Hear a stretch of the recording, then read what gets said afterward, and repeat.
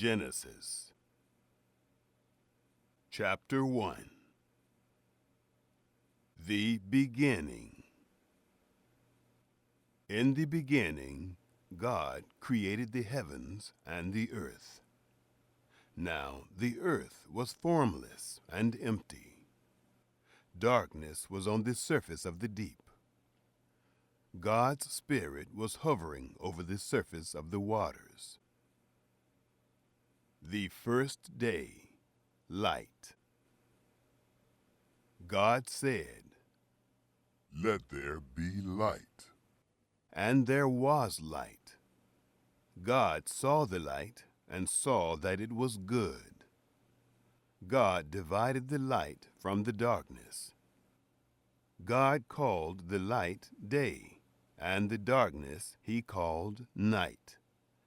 There was evening and there was morning, one day. The second day, firmament.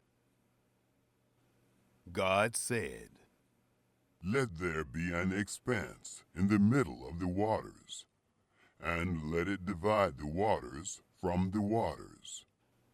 God made the expanse, and divided the waters which were under the expanse from the waters which were above the expanse. And it was so. God called the expanse sky. There was evening and there was morning, a second day. The third day, dry ground.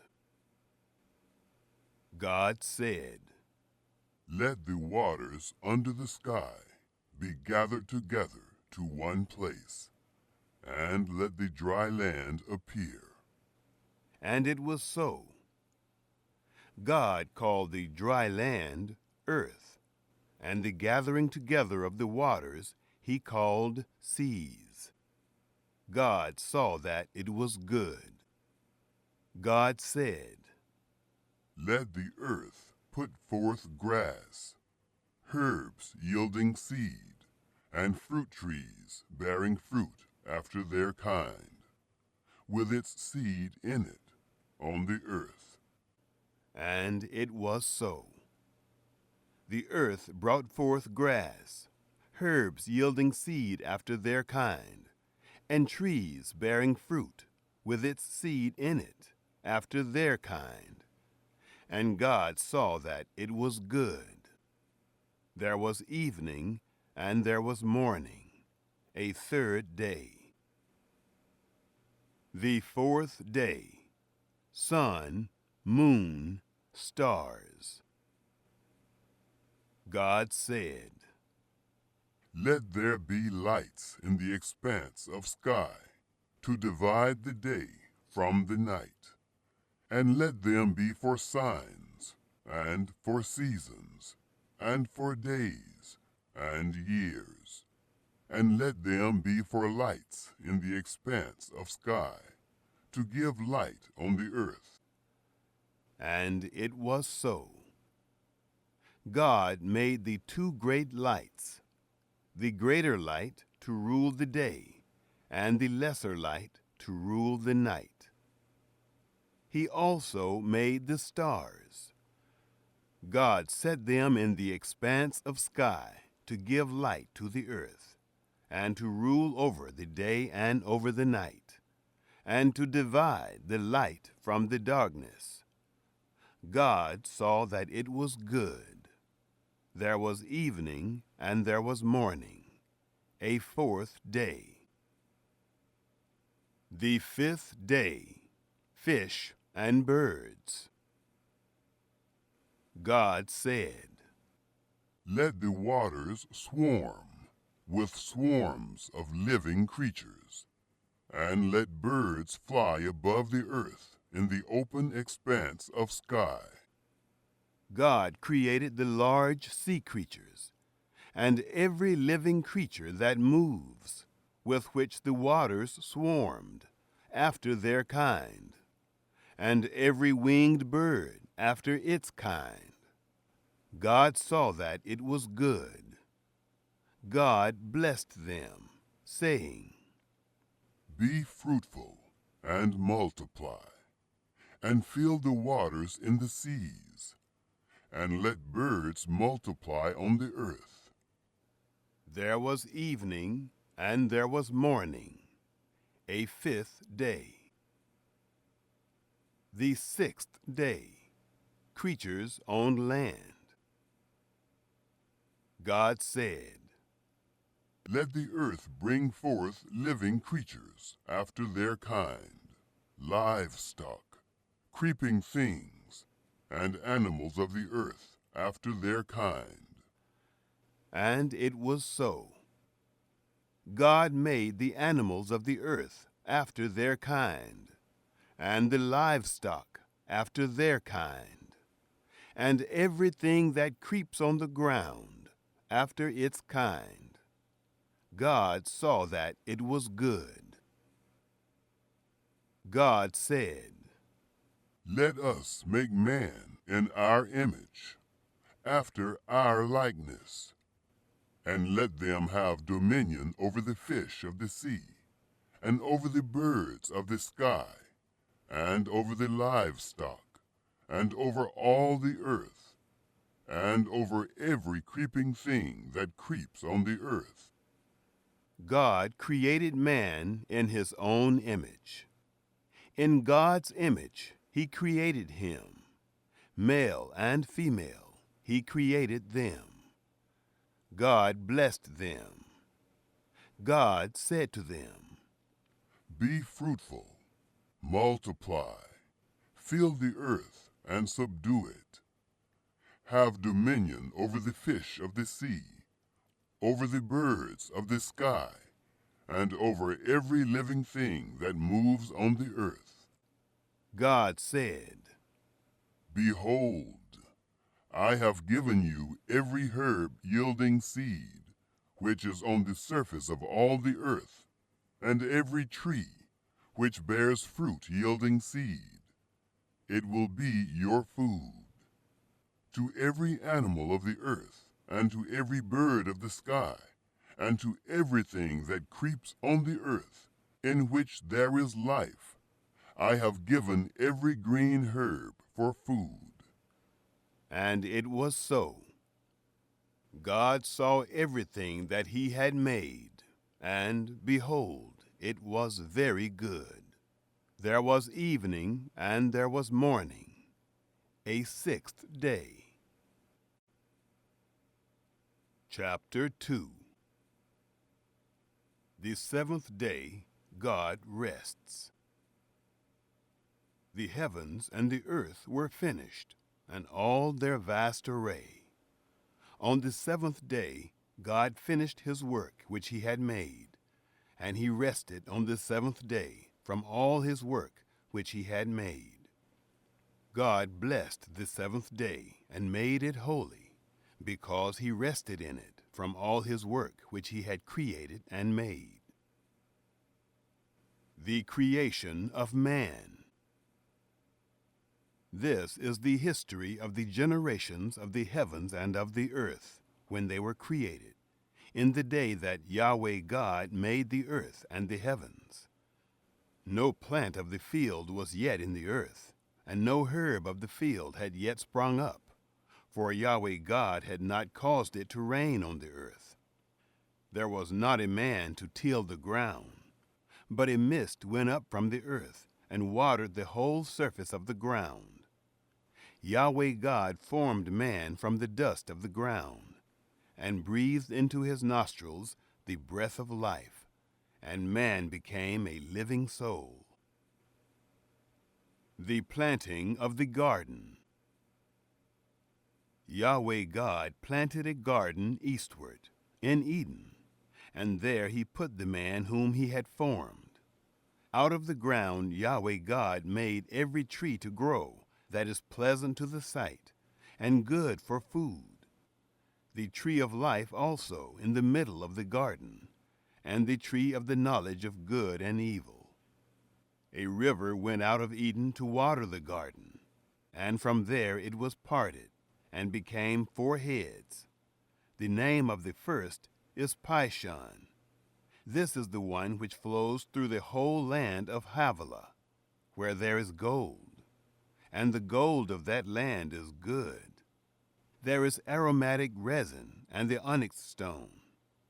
The name of the second river is Gihon, the same river that flows through the whole land of Cush. The name of the third river is Hiddekel. This is the one which flows in front of Assyria. The fourth river is the Euphrates. The forbidden fruit. Yahweh God took the man and put him in the Garden of Eden to dress it and to keep it. Yahweh God commanded the man, saying, Of every tree of the garden you may freely eat, but of the tree of the knowledge of good and evil you shall not eat of it. For in the day that you eat of it, you will surely die. Adam names the animals. Yahweh God said, It is not good that the man should be alone. I will make him a helper suitable for him. Out of the ground Yahweh God formed every animal of the field and every bird of the sky, and brought them to the man to see what he would call them. Whatever the man called every living creature, that was its name. The man gave names to all livestock, and to the birds of the sky, and to every animal of the field. But for man there was not found a helper suitable for him. The creation of woman. Yahweh God caused a deep sleep to fall on the man, and he slept. And he took one of his ribs, and closed up the flesh in its place.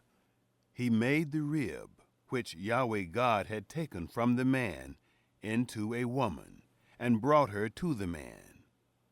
The man said, This is now bone of my bones, and flesh of my flesh. She will be called woman, because she was taken out of man. Therefore, a man will leave his father and his mother, and will join with his wife, and they will be one flesh. They were both naked, the man and his wife, and were not ashamed. Chapter 3. The Serpent's Deception. Now the serpent was more subtle than any animal of the field which Yahweh God had made. He said to the woman, Has God really said, You shall not eat of any tree of the garden? The woman said to the serpent, Of the fruit of the trees of the garden we may eat. But of the fruit of the tree which is in the middle of the garden, God has said, You shall not eat of it, neither shall you touch it, lest you die. The serpent said to the woman, You won't surely die, for God knows that in the day you eat it, your eyes will be opened, and you will be like God, knowing good and evil. When the woman saw that the tree was good for food, and that it was a delight to the eyes, and that the tree was to be desired to make one wise, she took of its fruit and ate. And she gave some to her husband with her, and he ate. The eyes of both of them were opened, and they knew that they were naked. They sewed fig leaves together and made themselves aprons. God arraigns Adam and Eve.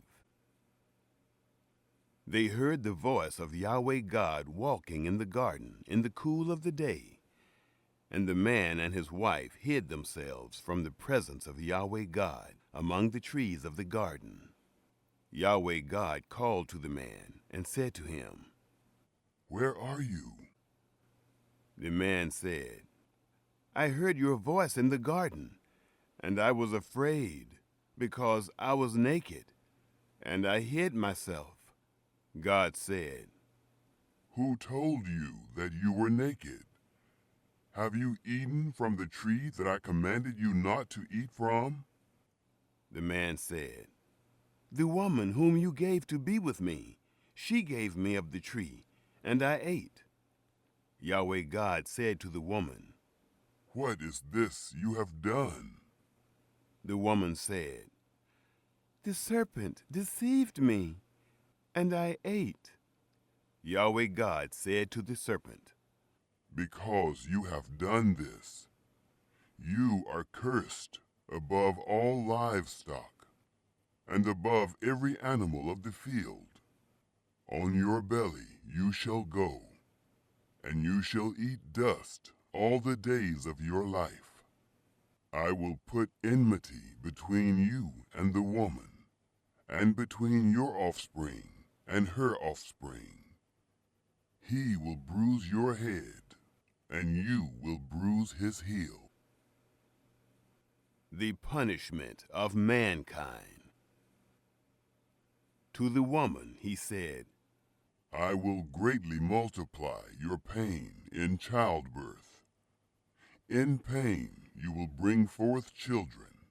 Your desire will be for your husband, and he will rule over you.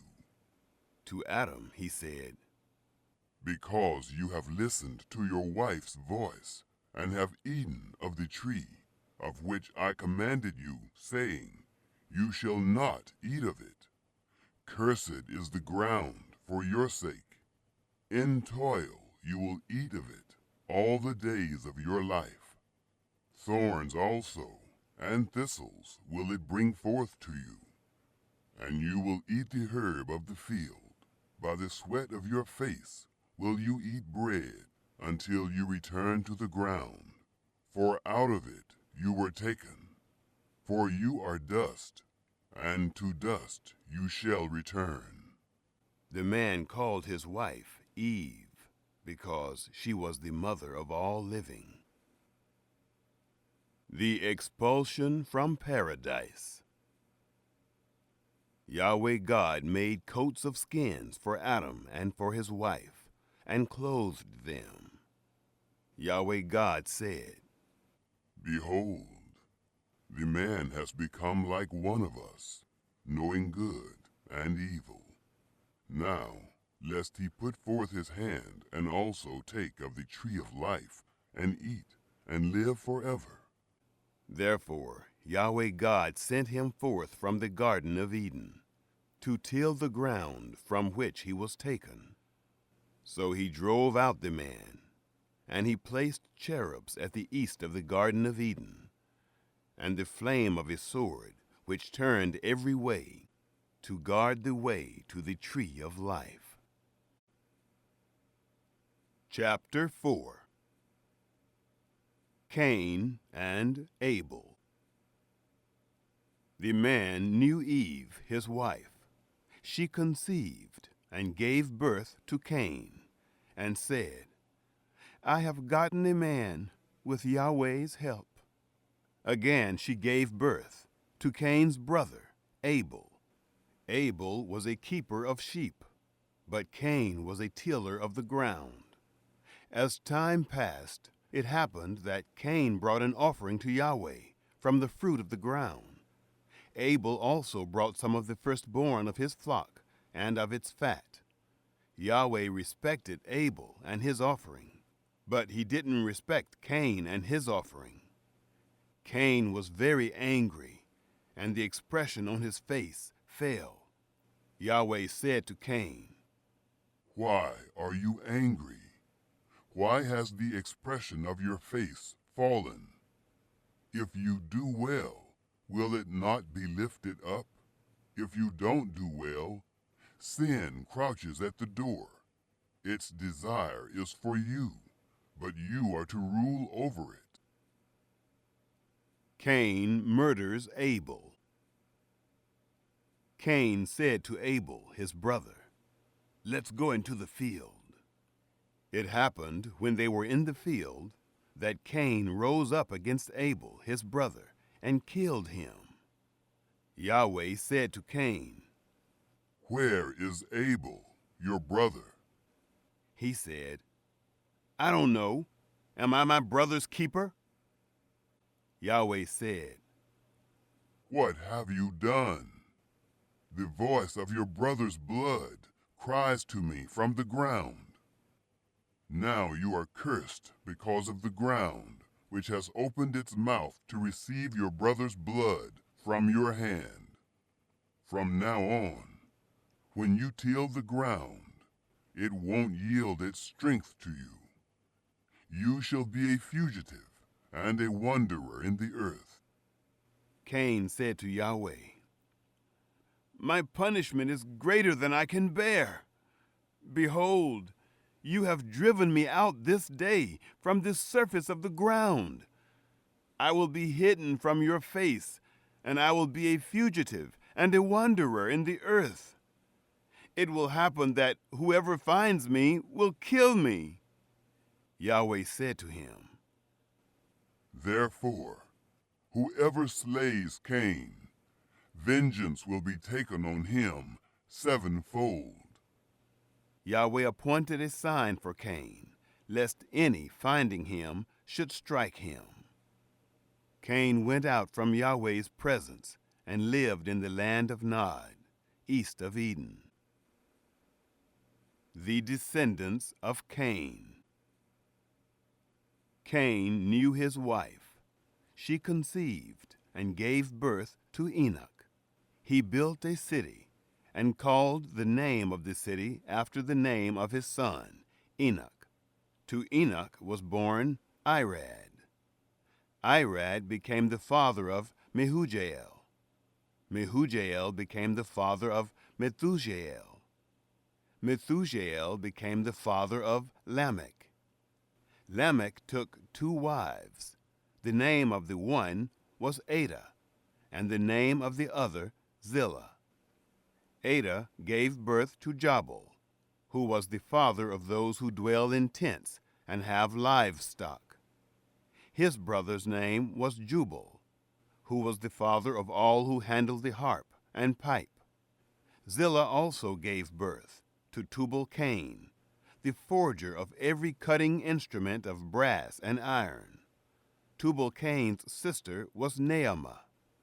Lamech said to his wives, Ada and Zillah, hear my voice, you wives of Lamech. Listen to my speech, for I have slain a man for wounding me, a young man for bruising me. If Cain will be avenged 7 times, truly Lamech 77 times. Seth and Enosh. Adam knew his wife again. She gave birth to a son and named him Seth. For God has appointed me another child instead of Abel, for Cain killed him. There was also born a son to Seth, and he named him Enosh. Then men began to call on Yahweh's name. Chapter 5. The descendants of Adam. This is the book of the generations of Adam. In the day that God created man, he made him in God's likeness. He created them, male and female, and blessed them, and called their name Adam in the day when they were created. Adam lived 130 years, and became the father of a son in his own likeness, after his image, and named him Seth. The days of Adam after he became the father of Seth were 800 years, and he became the father of sons and daughters. All the days that Adam lived were 930 years. Then he died. Seth lived 105 years, and became the father of Enosh.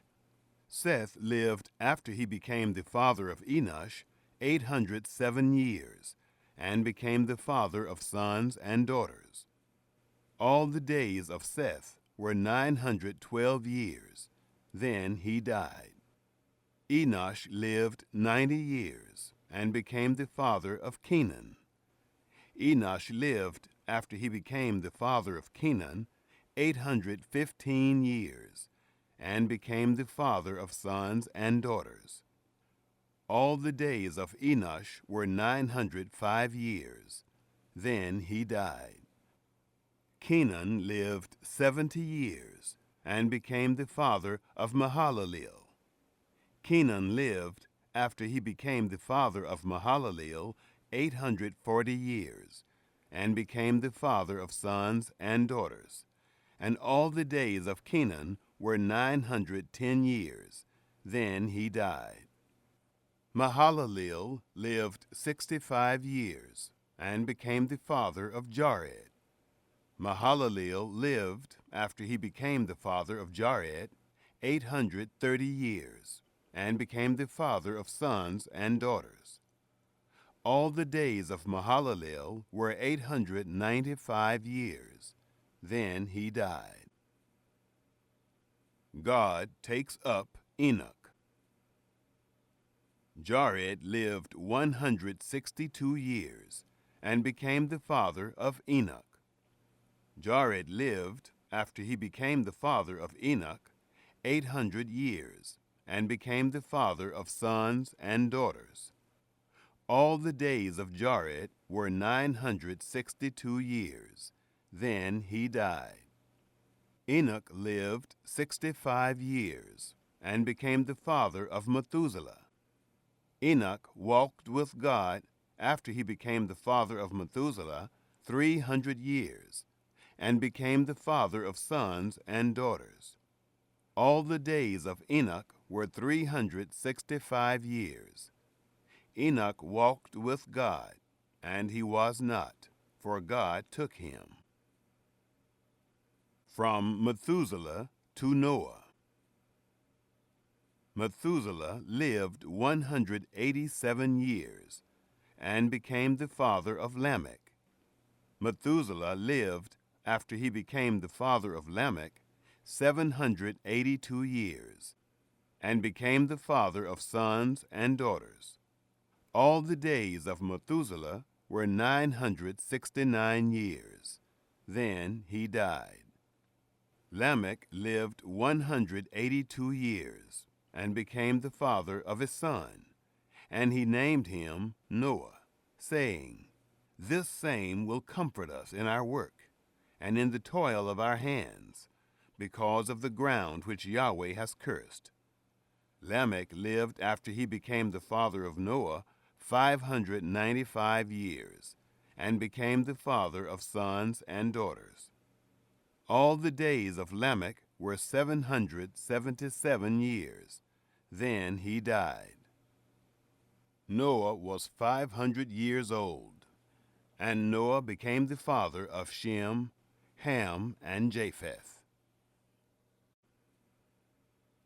Chapter 6. The wickedness of man.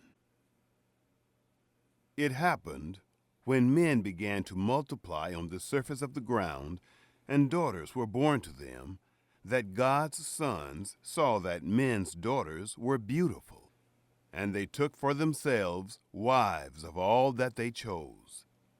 Yahweh said, My spirit will not strive with men forever, because he also is flesh.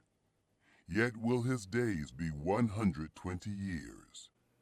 The Nephilim were in the earth in those days, and also after that, when God's sons came in to men's daughters. They bore children to them. Those were the mighty men who were of old, men of renown. Yahweh saw that the wickedness of man was great in the earth, and that every imagination of the thoughts of his heart was only evil continually. Yahweh was sorry that he had made man on the earth, and it grieved him in his heart. Yahweh said, I will destroy man, whom I have created, from the surface of the ground, man, along with animals, creeping things, and birds of the sky, for I am sorry that I have made them. Noah's favor with God. But Noah found favor in Yahweh's eyes. This is the history of the generations of Noah. Noah was a righteous man, blameless among the people of his time. Noah walked with God. Noah became the father of 3 sons, Shem, Ham, and Japheth. The earth was corrupt before God, and the earth was filled with violence.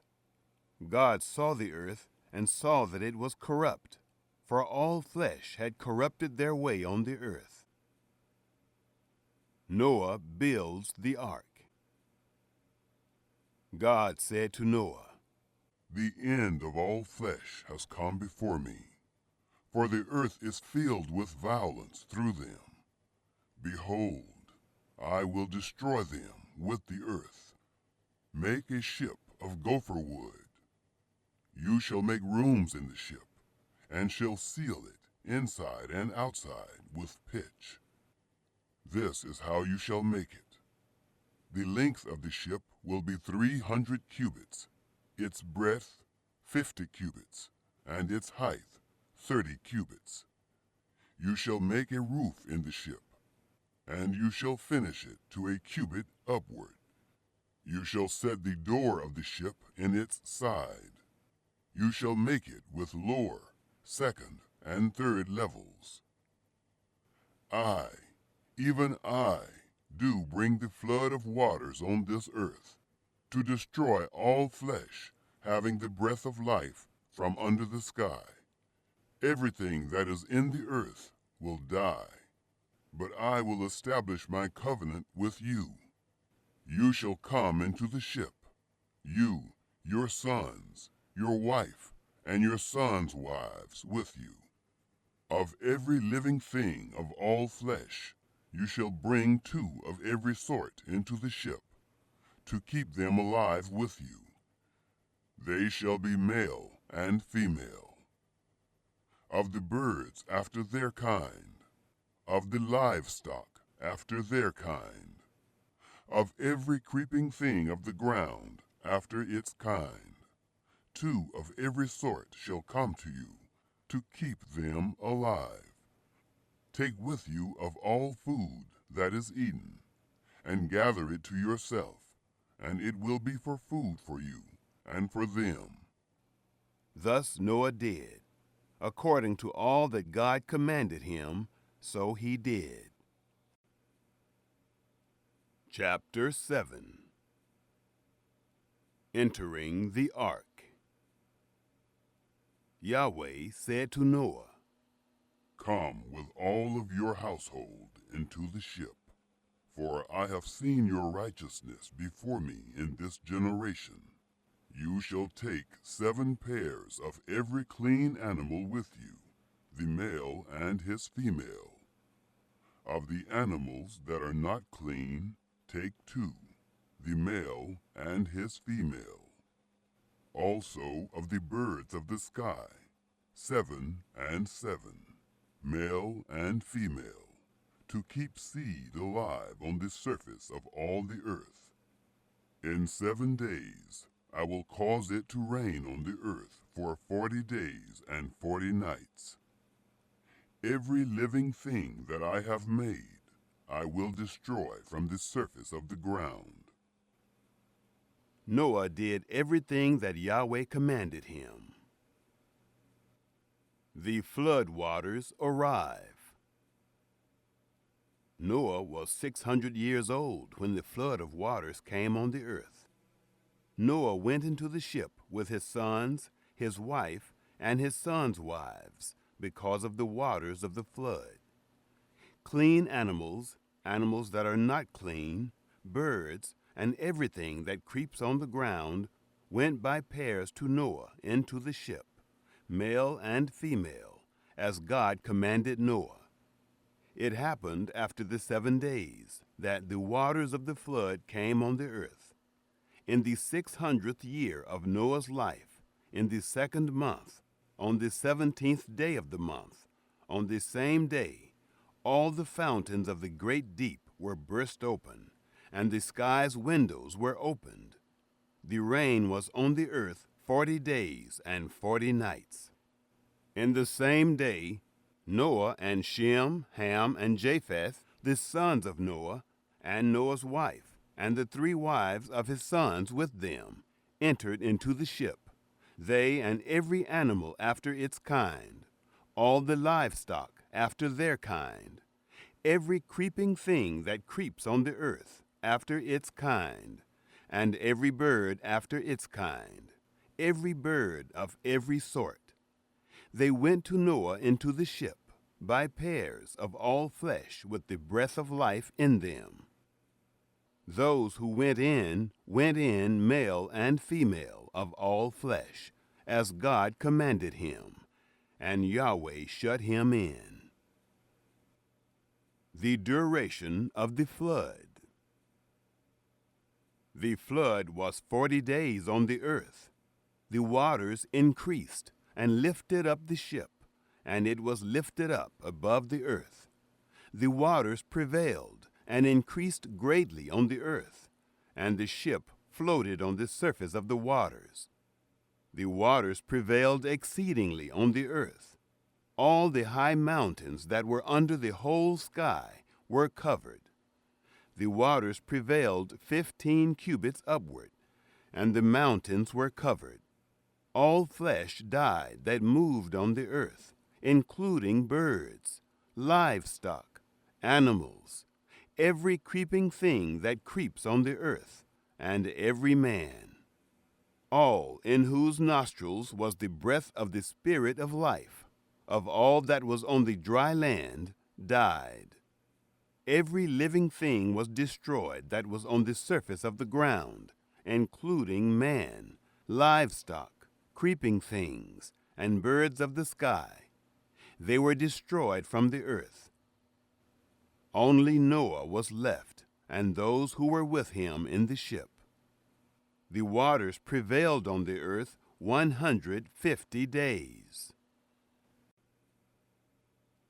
Chapter 8. The ark rests on Ararat. God remembered Noah, all the animals, and all the livestock that were with him in the ship. And God made a wind to pass over the earth. The waters subsided. The deep's fountains and the sky's windows were also stopped, and the rain from the sky was restrained. The waters receded from the earth continually. After the end of 150 days, the waters decreased. The ship rested in the 7th month, on the 17th day of the month, on Ararat's mountains. The waters receded continually until the 10th month. In the 10th month, on the 1st day of the month, the tops of the mountains were seen. Noah sends a raven and a dove. It happened at the end of 40 days that Noah opened the window of the ship which he had made, and he sent forth a raven. It went back and forth until the waters were dried up from the earth. He sent forth a dove from him to see if the waters were abated from the surface of the ground. But the dove found no place to rest her foot, and she returned to him into the ship, for the waters were on the surface of the whole earth. He put forth his hand and took her, and brought her to him into the ship. He stayed yet another 7 days, and again he sent forth the dove out of the ship. The dove came back to him at evening, and, behold, in her mouth was an olive leaf plucked off. So Noah knew that the waters were abated from the earth. He stayed yet another 7 days, and sent forth the dove, and she didn't return to him any more. Exiting the ark. It happened in the 601st year, in the 1st month, the 1st day of the month. The waters were dried up from the earth. Noah removed the covering of the ship and looked. He saw that the surface of the ground was dried. In the second month, on the 27th day of the month, the earth was dry. God spoke to Noah, saying, Go out of the ship, you and your wife, and your sons, and your sons' wives with you. Bring forth with you every living thing that is with you of all flesh, including birds, livestock, and every creeping thing that creeps on the earth, that they may breed abundantly in the earth, and be fruitful, and multiply on the earth. Noah went forth with his sons, his wife and his sons' wives with him. Every animal, every creeping thing, and every bird, whatever moves on the earth after their families, went out of the ship. Noah builds an altar. Noah built an altar to Yahweh, and took of every clean animal and of every clean bird, and offered burnt offerings on the altar. Yahweh smelled the pleasant aroma. Yahweh said in his heart, I will not again curse the ground any more for man's sake, because the imagination of man's heart is evil from his youth. Neither will I ever again strike everything living as I have done. While the earth remains, seed time and harvest, and cold and heat, and summer and winter, and day and night shall not cease. Chapter 9. The Covenant of the Rainbow. God blessed Noah and his sons, and said to them, Be fruitful, and multiply, and replenish the earth. The fear of you and the dread of you will be on every animal of the earth, and on every bird of the sky, everything that the ground teems with, and all the fish of the sea are delivered into your hand. Every moving thing that lives will be food for you.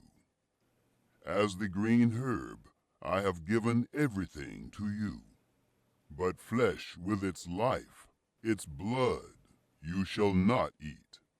I will surely require your blood of your lives. At the hand of every animal, I will require it. At the hand of man, even at the hand of every man's brother, I will require the life of man. Whoever sheds man's blood, his blood will be shed by man. For God made man in his own image. Be fruitful and multiply. Bring forth abundantly in the earth, and multiply in it. God spoke to Noah and to his sons with him, saying, As for me, behold, I establish my covenant with you, and with your offspring after you, and with every living creature that is with you, the birds, the livestock, and every animal of the earth with you, of all that go out of the ship, even every animal of the earth. I will establish my covenant with you. All flesh will not be cut off any more by the waters of the flood. Neither will there ever again be a flood to destroy the earth. God said, This is the token of the covenant which I make between me and you, and every living creature that is with you, for perpetual generations. I set my rainbow in the cloud, and it will be for a sign of a covenant between me and the earth. It will happen, when I bring a cloud over the earth, that the rainbow will be seen in the cloud, and I will remember my covenant, which is between me and you, and every living creature of all flesh. And the waters will no more become a flood to destroy all flesh. The rainbow will be in the cloud. I will look at it, that I may remember the everlasting covenant between God and every living creature of all flesh that is on the earth. God said to Noah, This is the token of the covenant which I have established between me and all flesh that is on the earth. Noah's sons. The sons of Noah who went forth from the ship were Shem, Ham, and Japheth. Ham is the father of Canaan. These three were the sons of Noah, and from these the whole earth was populated. Noah's shame and Canaan's curse. Noah began to be a farmer and planted a vineyard. He drank of the wine and got drunk. He was uncovered within his tent. Ham, the father of Canaan, saw the nakedness of his father and told his two brothers outside. Shem and Japheth took a garment and laid it on both their shoulders, went in backwards, and covered the nakedness of their father. Their faces were backwards, and they didn't see their father's nakedness. Noah awoke from his wine and knew what his youngest son had done to him. He said, Canaan is cursed. He will be servant of servants to his brothers. Shem's blessing and Noah's death. He said, Blessed be Yahweh, the God of Shem. Let Canaan be his servant. May God enlarge Japheth. Let him dwell in the tents of Shem. Let Canaan be his servant. Noah lived 350 years after the flood. All the days of Noah were 950 years. Then he died. Chapter 10. The Japhethites. This is the history of the generations of the sons of Noah, and of Shem, Ham, and Japheth. Sons were born to them after the flood. The sons of Japheth: Gomer, Magog, Madai, Javan, Tubal, Meshech, and Tyrus.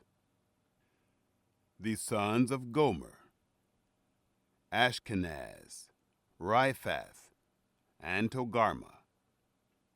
The sons of Javan: Elisha, Tarshish, Kittim, and Dodanim. Of these were the islands of the nations divided in their lands, everyone after his language, after their families, in their nations. The Hamites.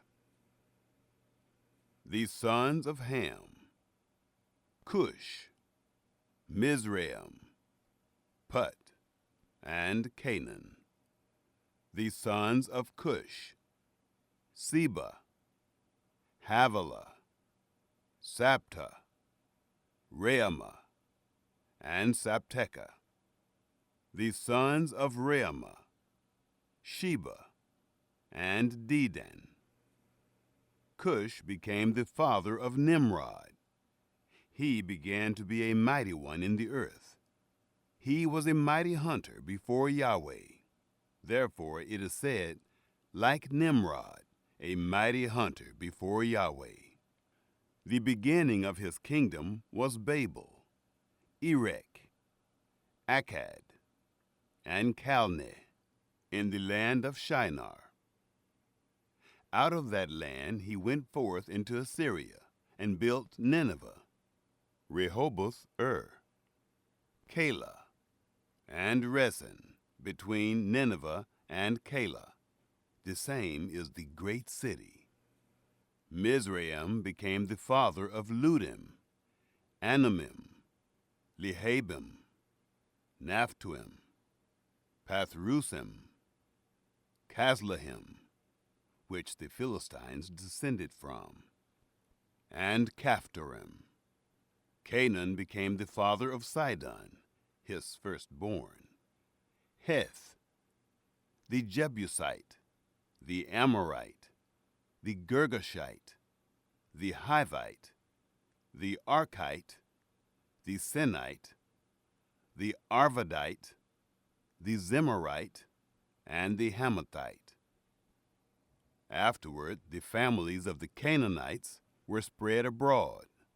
The border of the Canaanites was from Sidon, as you go toward Gerar to Gaza, as you go toward Sodom, Gomorrah, Admah, and Zeboim to Lasha.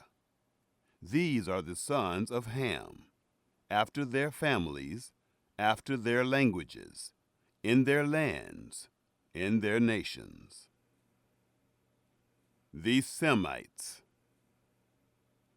To Shem, the father of all the children of Eber, the elder brother of Japheth, to him also were children born. The sons of Shem: Elam, Asher, Arpachshad, Lud, and Aram. The sons of Aram: Uz, Hul, Gether, and Mash. Arpachshad became the father of Shelah. Shelah became the father of Eber. To Eber were born 2 sons. The name of the one was Peleg, for in his days the earth was divided. His brother's name was Joktan. Joktan became the father of Almodad, Sheleph, Hazarmaveth, Jerah, Hadoram, Uzal, Diklah, Obal, Abimael, Sheba, Ophir, Havilah, and Jobab. All these were the sons of Joktan. Their dwelling was from Mesha, as you go toward Sephar, the mountain of the east. These are the sons of Shem, after their families, after their languages, in their lands, after their nations. These are the families of the sons of Noah, after their generations, in their nations. Of these were the nations divided in the earth after the flood. Chapter 11. The Tower of Babel. The whole earth was of one language and of one speech. It happened, as they traveled east, that they found a plain in the land of Shinar, and they lived there. They said one to another, "Come, let's make bricks and burn them thoroughly." They had brick for stone, and they used tar for mortar. They said, "Come, let's build ourselves a city, and a tower whose top reaches to the sky, and let's make ourselves a name, lest we be scattered abroad on the surface of the whole earth." Yahweh came down to see the city and the tower, which the children of men built. Yahweh said, Behold, they are one people, and they have all one language, and this is what they begin to do. Now nothing will be withheld from them, which they intend to do. Come, let's go down, and there confuse their language, that they may not understand one another's speech. So Yahweh scattered them abroad from there, on the surface of all the earth. They stopped building the city. Therefore its name was called Babel, because there Yahweh confused the language of all the earth. From there Yahweh scattered them abroad on the surface of all the earth. Genealogy from Shem to Abram. This is the history of the generations of Shem. Shem was 100 years old and became the father of Arpachshad 2 years after the flood. Shem lived 500 years after he became the father of Arpachshad and became the father of sons and daughters. Arpachshad lived 35 years and became the father of Shelah. Arpachshad lived 403 years after he became the father of Shelah and became the father of sons and daughters.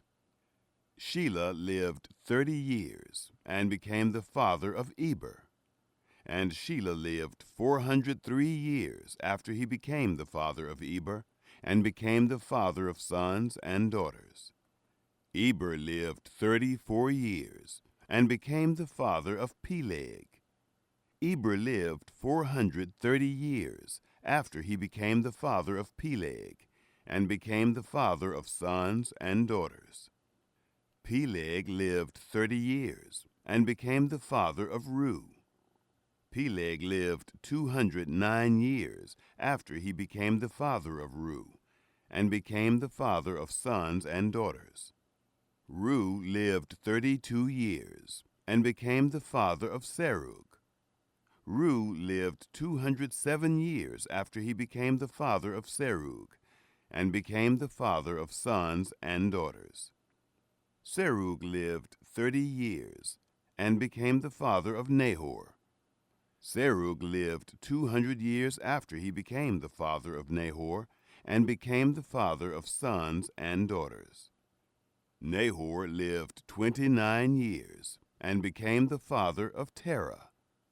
Nahor lived 119 years after he became the father of Terah and became the father of sons and daughters. Terah lived 70 years and became the father of Abram, Nahor, and Haran. Terah's descendants. Now this is the history of the generations of Terah. Terah became the father of Abram, Nahor, and Haran. Haran became the father of Lot. Haran died before his father Terah in the land of his birth, in Ur of the Chaldees. Abram and Nahor took wives. The name of Abram's wife was Sarai, and the name of Nahor's wife Milcah, the daughter of Haran, who was also the father of Iscah. Sarai was barren. She had no child. Terah took Abram his son, Lot the son of Haran, his son's son, and Sarai his daughter-in-law, his son Abram's wife.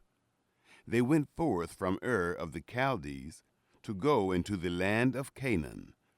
They came to Haran and lived there. The days of Terah were 205 years.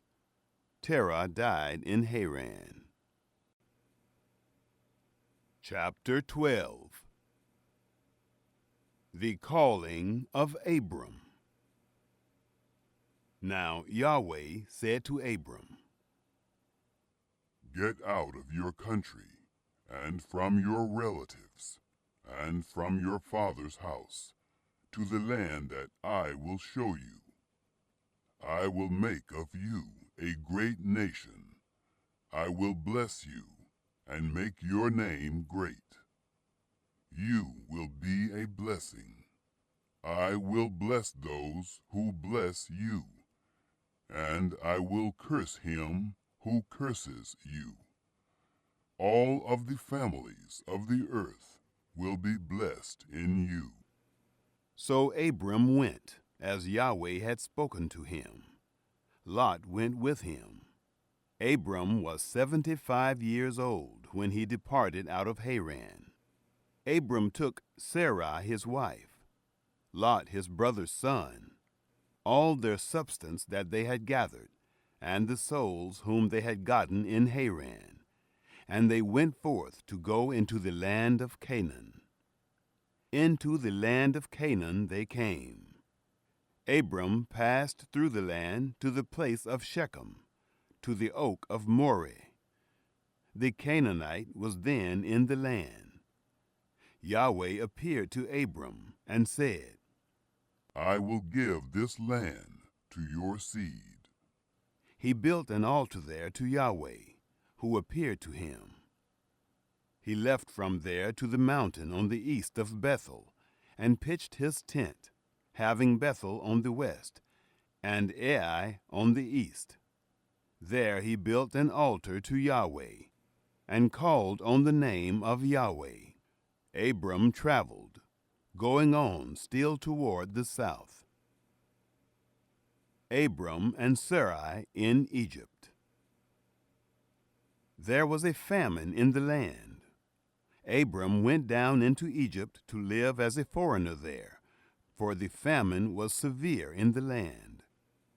It happened, when he had come near to enter Egypt, that he said to Sarai his wife, See now, I know that you are a beautiful woman to look at. It will happen, when the Egyptians will see you, that they will say, This is his wife. They will kill me, but they will save you alive. Please say that you are my sister, that it may be well with me for your sake, and that my soul may live because of you. It happened that, when Abram had come into Egypt, the Egyptians saw that the woman was very beautiful.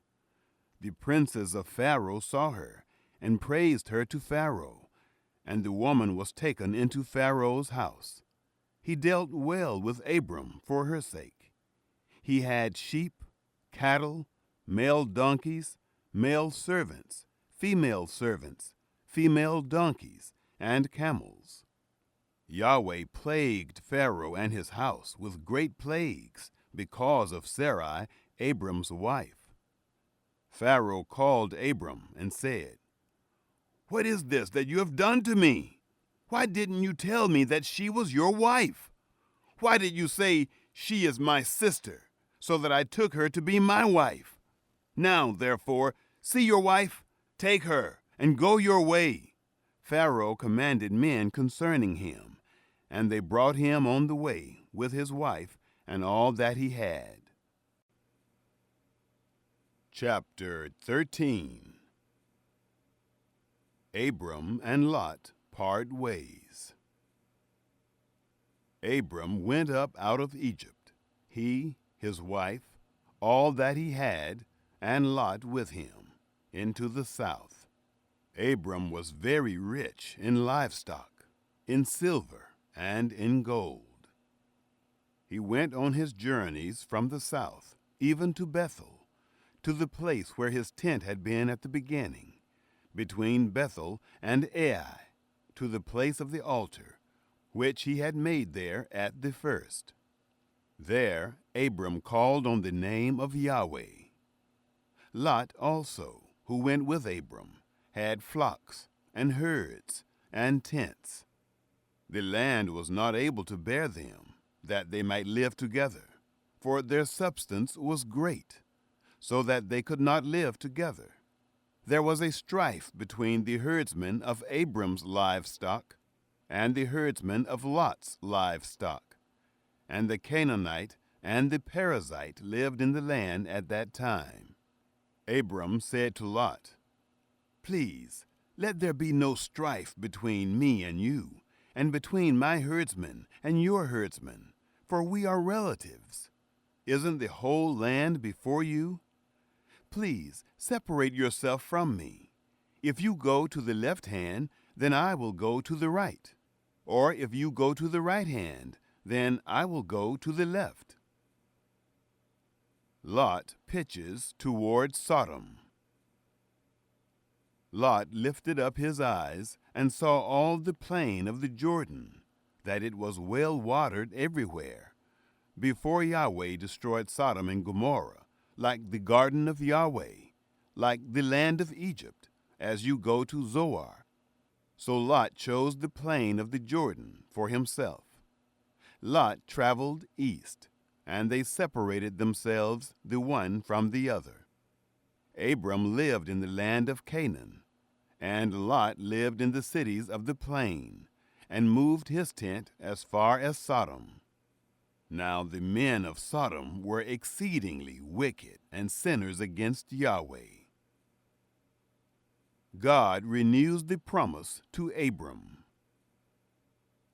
Yahweh said to Abram, after Lot was separated from him, Now, lift up your eyes and look from the place where you are, northward and southward and eastward and westward. For all the land which you see, I will give to you, and to your offspring forever.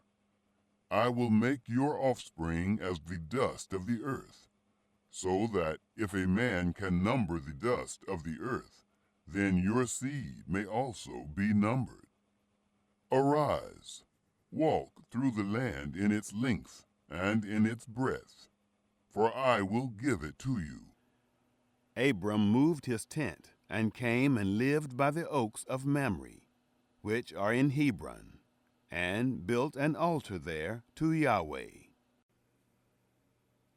Chapter 14. The War of the Kings.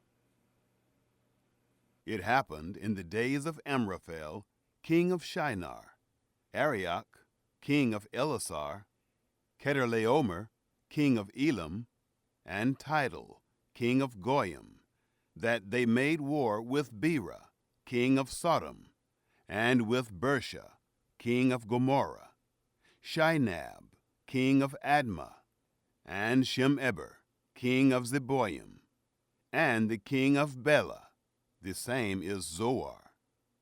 All these joined together in the valley of Siddim, the same is the Salt Sea.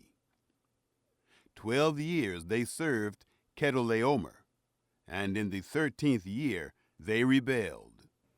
In the 14th year Chedorlaomer came, and the kings who were with him, and struck the Rephaim in Ashtaroth Karnaim, and the Zuzim in Ham, and the Emim in Sheva Kiriathaim, and the Horites in their Mount Seir, to El Paran, which is by the wilderness. They returned and came to En Mishpat, the same is Kadesh, and struck all the country of the Amalekites, and also the Amorites, that lived in Hazazon Tamar. The king of Sodom, and the king of Gomorrah, and the king of Admah, and the king of Zeboim, and the king of Bela, the same is Zoar, went out, and they set the battle in array against them in the valley of Siddim, against Chedorlaomer, king of Elam, and Tidal, king of Goyim, and Amraphel, king of Shinar, and Arioch, king of Elasar, 4 kings against the 5. Lot seized by the 4 kings. Now the valley of Siddim was full of tar pits, and the kings of Sodom and Gomorrah fled, and they fell there, and those who remained fled to the hills. They took all the goods of Sodom and Gomorrah, and all their food, and went their way. They took Lot, Abram's brother's son, who lived in Sodom, and his goods, and departed. Abram rescues Lot. One who had escaped came and told Abram, the Hebrew. Now he lived by the oaks of Mamre, the Amorite, brother of Eshcol, and brother of Aner, and these were allies of Abram. When Abram heard that his relative was taken captive, he led forth his trained men, born in his house, 318, and pursued as far as Dan. He divided himself against them by night, he and his servants, and struck them, and pursued them to Hobah, which is on the left hand of Damascus. He brought back all the goods, and also brought back his relative, Lot, and his goods, and the women also, and the people. Melchizedek blesses Abram. The king of Sodom went out to meet him, after his return from the slaughter of Chedorlaomer, and the kings who were with him, at the valley of Shaveh, that is, the king's valley. Melchizedek, king of Salem, brought out bread and wine, and he was priest of God Most High. He blessed him and said, Blessed be Abram of God Most High, possessor of heaven and earth. And blessed be God Most High, who has delivered your enemies into your hand. Abram gave him 1/10 of all. The king of Sodom said to Abram, Give me the people, and take the goods to yourself. Abram said to the king of Sodom, I have lifted up my hand to Yahweh, God Most High, possessor of heaven and earth, that I will not take a thread, nor a sandal strap, nor anything that is yours, lest you should say, I have made Abram rich.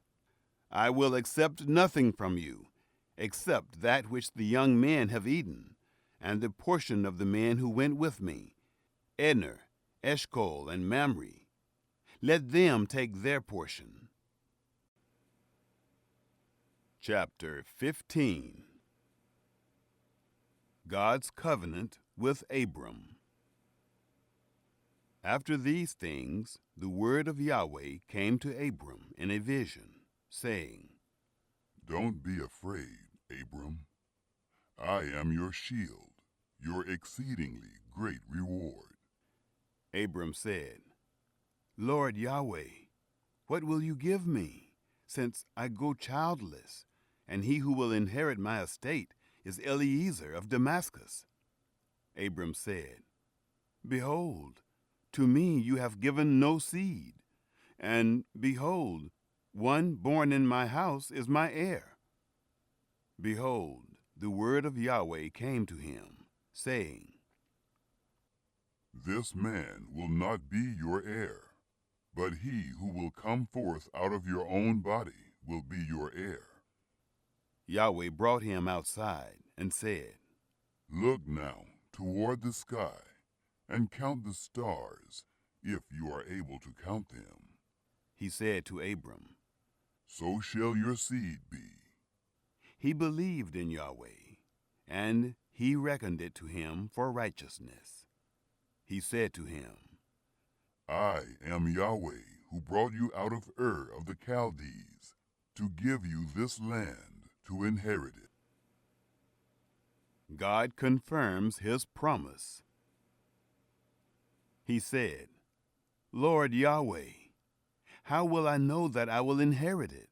He said to him, Bring me a heifer, 3 years old, a female goat, 3 years old, a ram, 3 years old, a turtle dove, and a young pigeon. He brought him all of these, and divided them in the middle, and laid each half opposite the other. But he didn't divide the birds. The birds of prey came down on the carcasses, and Abram drove them away. When the sun was going down, a deep sleep fell on Abram. Now terror and great darkness fell on him. He said to Abram, Know for sure that your seed will live as foreigners in a land that is not theirs, and will serve them. They will afflict them 400 years.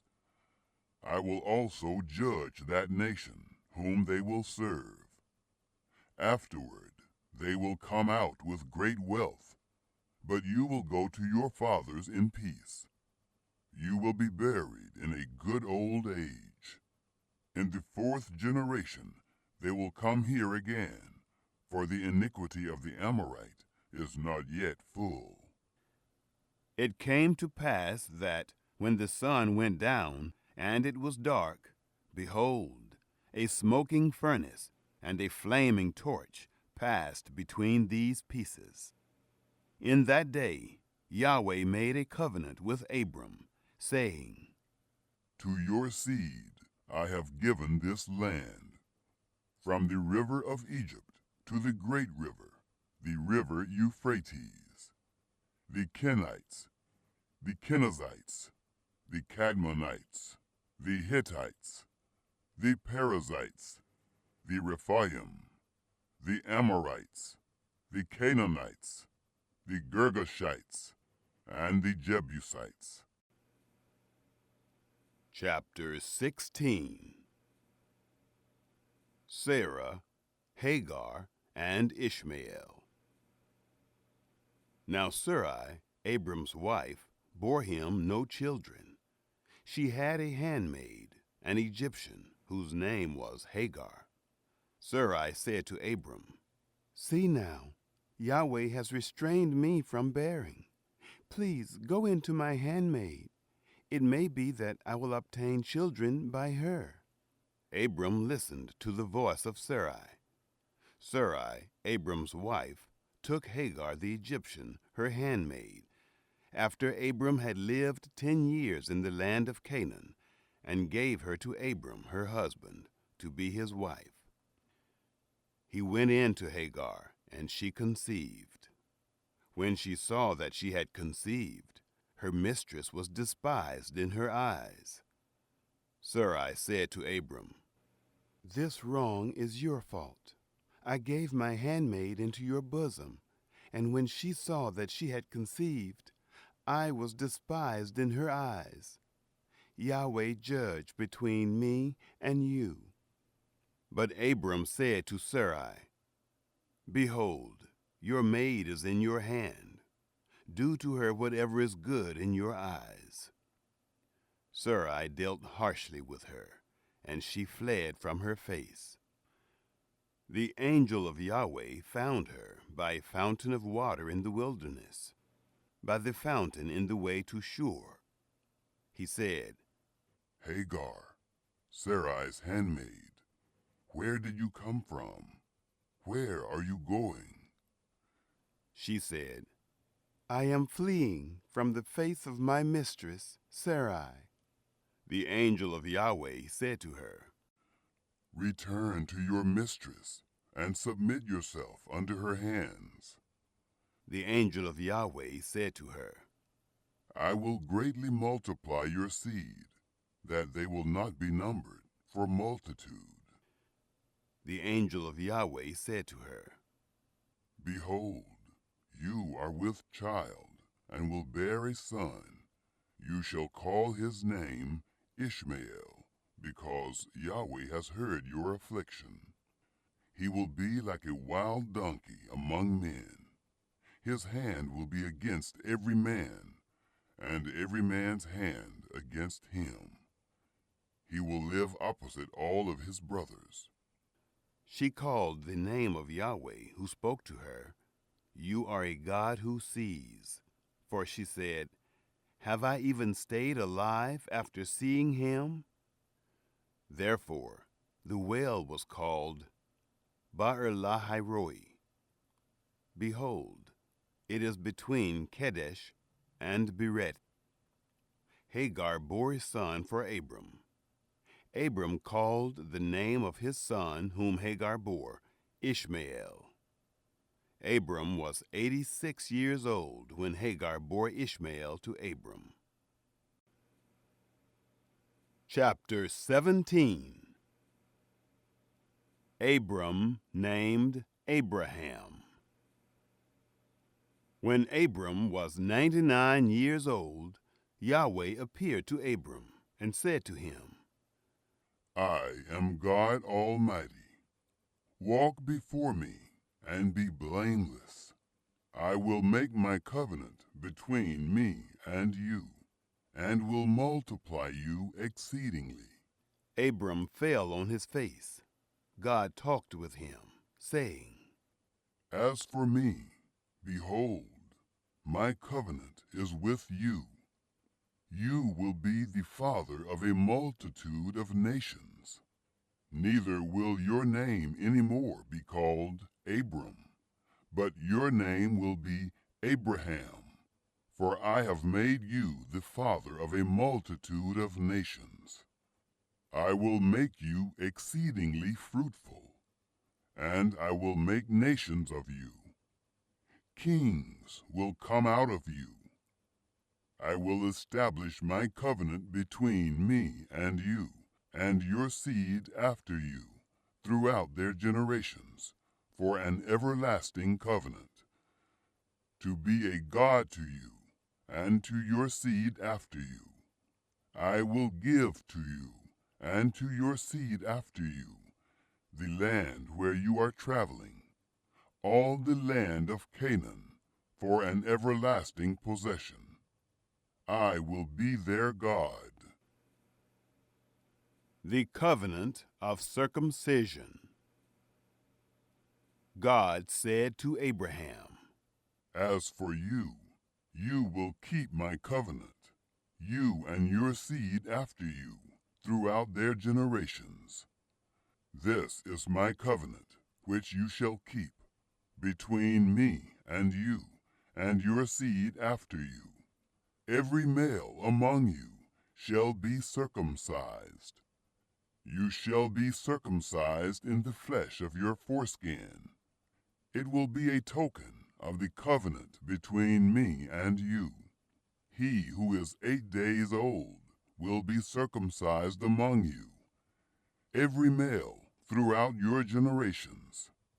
He who is born in the house or bought with money from any foreigner who is not of your seed. He who is born in your house and he who is bought with your money must be circumcised.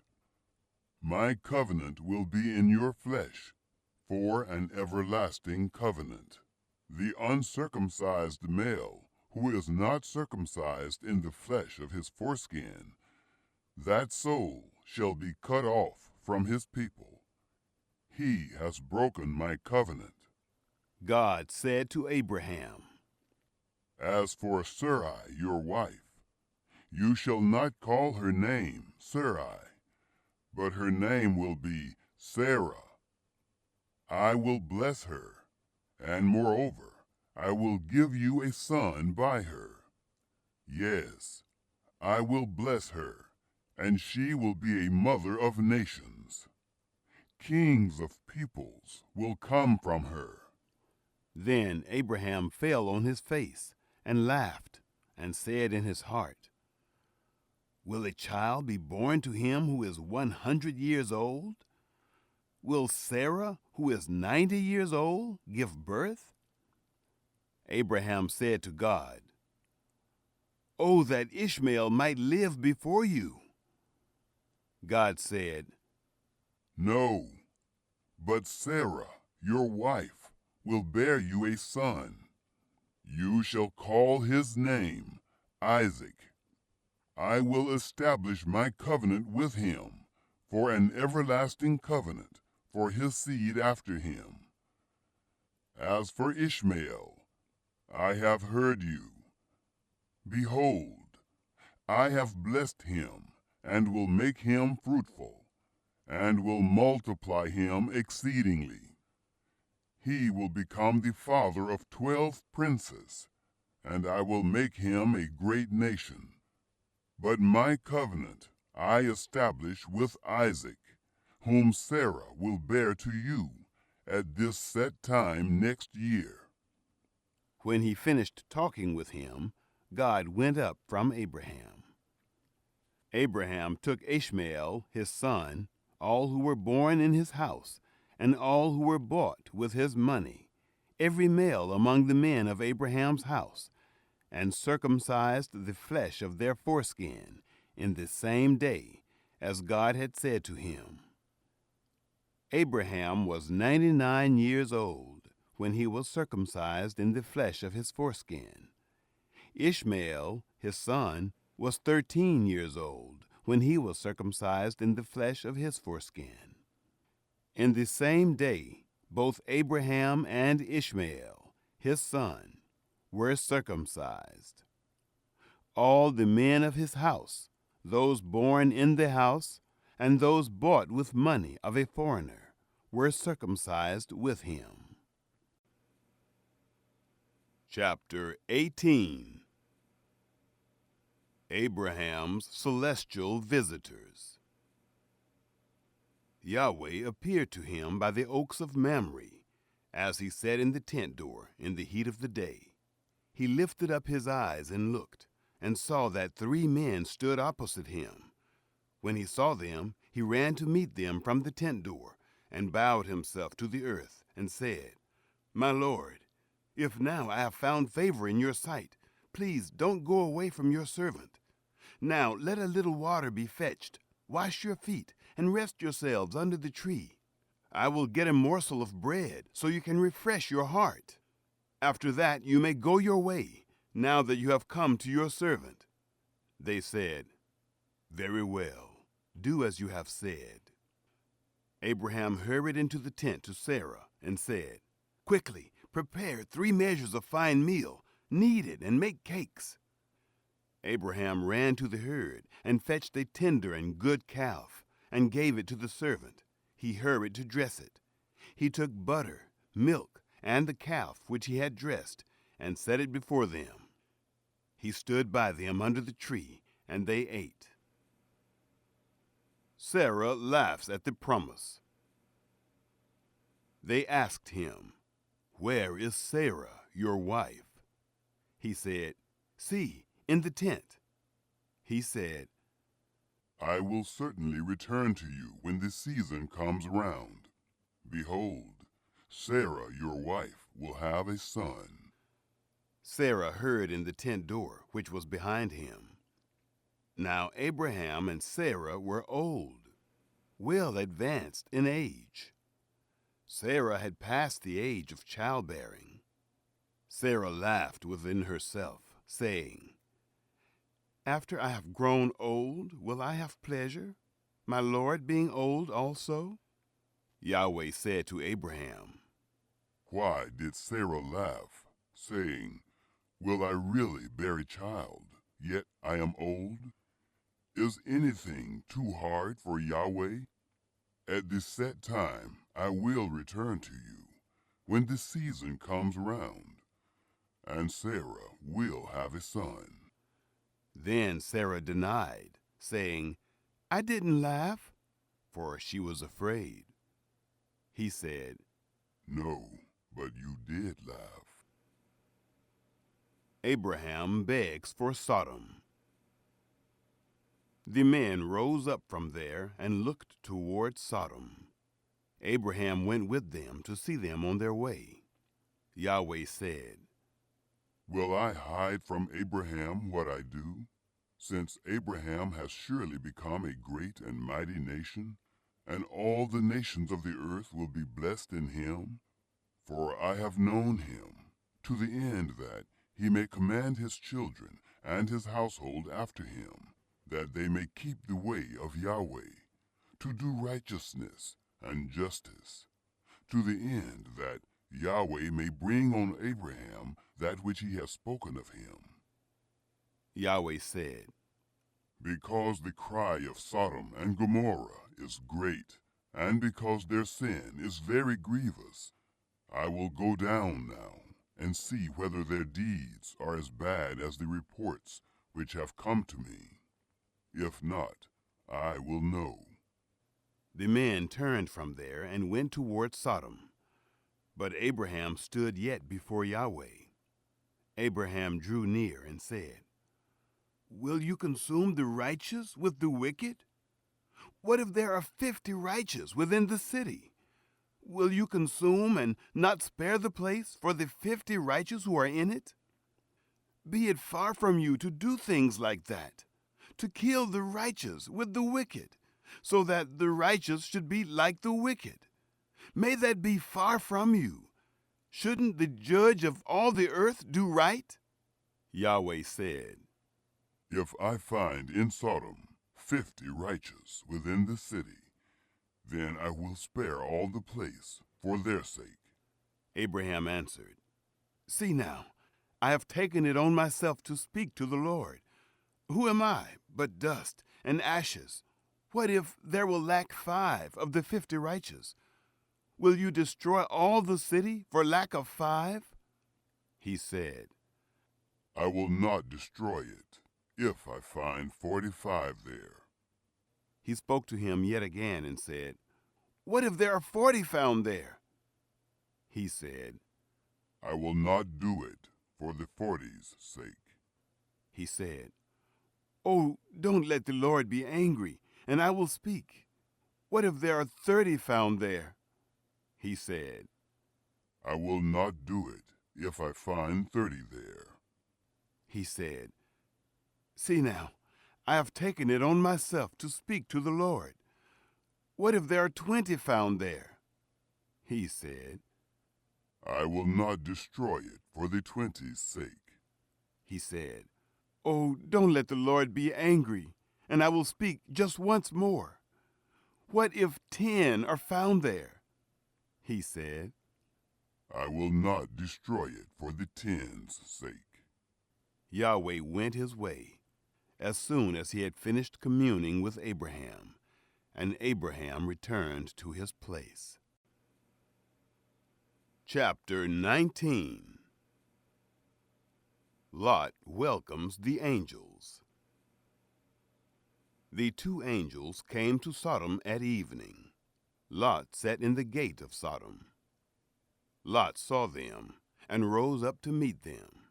He bowed himself with his face to the earth, and he said, See now, my lords, please turn aside into your servant's house. Stay all night, wash your feet, and you can rise up early and go on your way.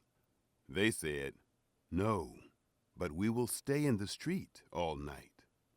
He urged them greatly, and they came in with him and entered into his house. He made them a feast and baked unleavened bread, and they ate. But before they lay down, the men of the city, the men of Sodom, surrounded the house, both young and old, all the people from every quarter. They called to Lot and said to him, Where are the men who came in to you this night? Bring them out to us, that we may have sex with them. Lot went out to them to the door, and shut the door after him. He said, Please, my brothers, don't act so wickedly. See now, I have 2 virgin daughters. Please, let me bring them out to you, and you may do to them what seems good to you. Only don't do anything to these men, because they have come under the shadow of my roof. They said, Stand back. Then they said, This one fellow came in to live as a foreigner, and he appoints himself a judge. Now will we deal worse with you than with them? They pressed hard on the man Lot, and drew near to break the door. But the men put forth their hand, and brought Lot into the house to them, and shut the door. They struck the men who were at the door of the house with blindness, both small and great, so that they wearied themselves to find the door. Lot flees to Zoar. The men said to Lot, Do you have anybody else here? Sons-in-law, your sons, your daughters, and whoever you have in the city, bring them out of the place, for we will destroy this place, because the outcry against them has grown great before Yahweh, that Yahweh has sent us to destroy it. Lot went out and spoke to his sons-in-law, who were pledged to marry his daughters, and said, Get up, get out of this place, for Yahweh will destroy the city. But he seemed to his sons-in-law to be joking. When the morning came, then the angels harried Lot, saying, Get up, take your wife and your 2 daughters who are here, lest you be consumed in the iniquity of the city. But he lingered. And the men grabbed his hand, his wife's hand, and his 2 daughters' hands, Yahweh being merciful to him. And they took him out, and set him outside of the city. It came to pass, when they had taken them out, that he said, Escape for your life. Don't look behind you, and don't stay anywhere in the plain. Escape to the mountains, lest you be consumed. Lot said to them, Oh, not so, my lord. See now, your servant has found favor in your sight, and you have magnified your loving kindness, which you have shown to me in saving my life. I can't escape to the mountain, lest evil overtake me and I die. See now, this city is near to flee to, and it is a little one. Oh, let me escape there.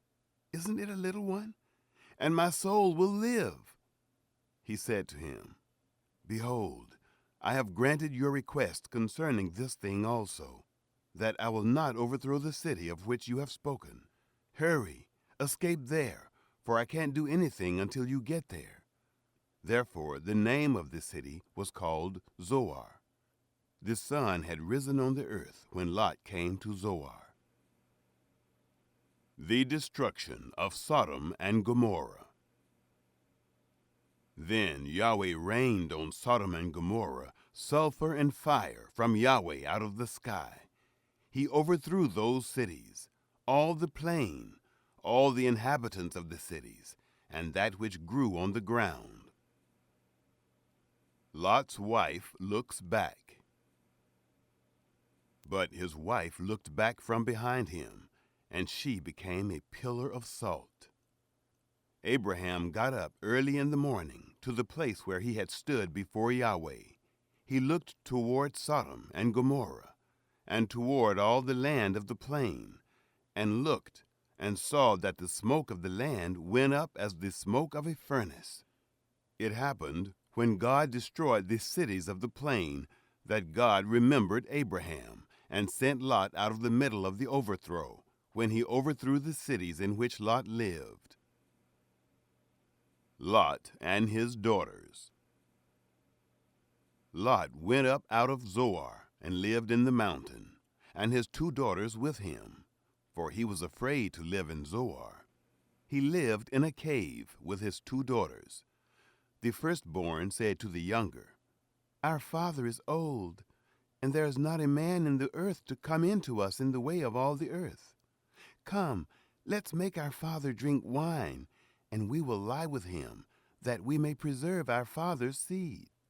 They made their father drink wine that night, and the firstborn went in and lay with her father.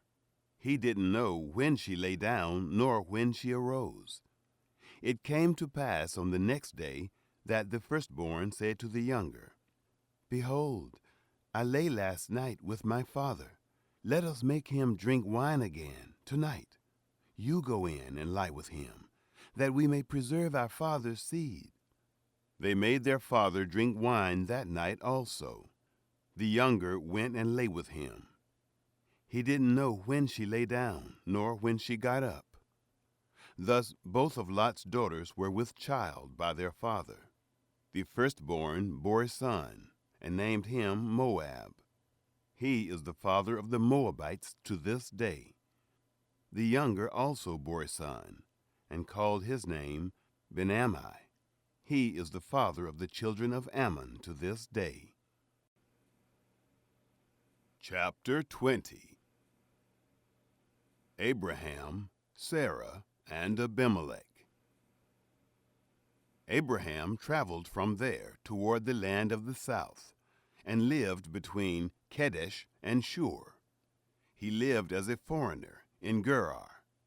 Abraham said about Sarah his wife, "She is my sister." Abimelech, king of Gerar, sent and took Sarah.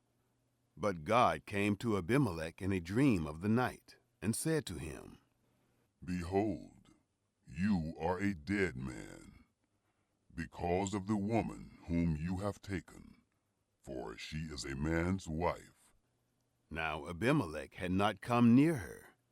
He said, "Lord, will you kill even a righteous nation? Didn't he tell me, 'She is my sister'? Even she herself said, 'He is my brother.' In the integrity of my heart and the innocence of my hands have I done this." God said to him in the dream, "Yes, I know that in the integrity of your heart you have done this, and I also withheld you from sinning against me. Therefore, I didn't allow you to touch her. Now, therefore, restore the man's wife, for he is a prophet, and he will pray for you, and you will live. If you don't restore her, know for sure that you will die, you and all who are yours." Abimelech rose early in the morning, and called all his servants, and told all these things in their ear. The men were very scared.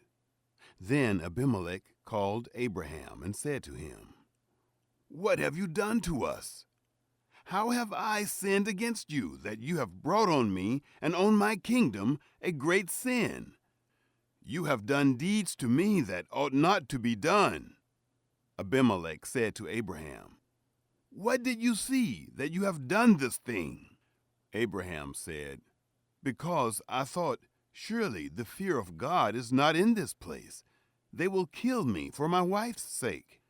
Besides, she is indeed my sister, the daughter of my father, but not the daughter of my mother, and she became my wife.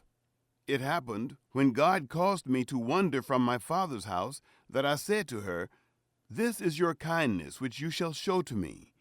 Everywhere that we go, say of me, He is my brother.'"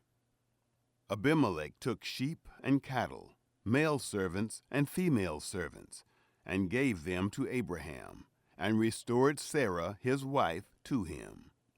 Abimelech said, "Behold, my land is before you. Dwell where it pleases you." To Sarah he said, "Behold, I have given your brother 1,000 pieces of silver.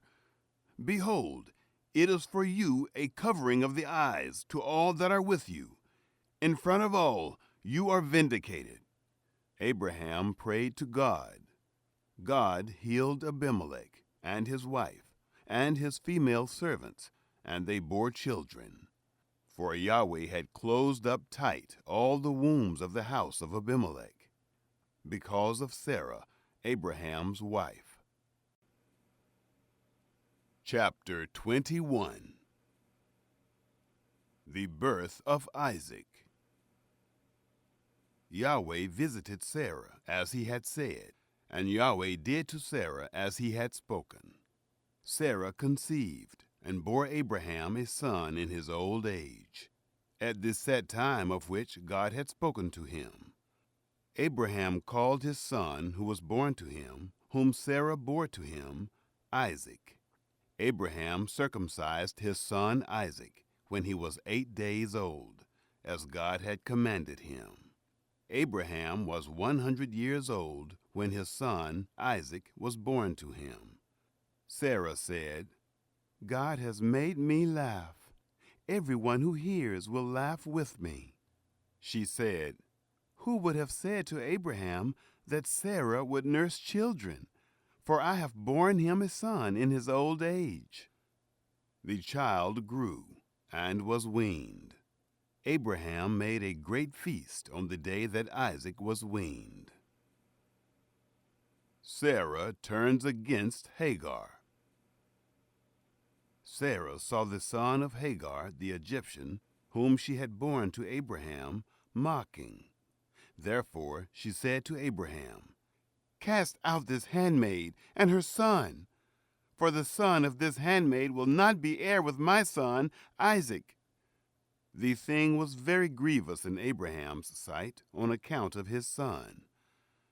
God said to Abraham, "Don't let it be grievous in your sight because of the boy, and because of your handmaid. In all that Sarah says to you, listen to her voice. For from Isaac will your seed be called. I will also make a nation of the son of the handmaid, because he is your seed." Abraham rose up early in the morning, and took bread and a bottle of water, and gave it to Hagar, putting it on her shoulder, and gave her the child, and sent her away. She departed, and wandered in the wilderness of Beersheba. The water in the bottle was spent, and she cast the child under one of the shrubs. She went and sat down opposite him, a good way off, about a bow-shot away. For she said, "Don't let me see the death of the child." She sat over against him, and lifted up her voice, and wept. God heard the voice of the boy. The angel of God called to Hagar out of the sky, and said to her, "What ails you, Hagar? Don't be afraid, for God has heard the voice of the boy where he is. Get up, lift up the boy, and hold him in your hand, for I will make him a great nation." God opened her eyes, and she saw a well of water. She went, filled the bottle with water, and gave the boy drink. God was with the boy, and he grew. He lived in the wilderness, and became, as he grew up, an archer. He lived in the wilderness of Paran. His mother took a wife for him out of the land of Egypt. The covenant at Beersheba. It happened at that time that Abimelech and Phicol, the captain of his army, spoke to Abraham, saying, "God is with you in all that you do. Now, therefore, swear to me here by God that you will not deal falsely with me, nor with my son, nor with my son's son, but according to the kindness that I have done to you, you shall do to me, and to the land in which you have lived as a foreigner." Abraham said, "I will swear." Abraham complained to Abimelech because of a water well, which Abimelech's servants had violently taken away. Abimelech said, "I don't know who has done this thing. Neither did you tell me, neither did I hear of it until today." Abraham took sheep and cattle and gave them to Abimelech. Those two made a covenant. Abraham set 7 ewe lambs of the flock by themselves. Abimelech said to Abraham, "What do these 7 ewe lambs which you have set by themselves mean?" He said, "You shall take these 7 ewe lambs from my hand, that it may be a witness to me that I have dug this well." Therefore he called that place Beersheba, because they both swore there. So they made a covenant at Beersheba. Abimelech rose up with Phicol, the captain of his army, and they returned into the land of the Philistines. Abraham planted a tamarisk tree in Beersheba, and called there on the name of Yahweh, the everlasting God. Abraham lived as a foreigner in the land of the Philistines many days. Chapter 22. The offering of Isaac. It happened after these things that God tested Abraham and said to him, "Abraham." He said, "Here I am." He said, "Now take your son, your only son, whom you love, even Isaac, and go into the land of Moriah.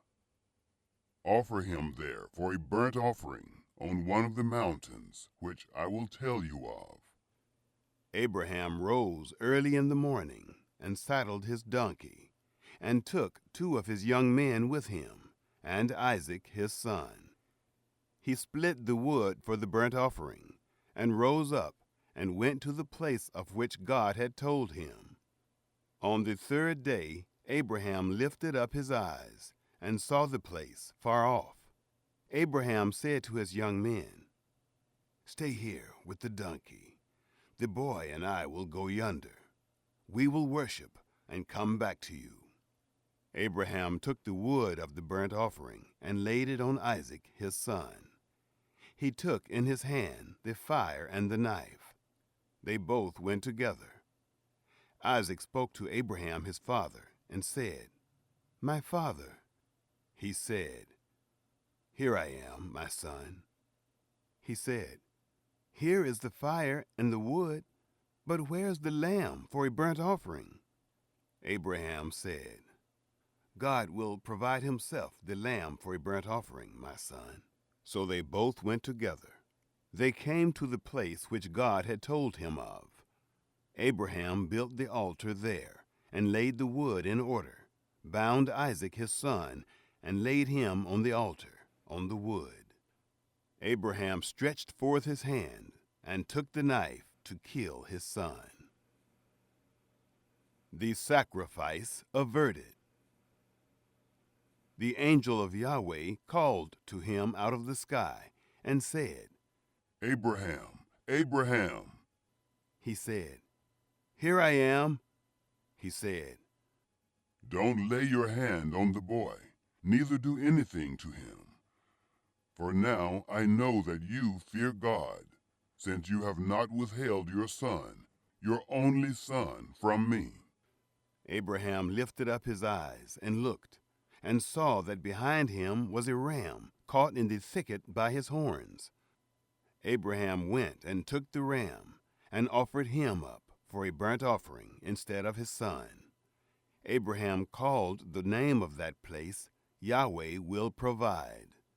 As it is said to this day, on Yahweh's mountain it will be provided. The angel of Yahweh called to Abraham a second time out of the sky and said, I have sworn by myself, says Yahweh, because you have done this thing, and have not withheld your son, your only son, that I will bless you greatly, and I will multiply your seed greatly, like the stars of the heavens, and like the sand which is on the seashore. Your seed will possess the gate of his enemies.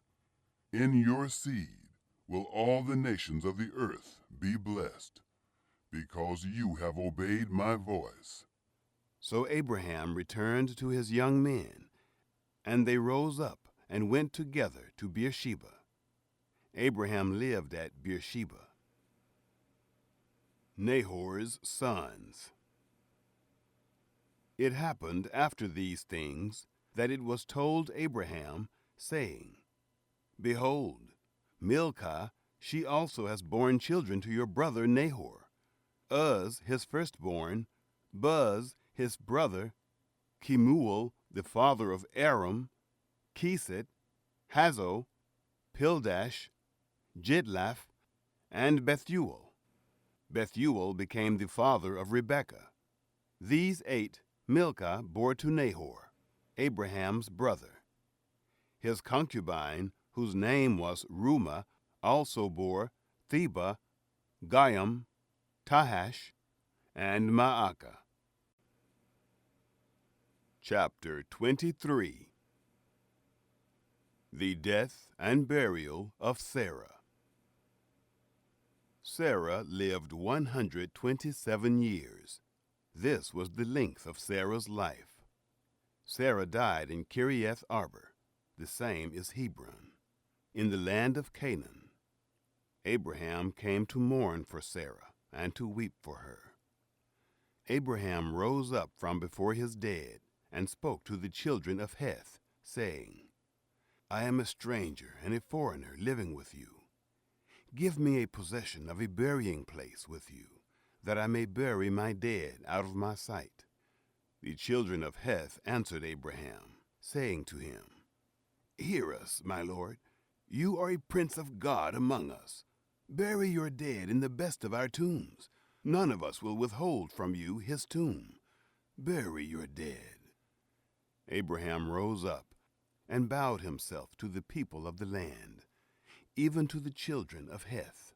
He talked with them, saying, If it be your mind that I should bury my dead out of my sight, hear me, and entreat for me to Ephron, the son of Zohar, that he may give me the cave of Machpelah, which he has, which is in the end of his field. For the full price let him give it to me among you, for a possession of a burying place. Now Ephron was sitting in the middle of the children of Heth.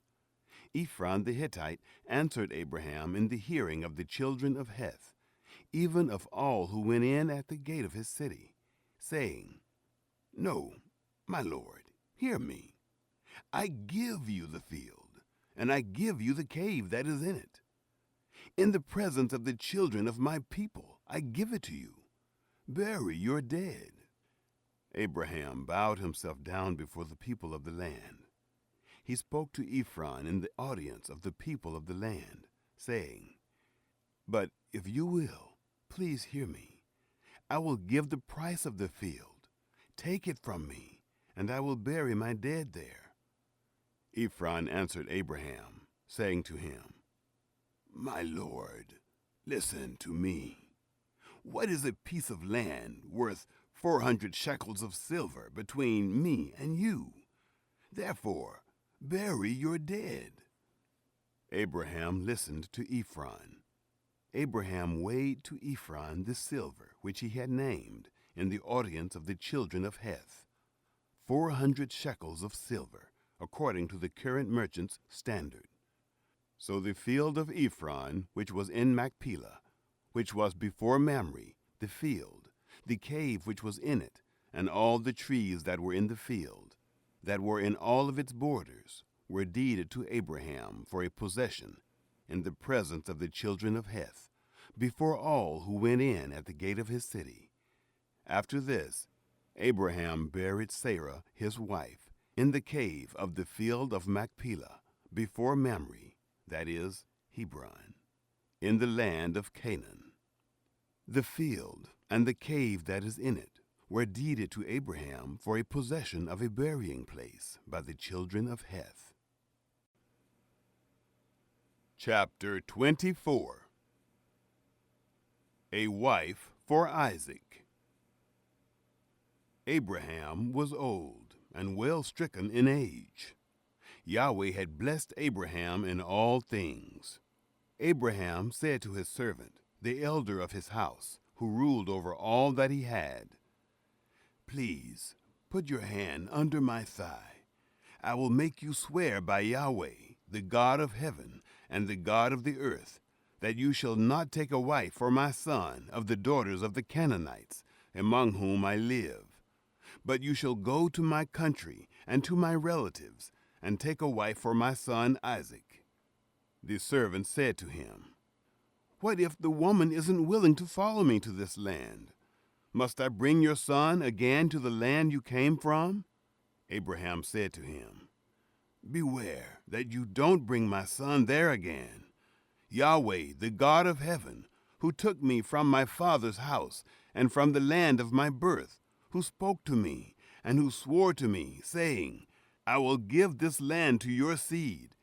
He will send his angel before you, and you shall take a wife for my son from there. If the woman isn't willing to follow you, then you shall be clear from this my oath. Only you shall not bring my son there again." The servant put his hand under the thigh of Abraham his master, and swore to him concerning this matter. The servant took 10 camels of his master's camels, and departed, having a variety of good things of his master's with him. He arose and went to Mesopotamia, to the city of Nahor. He made the camels kneel down outside the city by the well of water at the time of evening, the time that women go out to draw water. He said, "Yahweh, the God of my master Abraham, please give me success this day, and show kindness to my master Abraham. Behold, I am standing by the spring of water. The daughters of the men of the city are coming out to draw water. Let it happen that the young lady to whom I will say, 'Please let down your pitcher that I may drink,' and she will say, 'Drink, and I will also give your camels a drink,' let her be the one you have appointed for your servant Isaac. By this I will know that you have shown kindness to my master." Rebekah is chosen. It happened, before he had finished speaking, that, behold, Rebekah came out, who was born to Bethuel, the son of Milcah, the wife of Nahor, Abraham's brother, with her pitcher on her shoulder. The young lady was very beautiful to look at, a virgin, neither had any man known her. She went down to the spring, filled her pitcher, and came up. The servant ran to meet her and said, "Please, give me a drink, a little water from your pitcher." She said, "Drink, my lord." She hurried and let down her pitcher on her hand, and gave him drink. When she had done giving him drink, she said, "I will also draw for your camels, until they have done drinking." She hurried and emptied her pitcher into the trough, and ran again to the well to draw, and drew for all his camels. The man looked steadfastly at her, remaining silent, to know whether Yahweh had made his journey prosperous or not. It happened, as the camels had done drinking, that the man took a golden ring of half a shekel weight, and 2 bracelets for her hands of 10 shekels weight of gold, and said, "Whose daughter are you? Please tell me. Is there room in your father's house for us to lodge in?" She said to him, "I am the daughter of Bethuel, the son of Milcah, whom she bore to Nahor." She said moreover to him, "We have both straw and provender enough, and room to lodge in." The man bowed his head and worshipped Yahweh. He said, "Blessed be Yahweh, the God of my master Abraham, who has not forsaken his loving kindness and his truth toward my master. As for me, Yahweh has led me in the way to the house of my master's relatives." The young lady ran and told her mother's house about these words. Rebekah had a brother, and his name was Laban. Laban ran out to the man, to the spring. It happened, when he saw the ring and the bracelets on his sister's hands, and when he heard the words of Rebekah his sister, saying, "This is what the man said to me," that he came to the man. Behold, he was standing by the camels at the spring. He said, "Come in, you blessed of Yahweh. Why do you stand outside? For I have prepared the house and room for the camels." The man came into the house, and he unloaded the camels. He gave straw and provender for the camels, and water to wash his feet, and the feet of the men who were with him. Food was set before him to eat, but he said, "I will not eat until I have told my message." He said, "Speak on." He said, "I am Abraham's servant. Yahweh has blessed my master greatly. He has become great. He has given him flocks and herds, silver and gold, male servants and female servants, and camels and donkeys. Sarah, my master's wife, bore a son to my master when she was old. He has given all that he has to him. My master made me swear, saying, 'You shall not take a wife for my son of the daughters of the Canaanites, in whose land I live, but you shall go to my father's house and to my relatives, and take a wife for my son.' I asked my master, 'What if the woman will not follow me?' He said to me, 'Yahweh, before whom I walk, will send his angel with you, and prosper your way. You shall take a wife for my son of my relatives and of my father's house. Then will you be clear from my oath when you come to my relatives. If they don't give her to you, you shall be clear from my oath. I came this day to the spring, and said, Yahweh, the God of my master Abraham, if now you do prosper my way which I go, behold, I am standing by this spring of water. Let it happen that the maiden who comes forth to draw, to whom I will say, Please give me a little water from your pitcher to drink, and she will tell me, Drink, and I will also draw for your camels. Let her be the woman whom Yahweh has appointed for my master's son." Before I had finished speaking in my heart, behold, Rebekah came forth with her pitcher on her shoulder. She went down to the spring and drew. I said to her, Please, give me a drink.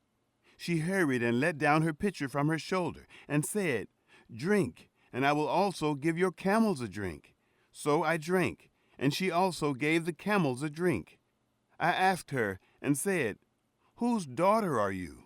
She said, The daughter of Bethuel, Nahor's son, whom Milcah bore to him.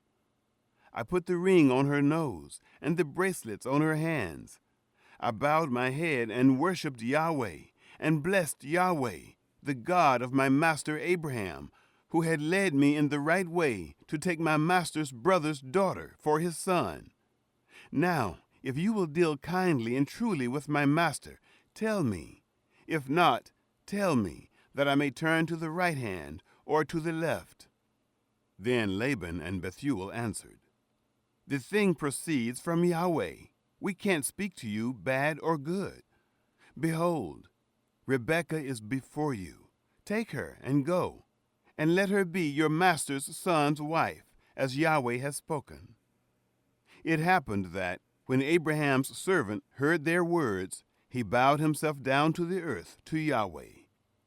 The servant brought forth jewels of silver and jewels of gold and clothing, and gave them to Rebekah. He also gave precious things to her brother and her mother. They ate and drank, he and the men who were with him, and stayed all night. They rose up in the morning, and he said, "Send me away to my master." Her brother and her mother said, "Let the young lady stay with us a few days, at least 10. After that she will go." He said to them, "Don't hinder me, since Yahweh has prospered my way. Send me away that I may go to my master." They said, "We will call the young lady and ask her." They called Rebekah and said to her, "Will you go with this man?" She said, "I will go." They sent away Rebekah, their sister, with her nurse, Abraham's servant, and his men. They blessed Rebekah and said to her, "Our sister, may you be the mother of thousands of 10,000s, and let your seed possess the gate of those who hate them."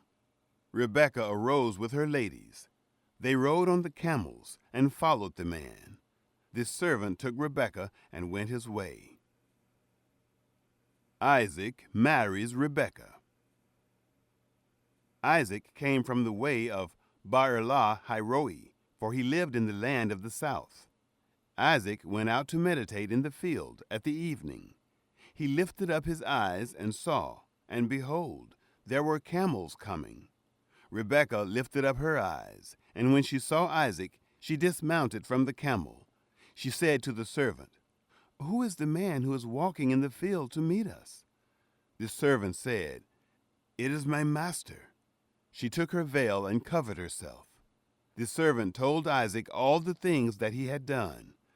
Isaac brought her into his mother Sarah's tent and took Rebekah, and she became his wife. He loved her. Isaac was comforted after his mother's death. Chapter 25. Abraham and Keturah. Abraham took another wife, and her name was Keturah. She bore him Zimran, Jokshan, Medan, Midian, Ishbak, and Shua. Jokshan became the father of Sheba and Dedan. The sons of Dedan were Ashurim, Letushim, and Leomim. The sons of Midian, Ephah, Epher, Henoch, Abida, and Eldaah. All these were the children of Keturah. Abraham gave all that he had to Isaac, but to the sons of Abraham's concubines, Abraham gave gifts. He sent them away from Isaac his son, while he yet lived, eastward to the east country. The death of Abraham. These are the days of the years of Abraham's life, which he lived, 175 years. Abraham gave up the spirit and died in a good old age, an old man and full of years, and was gathered to his people. Isaac and Ishmael, his sons, buried him in the cave of Machpelah, in the field of Ephron, the son of Zohar the Hittite, which is before Mamre, the field which Abraham purchased of the children of Heth. Abraham was buried there with Sarah his wife. It happened after the death of Abraham that God blessed Isaac his son. Isaac lived by Baal-Hairoi. The descendants of Ishmael. Now this is the history of the generations of Ishmael, Abraham's son, whom Hagar the Egyptian, Sarah's handmaid, bore to Abraham. These are the names of the sons of Ishmael, by their names, according to the order of their birth. The firstborn of Ishmael, Nebaioth, then Kedar, Adbeel, Mibsam, Mishma, Duma, Massa, Hadad, Tema, Jeter, Naphish, and Kedemah. These are the sons of Ishmael, and these are their names, by their villages, and by their encampments. 12 princes, according to their nations. These are the years of the life of Ishmael, 137 years. He gave up the spirit, and died, and was gathered to his people. They lived from Havilah to Shur, that is, before Egypt, as you go toward Assyria. He lived opposite all his relatives. Jacob and Esau. This is the history of the generations of Isaac, Abraham's son. Abraham became the father of Isaac. Isaac was 40 years old when he took Rebekah, the daughter of Bethuel, the Syrian of Padanaram, the sister of Laban the Syrian, to be his wife. Isaac entreated Yahweh for his wife, because she was barren. Yahweh was entreated by him, and Rebekah, his wife, conceived. The children struggled together within her. She said, "If it be so, why do I live?" She went to inquire of Yahweh. Yahweh said to her, "Two nations are in your womb. Two peoples will be separated from your body. The one people will be stronger than the other people. The elder will serve the younger." When her days to be delivered were fulfilled, behold, there were twins in her womb. The first came out red all over, like a hairy garment. They named him Esau. After that, his brother came out, and his hand had hold on Esau's heel. He was named Jacob. Isaac was 60 years old when she bore them. The boys grew. Esau was a skillful hunter, a man of the field. Jacob was a quiet man, living in tents. Now Isaac loved Esau, because he ate his venison. Rebekah loved Jacob. Esau sells his birthright. Jacob boiled stew. Esau came in from the field, and he was famished. Esau said to Jacob, "Please feed me with that same red stew, for I am famished." Therefore his name was called Edom. Jacob said, "First, sell me your birthright." Esau said, "Behold, I am about to die. What good is the birthright to me?" Jacob said, "Swear to me first." He swore to him.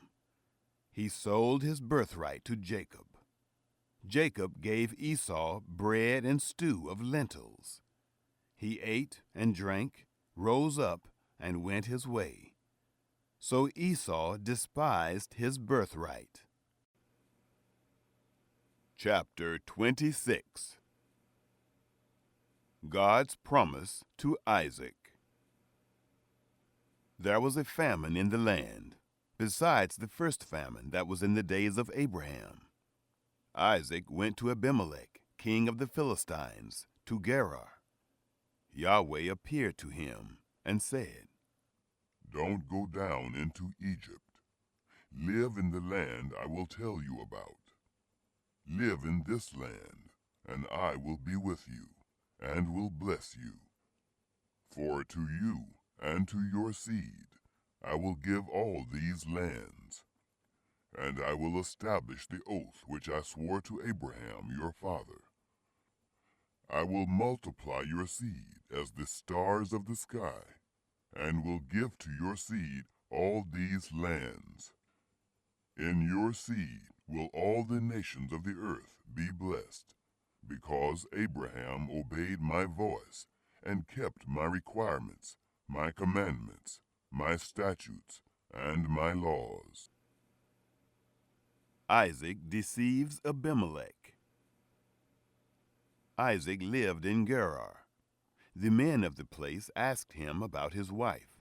He said, "She is my sister," for he was afraid to say, "My wife," lest, he thought, the men of the place might kill me for Rebekah, because she is beautiful to look at.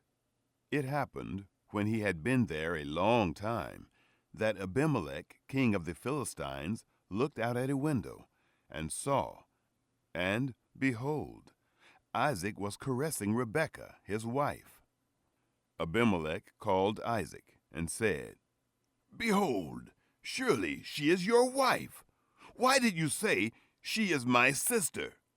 Isaac said to him, "Because I said, 'Lest I die because of her.'"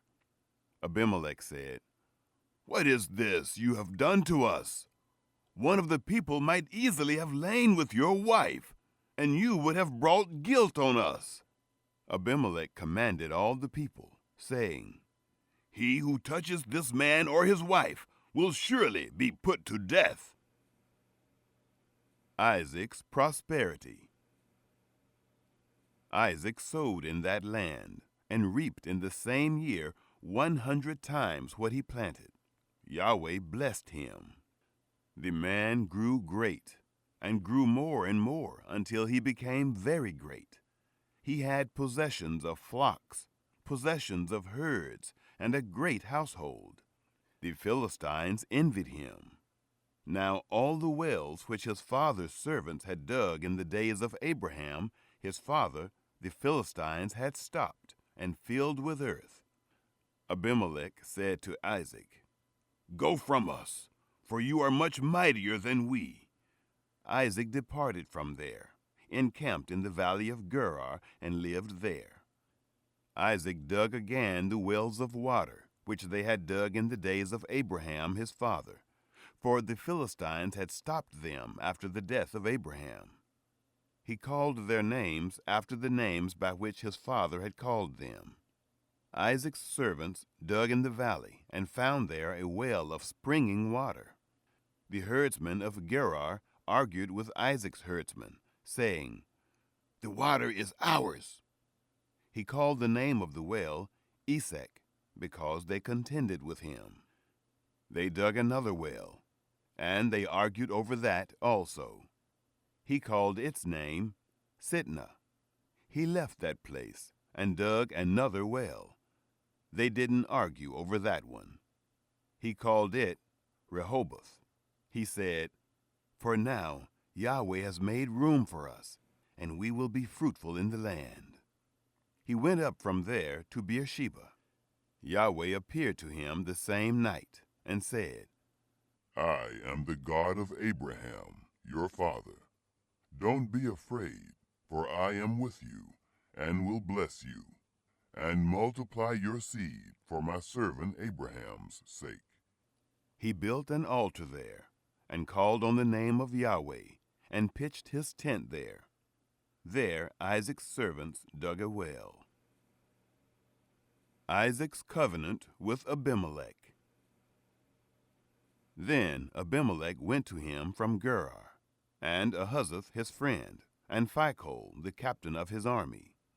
Isaac said to them, "Why have you come to me, since you hate me, and have sent me away from you?" They said, "We saw plainly that Yahweh was with you. We said, 'Let there now be an oath between us, even between us and you, and let us make a covenant with you, that you will do us no harm, as we have not touched you, and as we have done to you nothing but good, and have sent you away in peace. You are now the blessed of Yahweh.'" He made them a feast, and they ate and drank. They rose up sometime in the morning, and swore one to another. Isaac sent them away, and they departed from him in peace. It happened the same day that Isaac's servants came and told him concerning the well which they had dug, and said to him, "We have found water." He called it Shibah. Therefore the name of the city is Beersheba to this day. Esau's wives. When Esau was 40 years old, he took as wife Judith, the daughter of Baeri, the Hittite, and Basemath, the daughter of Elon the Hittite. They grieved Isaac's and Rebekah's spirits. Chapter 27. Jacob's Deception. It happened that when Isaac was old, and his eyes were dim, so that he could not see, he called Esau, his elder son, and said to him, "My son?" He said to him, "Here I am." He said, "See now, I am old. I don't know the day of my death. Now, therefore, please, take your weapons, your quiver and your bow, and go out to the field, and take me venison. Make me savory food, such as I love, and bring it to me, that I may eat, and that my soul may bless you before I die." Rebekah heard when Isaac spoke to Esau his son. Esau went to the field to hunt for venison, and to bring it.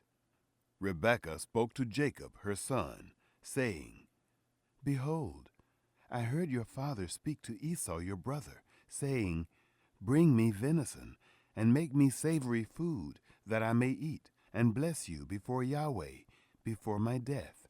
Now therefore, my son, obey my voice, according to that which I command you.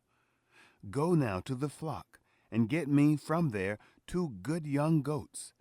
I will make them savory food for your father, such as he loves. You shall bring it to your father, that he may eat, so that he may bless you before his death."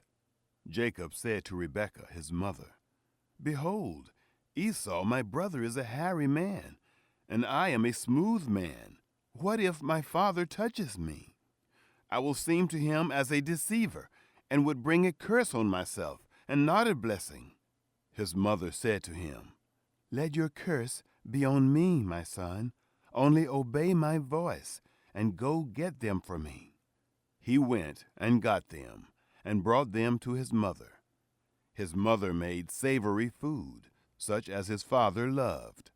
Rebekah took the good clothes of Esau, her elder son, which were with her in the house, and put them on Jacob, her younger son. She put the skins of the young goats on his hands, and on the smooth of his neck. She gave the savory food and the bread, which she had prepared, into the hand of her son Jacob. He came to his father and said, "My father," he said, "here I am." "Who are you, my son?" Isaac blesses Jacob. Jacob said to his father, "I am Esau, your firstborn. I have done what you asked me to do. Please arise, sit and eat of my venison, that your soul may bless me." Isaac said to his son, "How is it that you have found it so quickly, my son?" He said, "Because Yahweh, your God, gave me success." Isaac said to Jacob, "Please come near, that I may feel you, my son, whether you are really my son Esau or not." Jacob went near to Isaac, his father. He felt him and said, "The voice is Jacob's voice, but the hands are the hands of Esau." He didn't recognize him because his hands were hairy, like his brother Esau's hands. So he blessed him. He said, "Are you really my son, Esau?" He said, "I am." He said, "Bring it near to me, and I will eat of my son's venison, that my soul may bless you." He brought it near to him, and he ate. He brought him wine, and he drank. His father Isaac said to him, "Come near now, and kiss me, my son." He came near and kissed him. He smelled the smell of his clothing, and blessed him, and said, "Behold, the smell of my son is as the smell of a field which Yahweh has blessed." God give you of the dew of the sky, of the fatness of the earth, and plenty of grain, and new wine. Let peoples serve you, and nations bow down to you.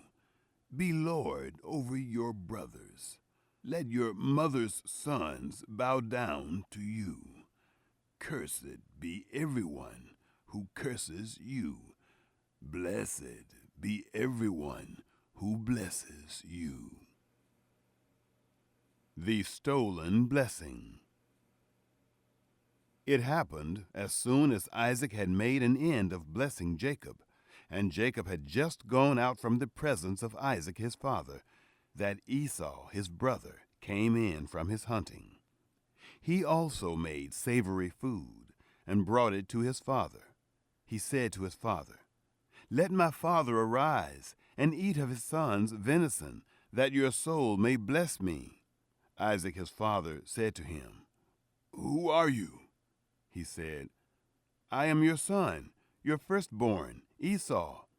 Isaac trembled violently and said, Who, then, is he who has taken venison and brought it me? And I have eaten of all before you came, and have blessed him. Yes, he will be blessed.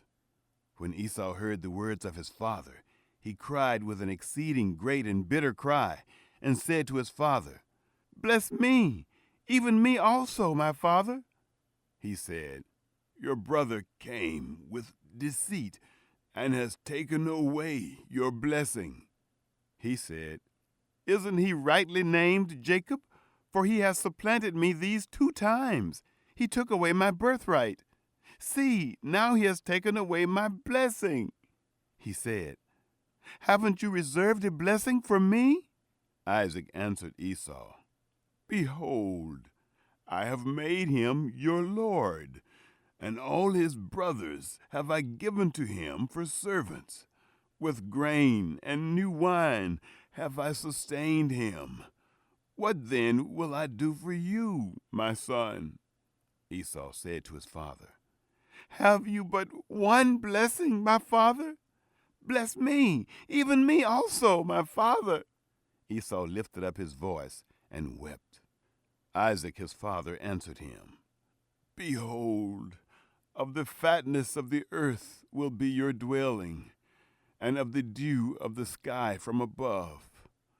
By your sword will you live, and you will serve your brother. It will happen, when you will break loose, that you shall shake his yoke from off your neck. Esau hated Jacob because of the blessing with which his father blessed him. Esau said in his heart, The days of mourning for my father are at hand. Then I will kill my brother, Jacob.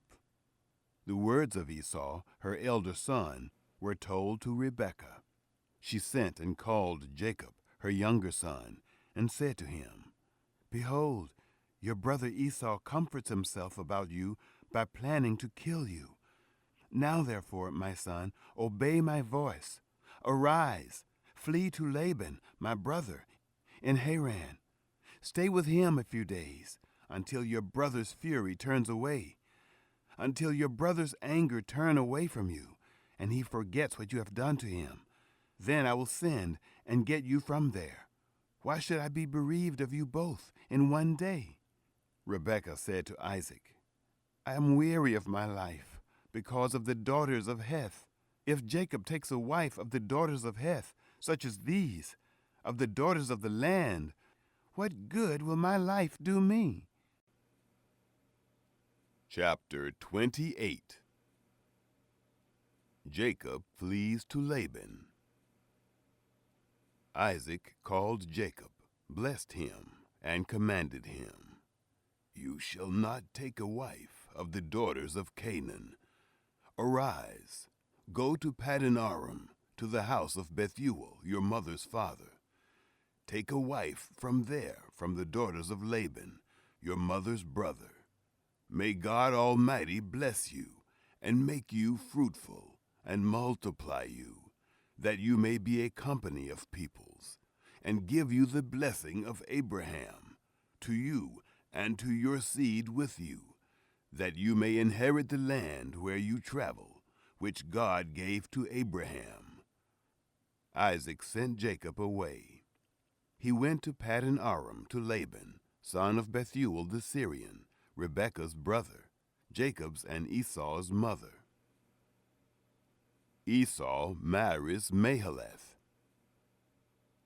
Now Esau saw that Isaac had blessed Jacob, and sent him away to Paddan Aram, to take him a wife from there, and that as he blessed him, he gave him a command, saying, "You shall not take a wife of the daughters of Canaan." And that Jacob obeyed his father and his mother, and was gone to Paddan Aram. Esau saw that the daughters of Canaan didn't please Isaac, his father. Esau went to Ishmael, and took, besides the wives that he had, Mahalath, the daughter of Ishmael, Abraham's son, the sister of Nebaioth, to be his wife. Jacob's ladder. Jacob went out from Beersheba, and went toward Haran. He came to a certain place, and stayed there all night, because the sun had set.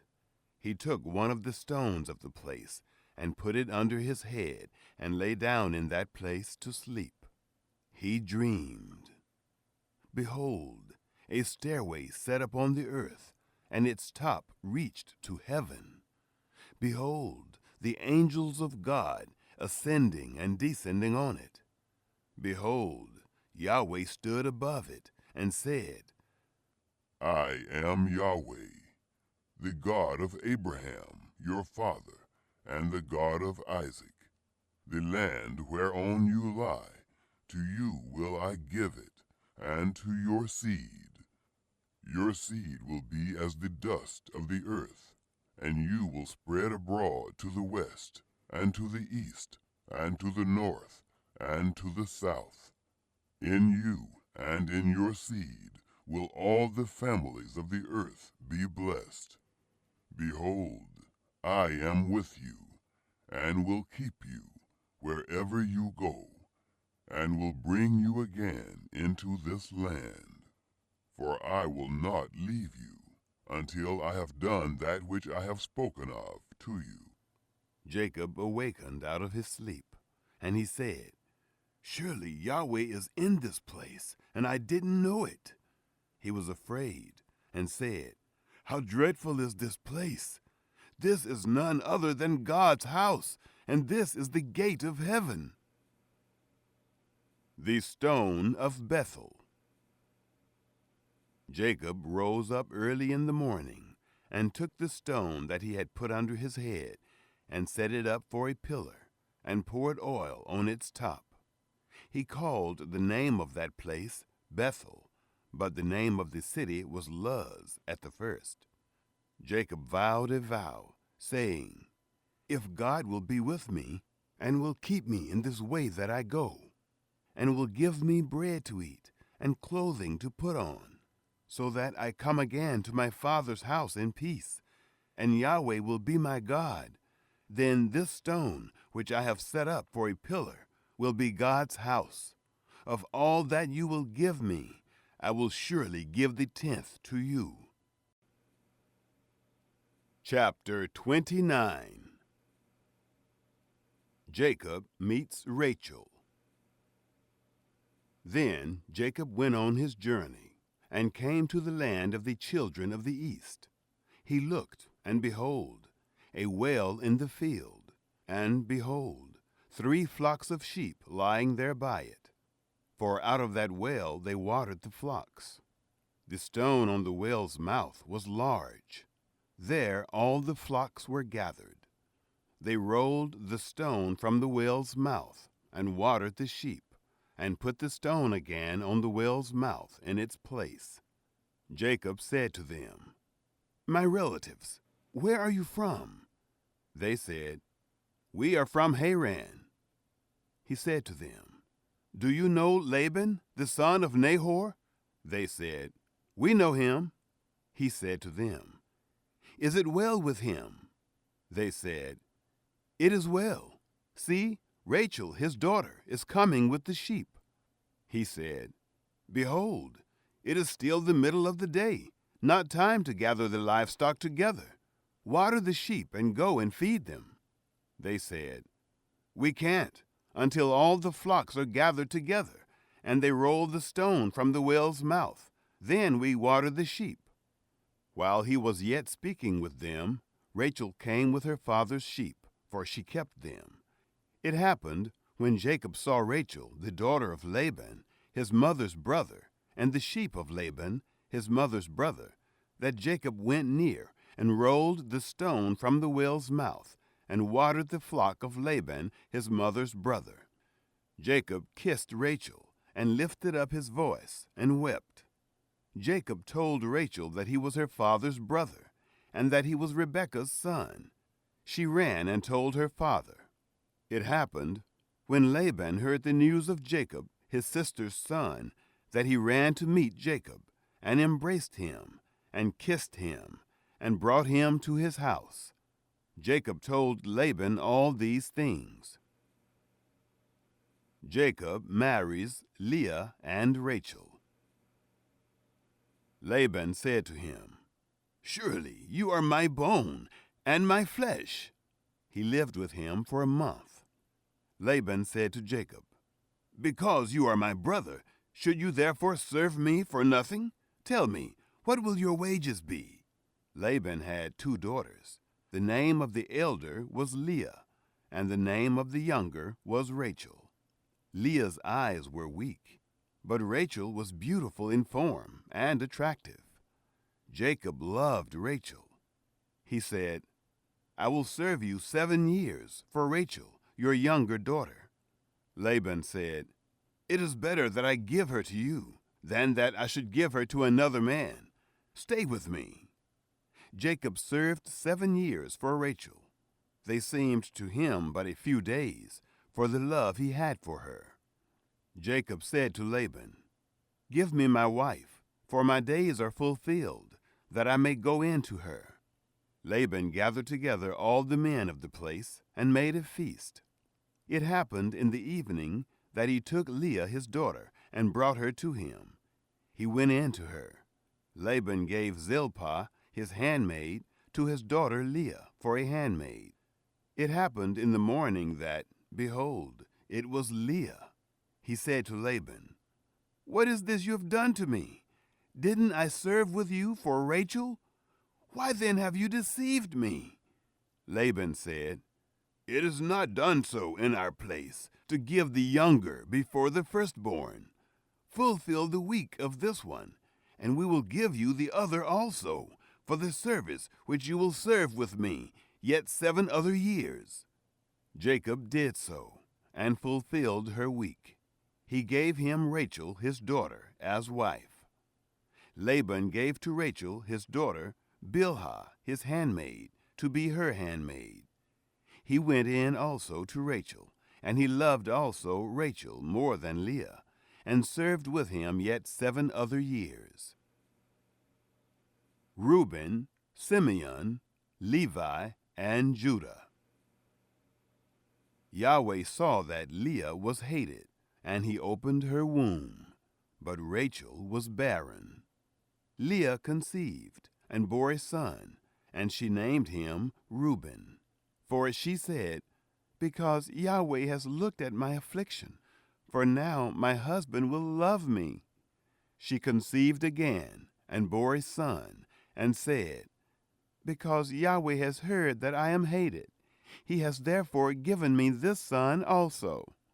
She named him Simeon. She conceived again, and bore a son, said, "Now this time will my husband be joined to me, because I have borne him 3 sons. Therefore was his name called Levi. She conceived again, and bore a son. She said, "This time will I praise Yahweh." Therefore she named him Judah. Then she stopped bearing.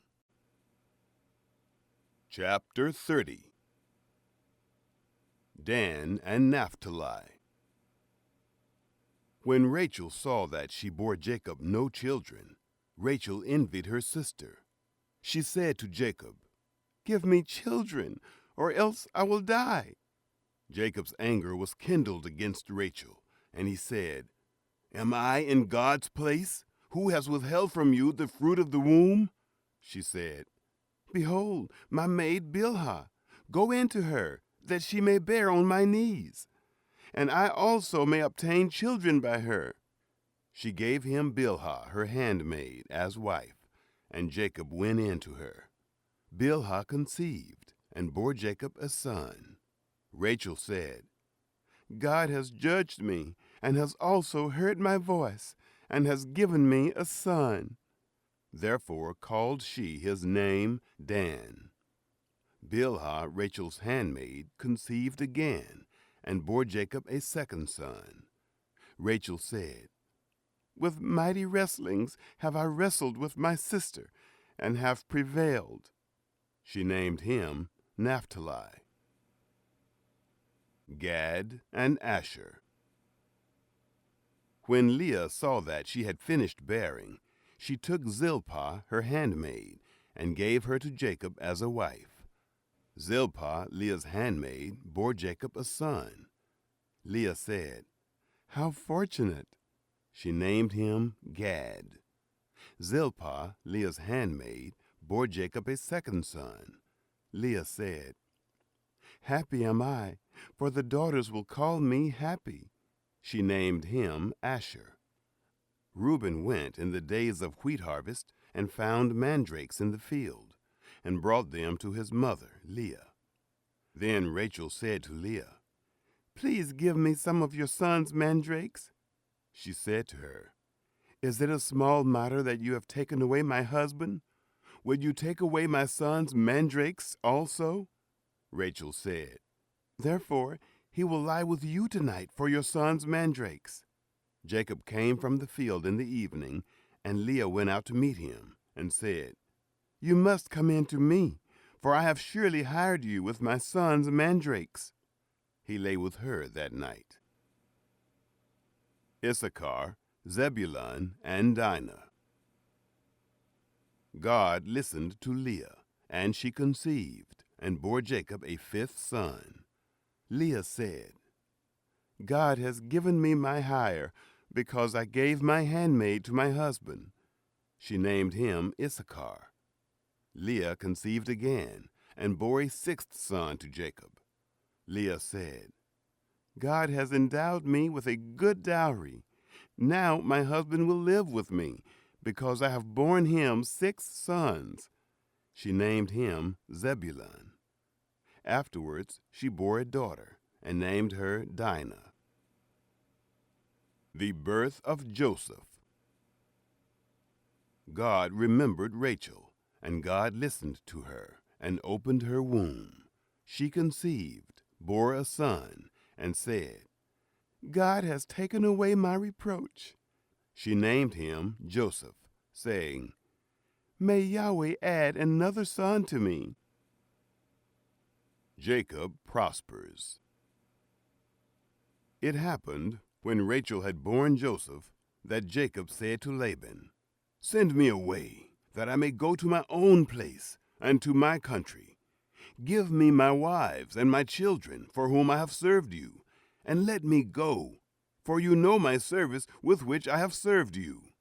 Laban said to him, "If now I have found favor in your eyes, stay here, for I have divined that Yahweh has blessed me for your sake." He said, "Appoint me your wages, and I will give it." He said to him, "You know how I have served you, and how your livestock have fared with me, for it was little which you had before I came, and it has increased to a multitude. Yahweh has blessed you wherever I turned. Now when will I provide for my own house also?" He said, "What shall I give you?" Jacob said, "You shall not give me anything. If you will do this thing for me, I will again feed your flock and keep it. I will pass through all your flock today, removing from there every speckled and spotted one, and every black one among the sheep, and the spotted and speckled among the goats. This will be my hire. so my righteousness will answer for me hereafter. When you come concerning my hire that is before you, every one that is not speckled and spotted among the goats, and black among the sheep that might be with me, will be counted stolen. Laban said, Behold, let it be according to your word. That day he removed the male goats that were streaked and spotted, and all the female goats that were speckled and spotted, every one that had white in it, and all the black ones among the sheep, and gave them into the hand of his sons. He set 3 days' journey between himself and Jacob fed the rest of Laban's flocks.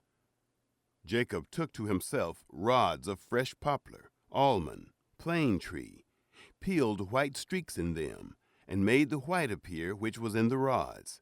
He set the rods, which he had peeled, opposite the flocks, in the gutters, in the watering troughs where the flocks came to drink. They conceived when they came to drink. The flocks conceived before the rods, and the flocks brought forth streaked, speckled, and spotted. Jacob separated the lambs, and set the faces of the flocks toward the streaked and all the black in the flock of Laban. And he put his own droves apart, and didn't put them into Laban's flock.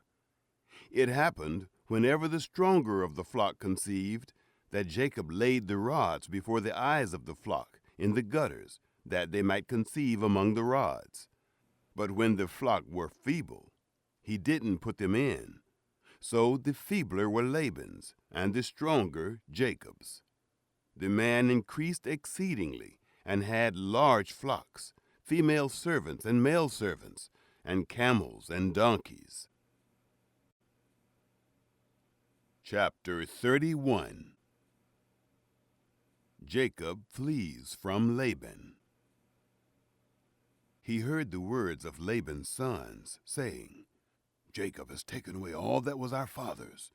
From that which was our father's has he gotten all this wealth. Jacob saw the expression on Laban's face, and behold, it was not toward him as before. Yahweh said to Jacob, Return to the land of your fathers and to your relatives, and I will be with you.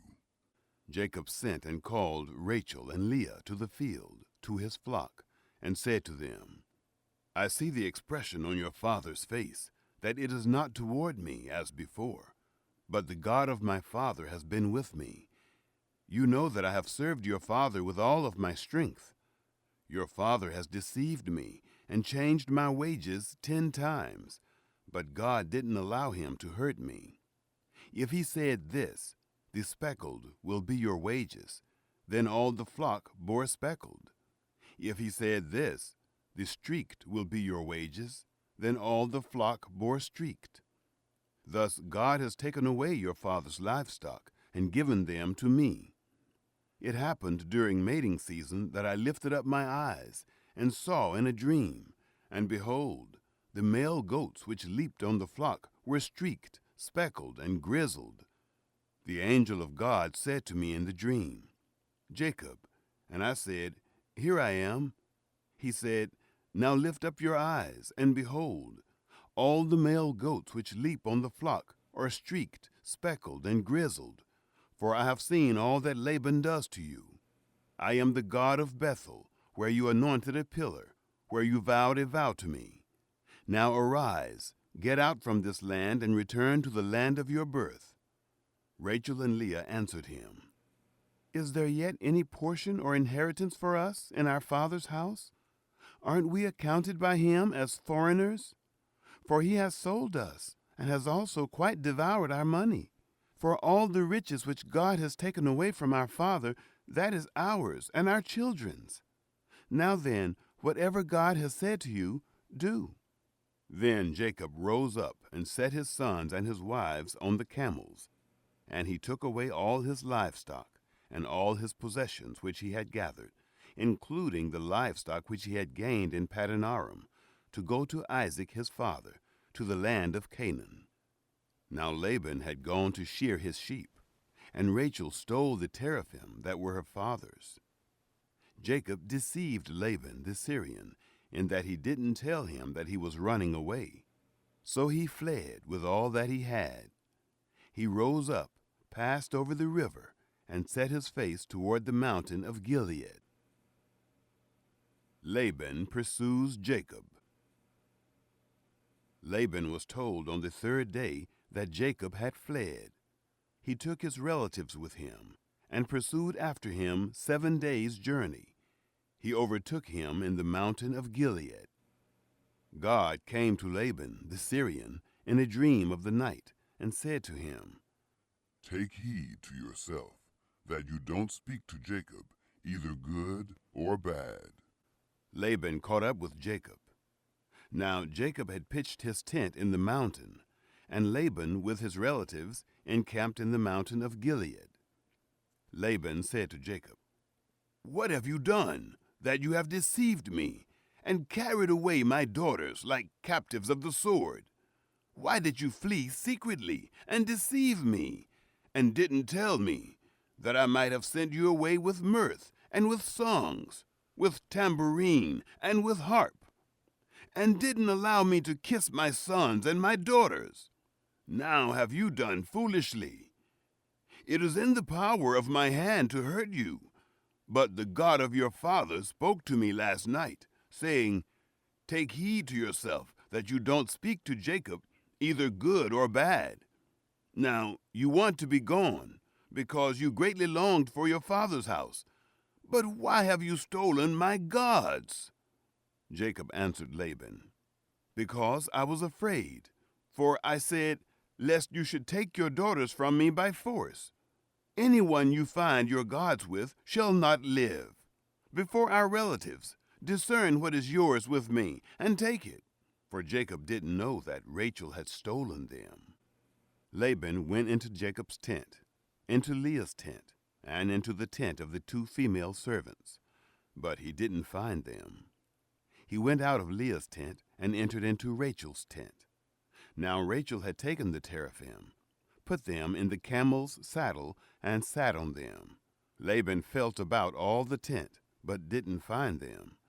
She said to her father, Don't let my lord be angry that I can't rise up before you, for I'm having my period. He searched, but didn't find the teraphim. Jacob was angry and argued with Laban. Jacob answered Laban, What is my trespass? What is my sin that you have hotly pursued after me? Now that you have felt around in all my stuff, what have you found of all your household stuff? Set it here before my relatives and your relatives, that they may judge between us two. These 20 years I have been with you. Your ewes and your female goats have not cast their young, and I haven't eaten the rams of your flocks. That which was torn of animals I didn't bring to you. I bore its loss. Of my hand you required it, whether stolen by day or stolen by night. This was my situation. In the day the drought consumed me, and the frost by night, and my sleep fled from my eyes. These 20 years I have been in your house. I served you 14 years for your 2 daughters, and 6 years for your flock. And you have changed my wages 10 times. Unless the God of my father, the God of Abraham, and the fear of Isaac had been with me, surely now you would have sent me away empty. God has seen my affliction and the labor of my hands, and rebuked you last night. Jacob's covenant with Laban. Laban answered Jacob, The daughters are my daughters. The children are my children. The flocks are my flocks, and all that you see is mine. And what can I do this day to these my daughters, or to their children whom they have borne? Now come, let us make a covenant, you and I, and let it be for a witness between me and you. Jacob took a stone and set it up for a pillar. Jacob said to his relatives, Gather stones. They took stones and made a heap. They ate there by the heap. Laban called it Jegar Sahadutha, but Jacob called it Gilead. Laban said, This heap is witness between me and you this day. Therefore it was named Gilead, and Mizpah, for he said, Yahweh watch between me and you, when we are absent one from another. If you afflict my daughters, or if you take wives besides my daughters, no man is with us. Behold, God is witness between me and you. Laban said to Jacob, See this heap, and see this pillar, which I have set between me and you. May this heap be a witness, and the pillar be a witness, that I will not pass over this heap to you, and that you will not pass over this heap and this pillar to me for harm. The God of Abraham and the God of Nahor, the God of their father, judge between us. Then Jacob swore by the fear of his father Isaac. Jacob offered a sacrifice in the mountain and called his relatives to eat bread. They ate bread and stayed all night in the mountain. Early in the morning, Laban rose up and kissed his sons and his daughters and blessed them. Laban departed and returned to his place. Chapter 32. Jacob's fear of Esau. Jacob went on his way, and the angels of God met him. When he saw them, Jacob said, This is God's army. He called the name of that place Mahanaim. Jacob sent messengers in front of him to Esau his brother, to the land of Seir, the field of Edom. He commanded them, saying, This is what you shall tell my lord Esau. This is what your servant Jacob says. I have lived as a foreigner with Laban, and stayed until now. I have cattle, donkeys, flocks, male servants, and female servants.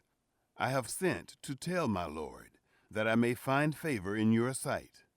The messengers returned to Jacob, saying, We came to your brother Esau. Not only that, but he comes to meet you, and 400 men with him. Then Jacob was greatly afraid and was distressed. He divided the people who were with him, and the flocks, and the herds, and the camels, into 2 companies. And he said, If Esau comes to the one company and strikes it, then the company which is left will escape. Jacob said, God of my father Abraham, and God of my father Isaac, Yahweh, who said to me, Return to your country and to your relatives, and I will do you good. I am not worthy of the least of all the loving kindnesses and of all the truth which you have shown to your servant. For with just my staff I passed over this Jordan, and now I have become 2 companies. Please deliver me from the hand of my brother, from the hand of Esau, for I fear him, lest he come and strike me, and the mothers with the children. You said, I will surely do you good, and make your seed as the sand of the sea, which can't be numbered because there are so many. He lodged there that night, and took from that which he had with him a present for Esau his brother, 200 female goats and 20 male goats, 200 ewes and 20 rams, 30 milk camels and their colts, 40 cows, 10 bulls, 20 female donkeys, and 10 foals. He delivered them into the hands of his servants, every herd by itself, and said to his servants, Pass over before me, and put a space between herd and herd. He commanded the foremost, saying, When Esau, my brother, meets you and asks you, saying, Whose are you? Where are you going? Whose are these before you? Then you shall say, They are your servant Jacob's. It is a present sent to my lord Esau. Behold, he also is behind us. He commanded also the second, and the third, and all that followed the herds, saying, This is how you shall speak to Esau when you find him. You shall say, Not only that, but behold, your servant Jacob is behind us. For he said, I will appease him with the present that goes before me, and afterward I will see his face. Perhaps he will accept me." So the present passed over before him, and he himself lodged that night in the camp. Jacob wrestles with God. He rose up that night and took his 2 wives and his 2 handmaids and his 11 sons and passed over the ford of the Jabbok. He took them and sent them over the stream and sent over that which he had. Jacob was left alone and wrestled with a man there until the breaking of the day. When he saw that he didn't prevail against him, he touched the hollow of his thigh, and the hollow of Jacob's thigh was strained as he wrestled. The man said, "Let me go, for the day breaks." Jacob said, "I won't let you go unless you bless me." He said to him, "What is your name?" He said, "Jacob." He said, "Your name will no longer be called Jacob, but Israel, for you have fought with God and with men and have prevailed." Jacob asked him, "Please tell me your name." He said, "Why is it that you ask what my name is?" He blessed him there. Jacob called the name of the place Peniel, for he said, "I have seen God face to face, and my life is preserved." The sun rose on him as he passed over Peniel, and he limped because of his thigh. Therefore the children of Israel don't eat the sinew of the hip, which is on the hollow of the thigh, to this day, because he touched the hollow of Jacob's thigh in the sinew of the hip. Chapter 33. Jacob meets Esau. Jacob lifted up his eyes and looked, and behold, Esau was coming, and with him 400 men. He divided the children between Leah, Rachel, and the 2 handmaids. He put the handmaids and their children in front, Leah and her children after, and Rachel and Joseph at the rear. He himself passed over in front of them, and bowed himself to the ground 7 times until he came near to his brother. Esau ran to meet him, embraced him, fell on his neck, kissed him, and they wept. He lifted up his eyes and saw the women and the children, and said, "Who are these with you?" He said, "The children whom God has graciously given your servant." Then the handmaids came near with their children, and they bowed themselves. Leah also and her children came near, and bowed themselves. After them Joseph came near with Rachel, and they bowed themselves. Esau said, "What do you mean by all this company which I met?" Jacob said, "To find favor in the sight of my Lord." Esau said, "I have enough, my brother. Let that which you have be yours." Jacob said, "Please, no.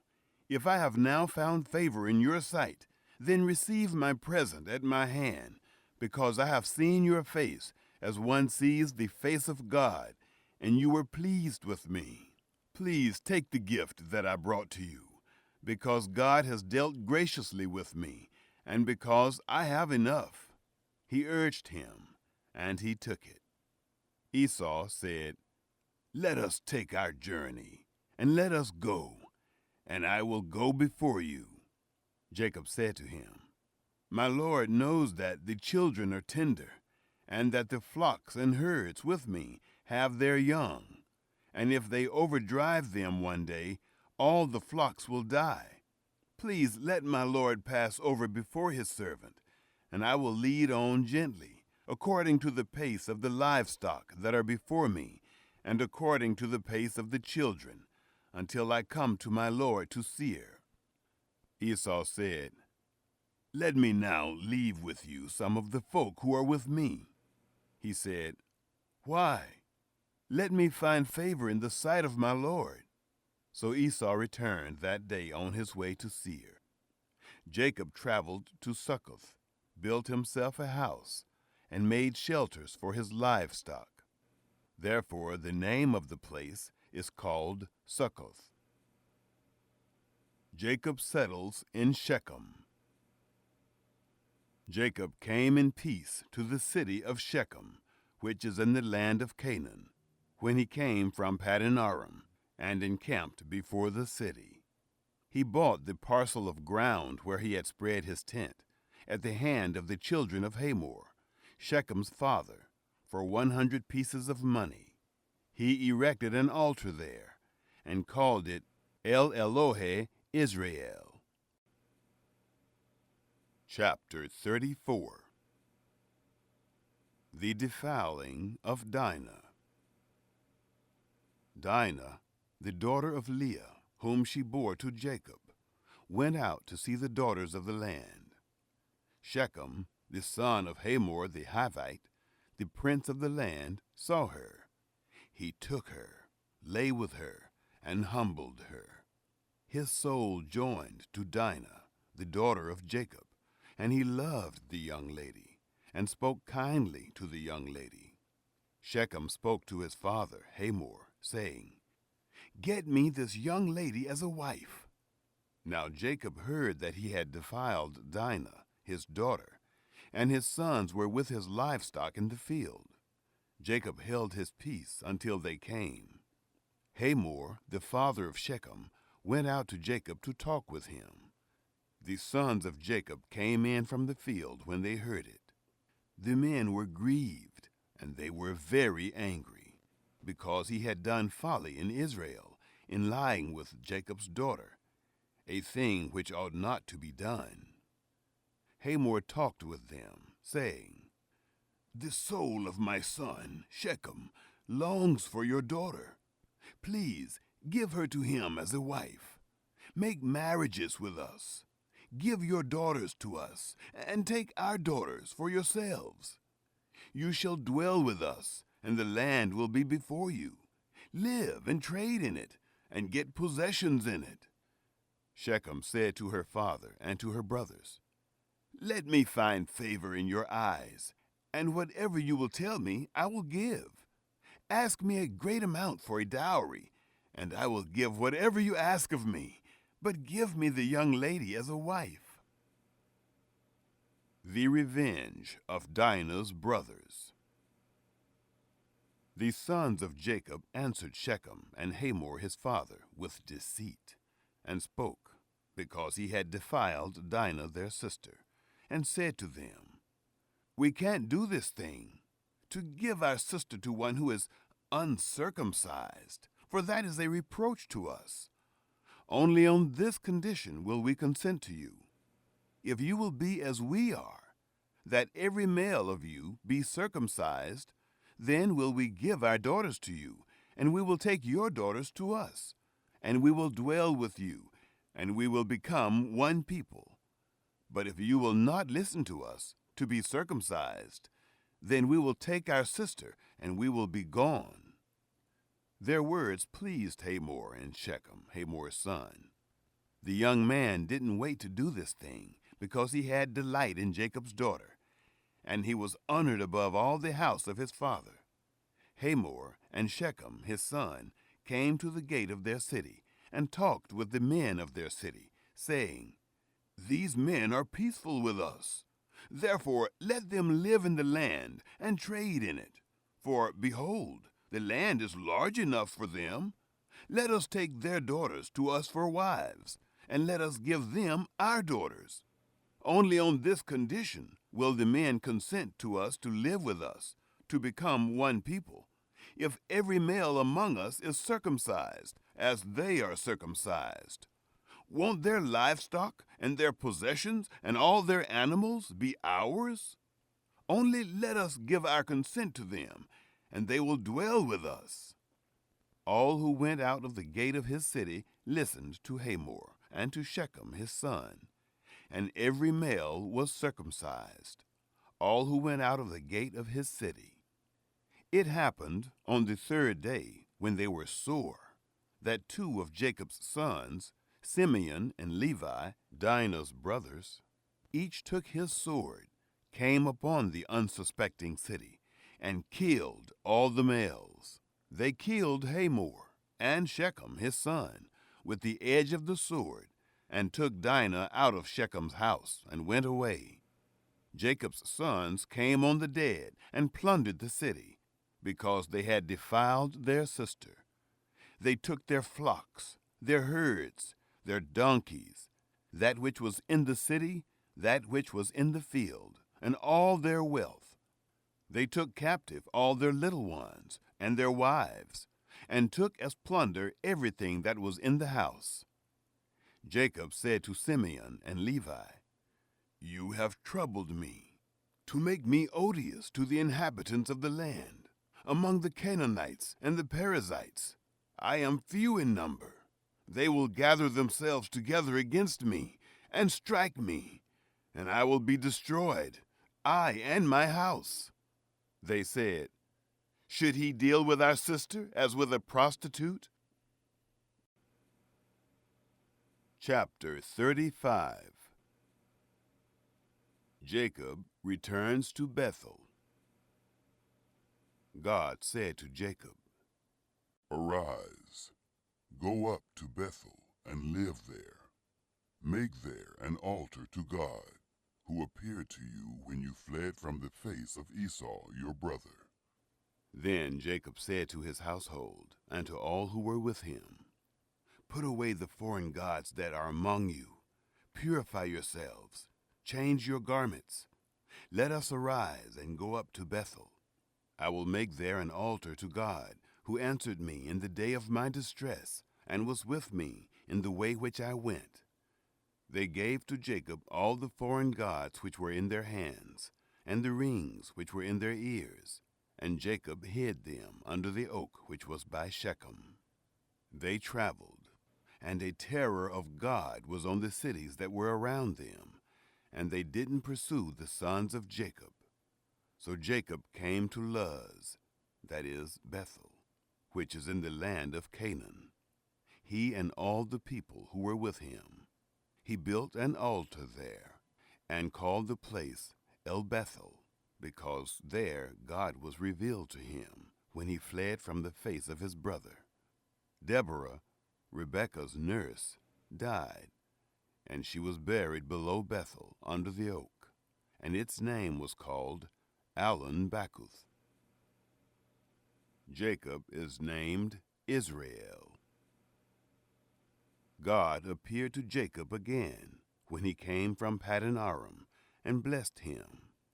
God said to him, Your name is Jacob.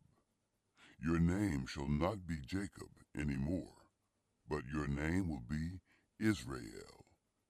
He named him Israel. God said to him, I am God Almighty. Be fruitful and multiply.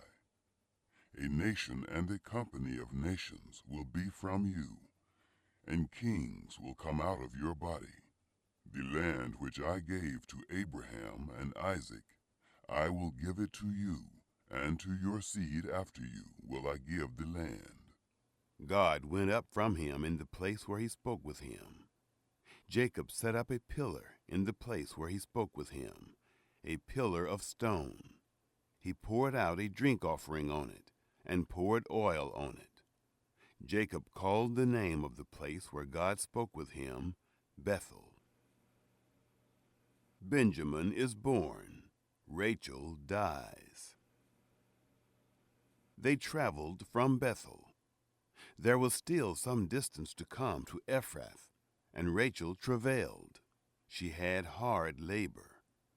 When she was in hard labor, the midwife said to her, Don't be afraid, for now you will have another son.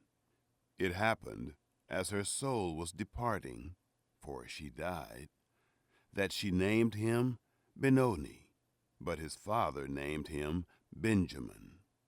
Rachel died, and was buried in the way to Ephrath. The same is Bethlehem. Jacob set up a pillar on her grave. The same is the pillar of Rachel's grave to this day.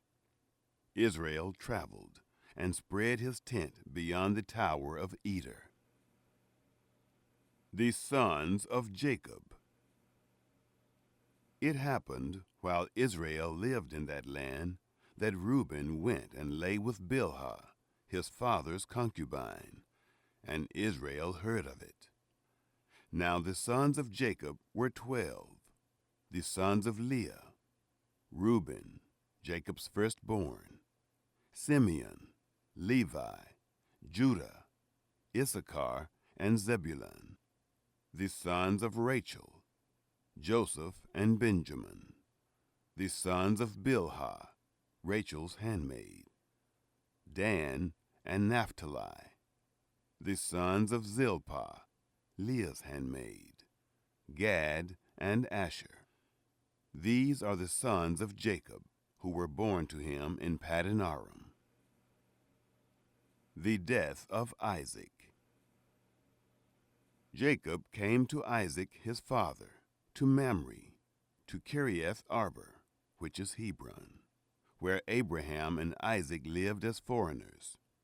The days of Isaac were 180 years. Isaac gave up the spirit and died, and was gathered to his people, old and full of days.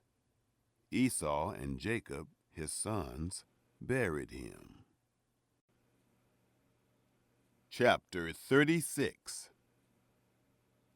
Esau's descendants. Now this is the history of the generations of Esau, that is, Edom. Esau took his wives from the daughters of Canaan: Adah, the daughter of Elon the Hittite, and Oholibamah, the daughter of Anah, the daughter of Zibeon the Hivite, and Basemath, Ishmael's daughter, sister of Nebaioth. Adah bore to Esau Eliphaz. Basemath bore Reuel. Oholibamah bore Jeush, Jalam, and Korah. These are the sons of Esau, who were born to him in the land of Canaan. Esau took his wives, his sons, his daughters, and all the members of his household, with his livestock, all his animals, and all his possessions which he had gathered in the land of Canaan, and went into a land away from his brother Jacob. For their substance was too great for them to dwell together, and the land of their travels couldn't bear them because of their livestock. Esau lived in the hill country of Seir. Esau is Edom. This is the history of the generations of Esau, the father of the Edomites in the hill country of Seir. These are the names of Esau's sons: Eliphaz, the son of Adah, the wife of Esau, and Reuel, the son of Basemath, the wife of Esau.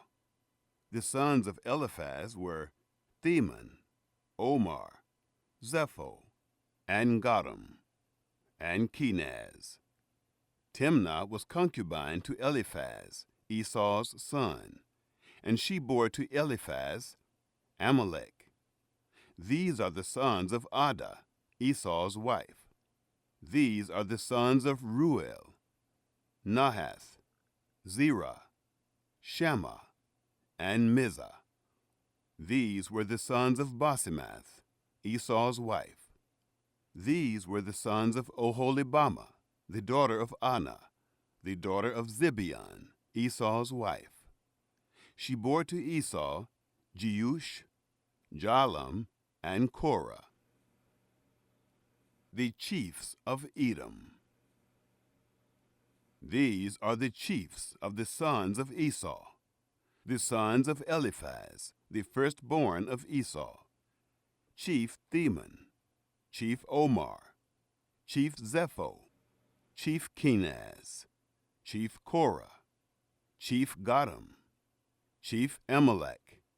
These are the chiefs who came of Eliphaz in the land of Edom.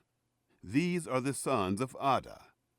These are the sons of Reuel: Esau's son, chief Nahath, chief Zerah, chief Shammah, chief Mizah. These are the chiefs who came of Ruel in the land of Edom.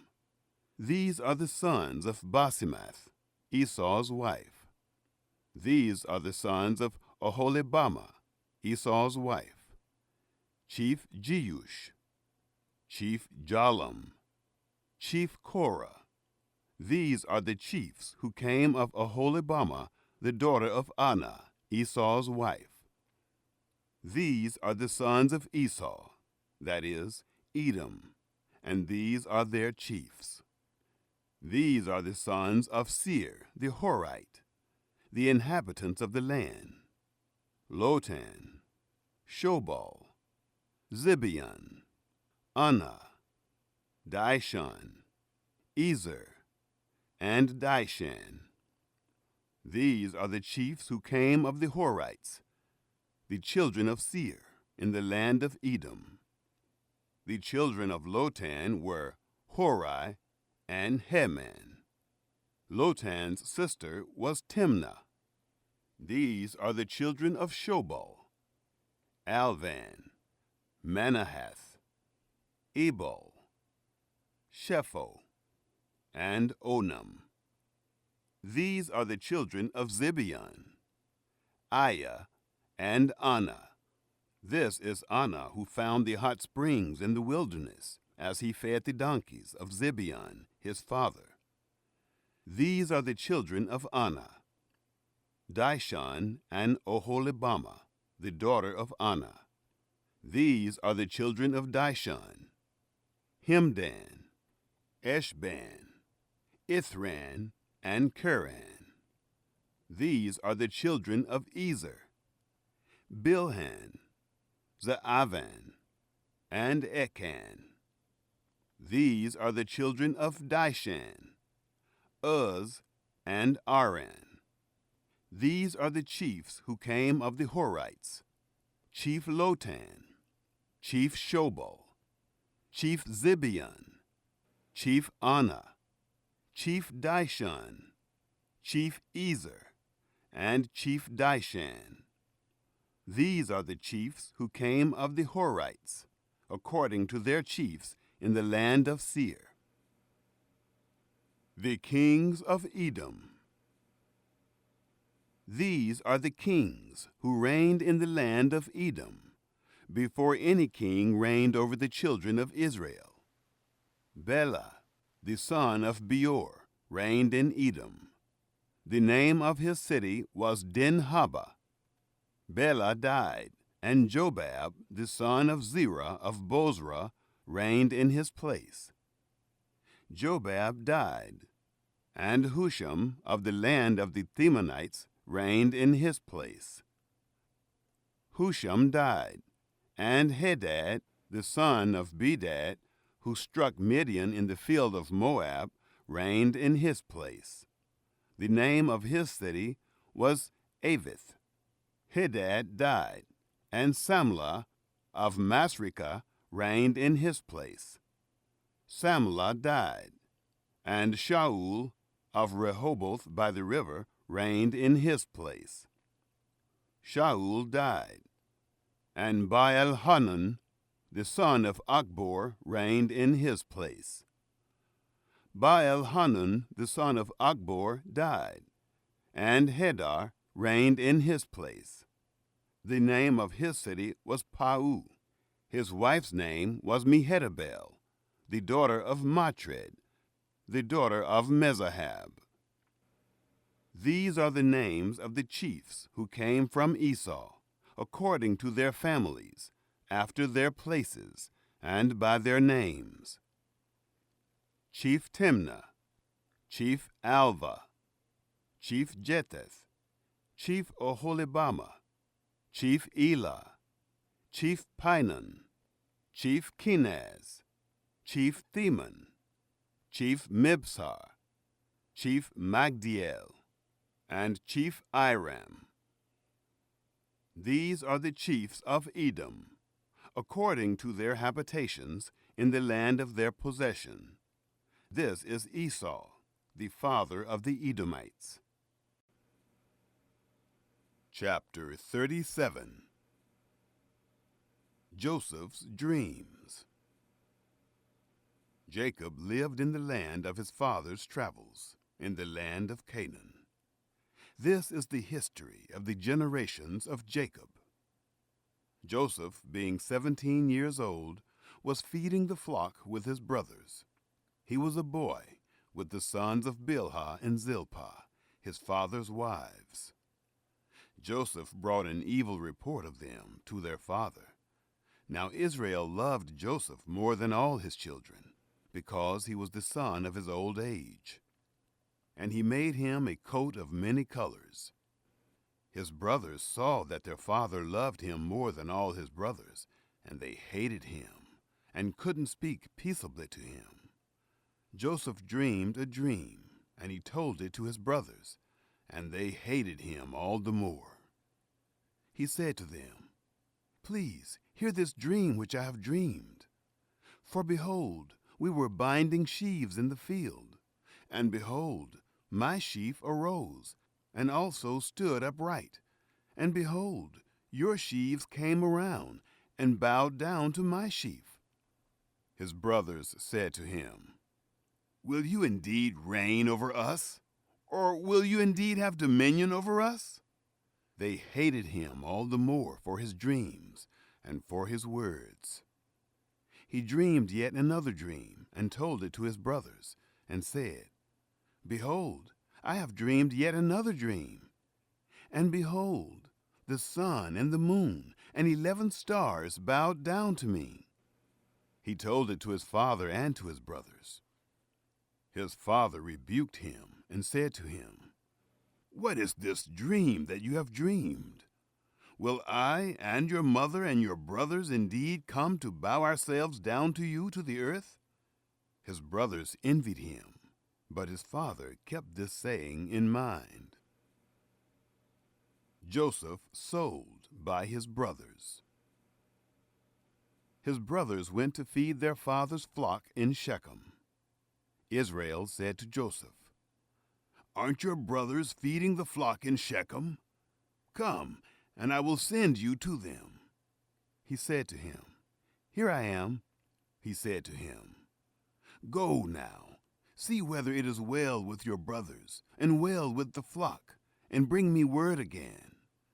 So he sent him out of the valley of Hebron, and he came to Shechem. A certain man found him, and behold, he was wandering in the field. The man asked him, "What are you looking for?" He said, "I am looking for my brothers. Tell me, please, where they are feeding the flock." The man said, "They have left here, for I heard them say, 'Let us go to Dothan.'" Joseph went after his brothers and found them in Dothan. They saw him afar off, and before he came near to them, they conspired against him to kill him. They said one to another, "Behold, this dreamer comes. Come now, therefore, and let's kill him, and cast him into one of the pits, and we will say, 'An evil animal has devoured him.' We will see what will become of his dreams." Reuben heard it, and delivered him out of their hand, and said, "Let's not take his life." Reuben said to them, "Shed no blood. Throw him into this pit that is in the wilderness, but lay no hand on him, that he might deliver him out of their hand, to restore him to his father." It happened, when Joseph came to his brothers, that they stripped Joseph of his coat, the coat of many colors that was on him, and they took him and threw him into the pit. The pit was empty, there was no water in it. They sat down to eat bread, and they lifted up their eyes and looked, and saw a caravan of Ishmaelites was coming from Gilead, with their camels bearing spices, and balm and myrrh, going to carry it down to Egypt. Judah said to his brothers, "What profit is it if we kill our brother and conceal his blood? Come, and let's sell him to the Ishmaelites, and not let our hand be on him, for he is our brother." our flesh." His brothers listened to him. Midianites who were merchants passed by, and they drew and lifted up Joseph out of the pit, and sold Joseph to the Ishmaelites for 20 pieces of silver. They brought Joseph into Egypt. Reuben returned to the pit and saw that Joseph wasn't in the pit, and he tore his clothes. He returned to his brothers and said, "The child is no more, and where will I go?" Jacob mourns Joseph. They took Joseph's coat and killed a male goat and dipped the coat in the blood. They took the coat of many colors and they brought it to their father and said, "We have found this. Examine it now, whether it is your son's coat or not." He recognized it and said, "It is my son's coat. An evil animal has devoured him. Joseph is without doubt torn in pieces." Jacob tore his clothes and put sackcloth on his waist and mourned for his son many days. All his sons and all his daughters rose up to comfort him, but he refused to be comforted. He said, "For I will go down to Sheol to my son, mourning." His father wept for him. The Midianites sold him into Egypt to Potiphar, an officer of Pharaoh's, the captain of the guard. Chapter 38. Judah and Tamar. It happened at that time that Judah went down from his brothers and visited a certain Adullamite, whose name was Hira. Judah saw there a daughter of a certain Canaanite, whose name was Shua. He took her and went in to her. She conceived and bore a son, and he named him She conceived again and bore a son, and she named him Onan. She yet again bore a son, and named him Shelah. And he was at Kezib when she bore him. Judah took a wife for his firstborn, and her name was Tamar. Judah's firstborn, was wicked in the sight of Yahweh. Yahweh killed him.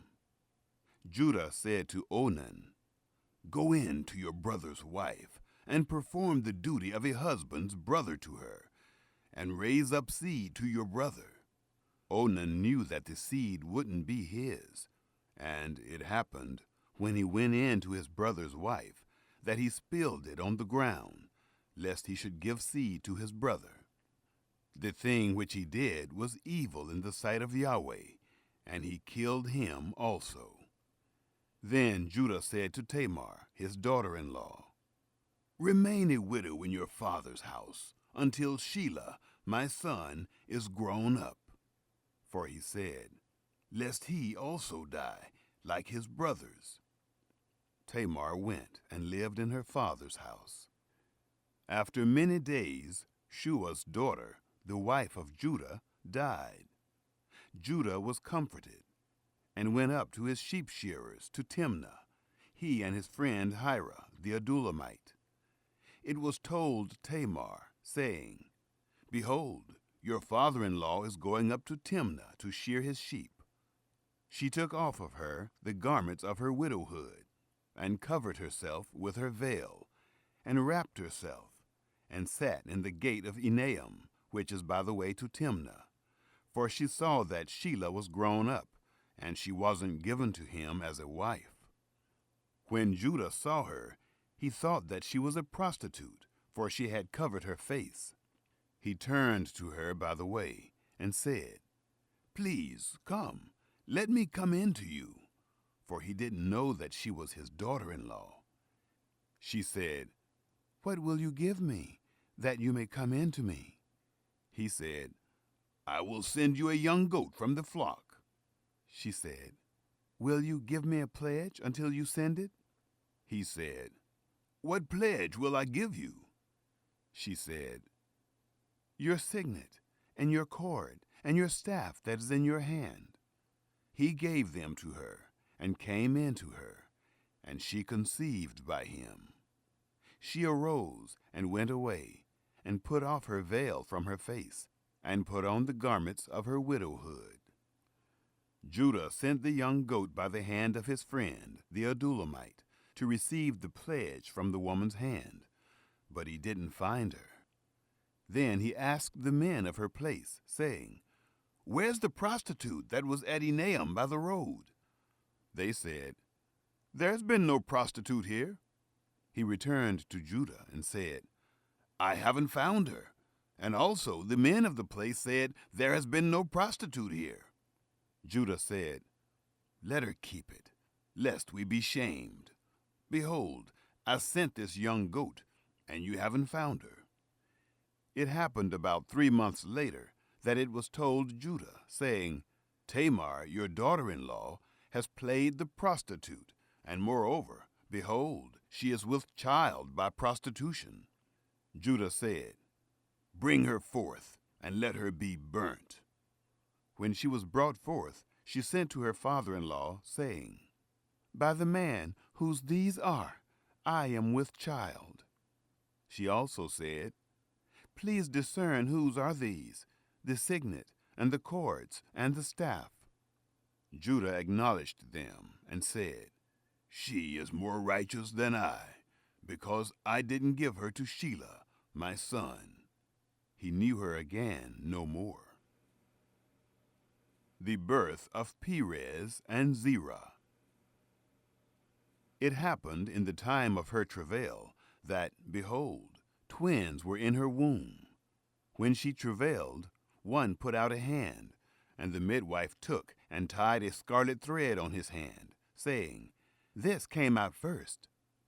It happened, as he drew back his hand, that, behold, his brother came out, and she said, "Why have you made a breach for yourself?" Therefore his name was called Perez. Afterward his brother came out, that had the scarlet thread on his hand, and his name was called Zerah. Chapter 39. Joseph and Potiphar's wife. Joseph was brought down to Egypt. Potiphar, an officer of Pharaoh's, the captain of the guard, an Egyptian, bought him from the hand of the Ishmaelites that had brought him down there. Yahweh was with Joseph, and he was a prosperous man. He was in the house of his master, the Egyptian. His master saw that Yahweh was with him, and that Yahweh made all that he did prosper in his hand. Joseph found favor in his sight. He ministered to him, and he made him overseer over his house, and all that he had he put into his hand. It happened, from the time that he made him overseer in his house and over all that he had, that Yahweh blessed the Egyptian's house for Joseph's sake. And the blessing of Yahweh was on all that he had, in the house and in the field. He left all that he had in Joseph's hand. He didn't concern himself with anything except for the food which he ate. Joseph was well built and handsome. It happened after these things that his master's wife cast her eyes on Joseph, and she said, "Lie with me." But he refused, and said to his master's wife, "Behold, my master doesn't know what is with me in the house, and he has put all that he has into my hand. He isn't greater in this house than I, neither has he kept back anything from me but you, because you are his wife.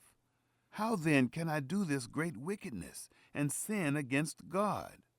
As she spoke to Joseph day by day, he didn't listen to her, to lie by her, or to be with her. About this time he went into the house to do his work, and there were none of the men of the house inside. She caught him by his garment, saying, "Lie with me." He left his garment in her hand and ran outside. Joseph falsely imprisoned. When she saw that he had left his garment in her hand and had run outside, she called to the men of her house and spoke to them, saying, Behold, he has brought in a Hebrew to us, to mock us. He came in to me to lie with me, and I cried with a loud voice. It happened, when he heard that I lifted up my voice and cried, that he left his garment by me and ran outside. She laid up his garment by her until his master came home. She spoke to him according to these words, saying, The Hebrew servant whom you have brought to us came in to me to mock me, and it happened, as I lifted up my voice and cried, that he left his garment by me and ran outside. It happened, when his master heard the words of his wife, which she spoke to him, saying, This is what your servant did to me, that his wrath was kindled. Joseph's master took him and put him into the prison, the place where the king's prisoners were bound, and he was there in custody. But Yahweh was with Joseph, and showed kindness to him, and gave him favor in the sight of the keeper of the prison. The keeper of the prison committed to Joseph's hand all the prisoners who were in the prison. Whatever they did there, he was responsible for it. The keeper of the prison didn't look after anything that was under his hand, because Yahweh was with him, and that which he did, Yahweh made it prosper. Chapter 40. The Cupbearer and the Baker. It happened after these things that the butler of the king of Egypt and his baker offended their lord, the king of Egypt. Pharaoh was angry with his two officers, the chief cupbearer and the chief baker. He put them in custody in the house of the captain of the guard, into the prison, the place where Joseph was bound. The captain of the guard assigned them to Joseph, and he took care of them. They stayed in prison many days. They both dreamed a dream, each man his dream, in one night, each man according to the interpretation of his dream, the cupbearer and the baker of the king of Egypt, who were bound in the prison.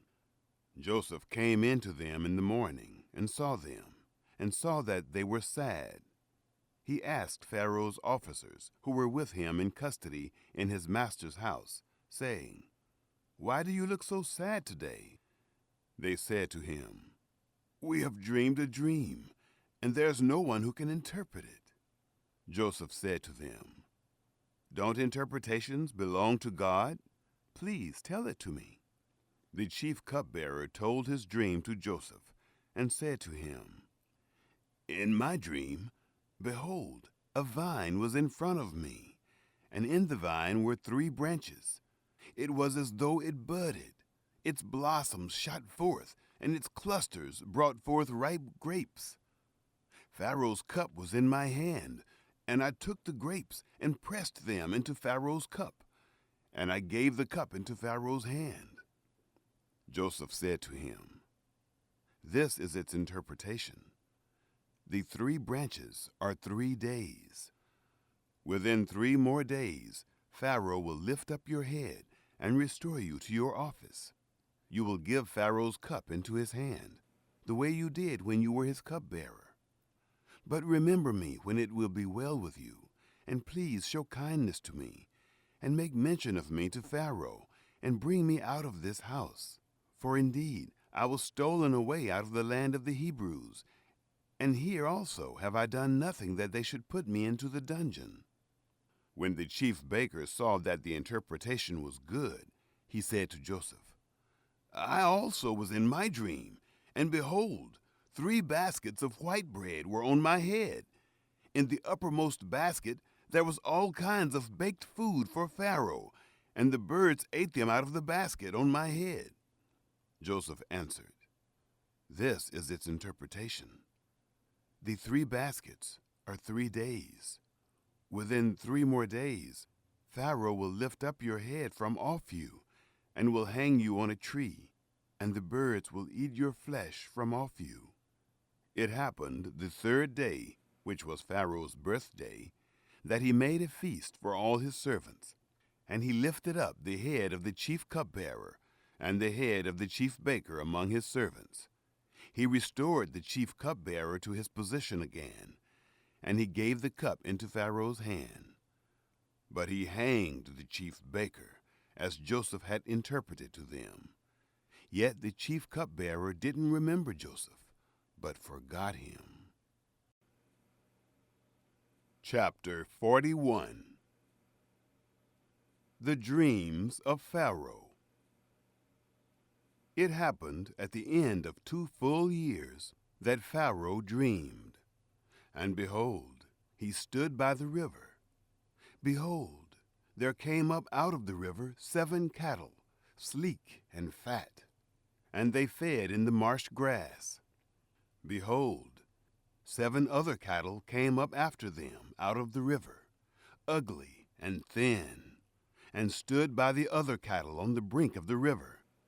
The ugly and thin cattle ate up the 7 sleek and fat cattle. So Pharaoh awoke. He slept and dreamed a second time. And behold, 7 heads of grain came up on one stalk, healthy and good. Behold, 7 heads of grain, thin and blasted with the east wind, sprung up after them. The thin heads of grain swallowed up the 7 healthy and full ears. Pharaoh awoke, and behold, it was a dream. It happened in the morning that his spirit was troubled, and he sent and called for all of Egypt's magicians and wise men. Pharaoh told them his dreams, but there was no one who could interpret them to Pharaoh. Then the chief cupbearer spoke to Pharaoh, saying, I remember my faults today. Pharaoh was angry with his servants and put me in custody in the house of the captain of the guard, me and the chief baker. We dreamed a dream in one night, I and he. We dreamed each man according to the interpretation of his dream. There was with us there a young man, a Hebrew, servant to the captain of the guard, and we told him, and he interpreted to us our dreams. To each man according to his dream he interpreted. It happened as he interpreted to us, so it was. He restored me to my office, and he hanged him. Joseph interprets Pharaoh's dreams. Then Pharaoh sent and called Joseph, and they brought him hastily out of the dungeon. He shaved himself, changed his clothing, and came in to Pharaoh. Pharaoh said to Joseph, I have dreamed a dream, and there is no one who can interpret it. I have heard it said of you that when you hear a dream, you can interpret it. Joseph answered Pharaoh, saying, It isn't in me. God will give Pharaoh an answer of peace. Pharaoh spoke to Joseph, In my dream, behold, I stood on the brink of the river, and behold, there came up out of the river 7 cattle, fat and sleek. They fed in the marsh grass. And behold, 7 other cattle came up after them, poor and very ugly and thin, such as I never saw in all the land of Egypt for ugliness. The thin and ugly cattle ate up the first 7 fat cattle, and when they had eaten them up, it couldn't be known that they had eaten them, but they were still ugly, as at the beginning. So I awoke. I saw in my dream, and behold, 7 heads of grain came up on one stalk, full and good. And behold, 7 heads of grain, withered, thin and blasted with the east wind, sprung up after them. The thin heads of grain swallowed up the 7 good heads of grain. I told it to the magicians, but there was no one who could explain it to me. Joseph said to Pharaoh, The dream of Pharaoh is one. What God is about to do, he has declared to Pharaoh. The 7 good cattle are 7 years, and the 7 good heads of grain are 7 years. The dream is one. The 7 thin and ugly cattle that came up after them are 7 years, and also the 7 empty heads of grain, blasted with the east wind. They will be 7 years of famine. That is the thing which I spoke to Pharaoh. What God is about to do, he has shown to Pharaoh. Behold, there come 7 years of great plenty throughout all the land of Egypt. There will arise after them 7 years of famine, and all the plenty will be forgotten in the land of Egypt. The famine will consume the land, and the plenty will not be known in the land by reason of that famine which follows, for it will be very grievous. The dream was doubled to Pharaoh, because the thing is established by God, and God will shortly bring it to pass. Now therefore, let Pharaoh look for a discreet and wise man, and set him over the land of Egypt. Let Pharaoh do this, and let him appoint overseers for the land, and take up the 5th part of the land of Egypt's produce in the 7 plenteous years. Let them gather all the food of these good years that come, and lay up grain under the hand of Pharaoh for food in the cities, and let them keep it. The food will be for a store to the land against the 7 years of famine, which will be in the land of Egypt, that the land not perish through the famine. Joseph given charge of Egypt. The thing was good in the eyes of Pharaoh, and in the eyes of all his servants. Pharaoh said to his servants, "Can we find such a one as this, a man in whom is the Spirit of God?" Pharaoh said to Joseph, "Because God has shown you all of this, there is none so discreet and wise as you. You shall be over my house, and according to your word will all my people be ruled. Only in the throne I will be greater than you." Pharaoh said to Joseph, "Behold, I have set you over all the land of Egypt."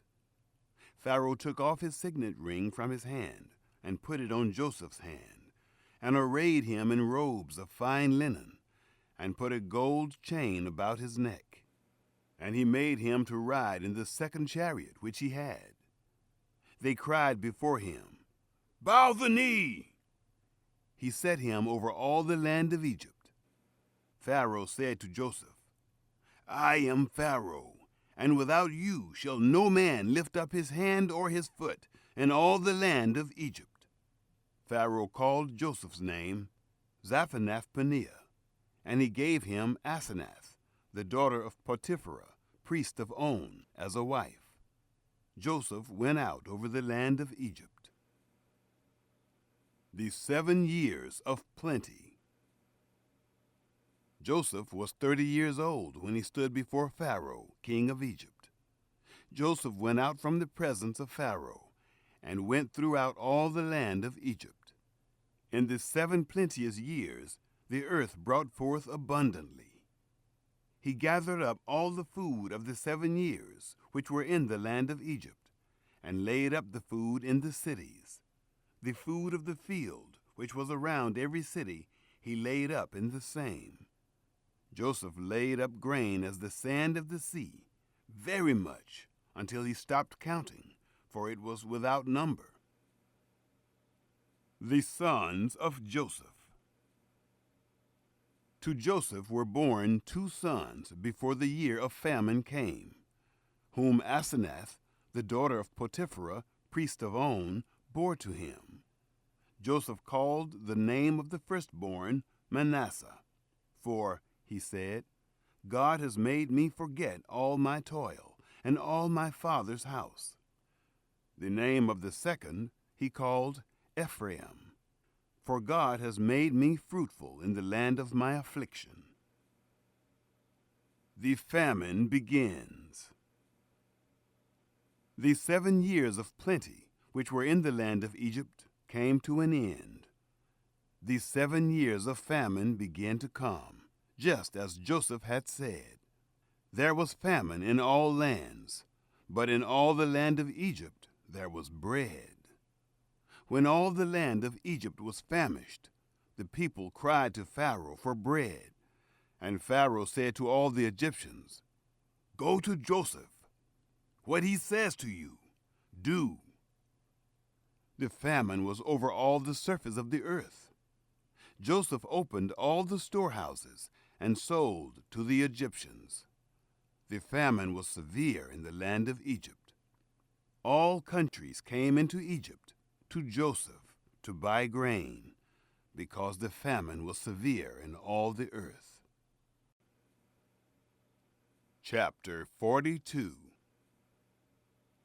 Joseph's brothers sent to Egypt. Now Jacob saw that there was grain in Egypt, and Jacob said to his sons, "Why do you look at one another?" He said, "Behold, I have heard that there is grain in Egypt. Go down there and buy for us from there, so that we may live and not die." Joseph's 10 brothers went down to buy grain from Egypt. But Jacob didn't send Benjamin, Joseph's brother, with his brothers, for he said, "Lest perhaps harm happen to him." The sons of Israel came to buy among those who came, for the famine was in the land of Canaan. Joseph was the governor over the land. It was he who sold to all the people of the land. Joseph's brothers came and bowed themselves down to him with their faces to the earth. Joseph saw his brothers, and he recognized them, but acted like a stranger to them and spoke roughly with them. He said to them, "Where did you come from?" They said, "From the land of Canaan to buy food." Joseph recognized his brothers, but they didn't recognize him. Joseph remembered the dreams which he dreamed about them and said to them, "You are spies. You have come to see the nakedness of the land." They said to him, "No, my lord, but your servants have come to buy food. We are all one man's sons. We are honest men. Your servants are not spies." He said to them, "No, but you have come to see the nakedness of the land."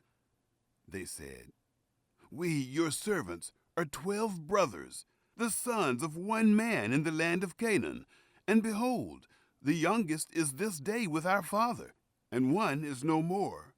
Joseph said to them, "It is like I told you, saying, 'You are spies.' By this you shall be tested. By the life of Pharaoh, you shall not go forth from here, unless your youngest brother comes here. Send one of you, and let him get your brother, and you shall be bound, that your words may be tested, whether there is truth in you.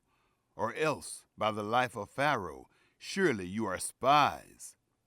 He put them all together into custody for 3 days. Joseph said to them the 3rd day, "Do this, and live, for I fear God. If you are honest men, then let one of your brothers be bound in your prison. But you go. Carry grain for the famine of your houses. Bring your youngest brother to me. So will your words be verified, and you won't die." They did so. They said one to another, "We are certainly guilty concerning our brother, in that we saw the distress of his soul when he begged us, and we wouldn't listen. Therefore this distress has come upon us." Reuben answered them, saying, "Didn't I tell you, saying, 'Don't sin against the child,' and you wouldn't listen? Therefore also, behold, his blood is required." They didn't know that Joseph understood them, for there was an interpreter between them. He turned himself away from them and wept. Then he returned to them and spoke to them, and took Simeon from among them and bound him before their eyes. Joseph's brothers returned to Canaan. Then Joseph gave a command to fill their bags with grain, and to restore each man's money into his sack, and to give them food for the way. So it was done to them. They loaded their donkeys with their grain, and departed from there. As one of them opened his sack to give his donkey food in the lodging place, he saw his money. Behold, it was in the mouth of his sack.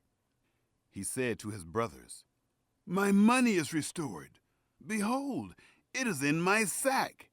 Their hearts failed them, and they turned, trembling, one to another, saying, "What is this that God has done to us?" They came to Jacob their father, to the land of Canaan, and told him all that had happened to them, saying, "The man, the Lord of the land, spoke roughly with us, and took us for spies of the country. We said to him, 'We are honest men, we are no spies. We are 12 brothers, sons of our father. One is no more, and the youngest is this day with our father in the land of Canaan.' The man, the Lord of the land, said to us, 'By this I will know that you are honest men. Leave one of your brothers with me, and take grain for the famine of your houses, and go your way. Bring your youngest brother to me. Then I will know that you are not spies, but that you are honest men. So I will deliver your brother to you, and you shall trade in the land.' It happened, as they emptied their sacks, that, behold, each man's bundle of money was in his sack. When they and their father saw their bundles of money, they were afraid. Jacob, their father, said to them, 'You have bereaved me of my children. Joseph is no more. Simeon is no more. And you want to take Benjamin away. All these things are against me.' Reuben spoke to his father, saying, 'Kill my 2 sons if I don't bring him to you. Entrust him to my care, and I will bring him to you again.' He said, 'My son shall not go down with you, for his brother is dead, and he only is left. If harm happens to him along the way in which you go, then you will bring down my gray hairs with sorrow to Sheol.'" Chapter 43.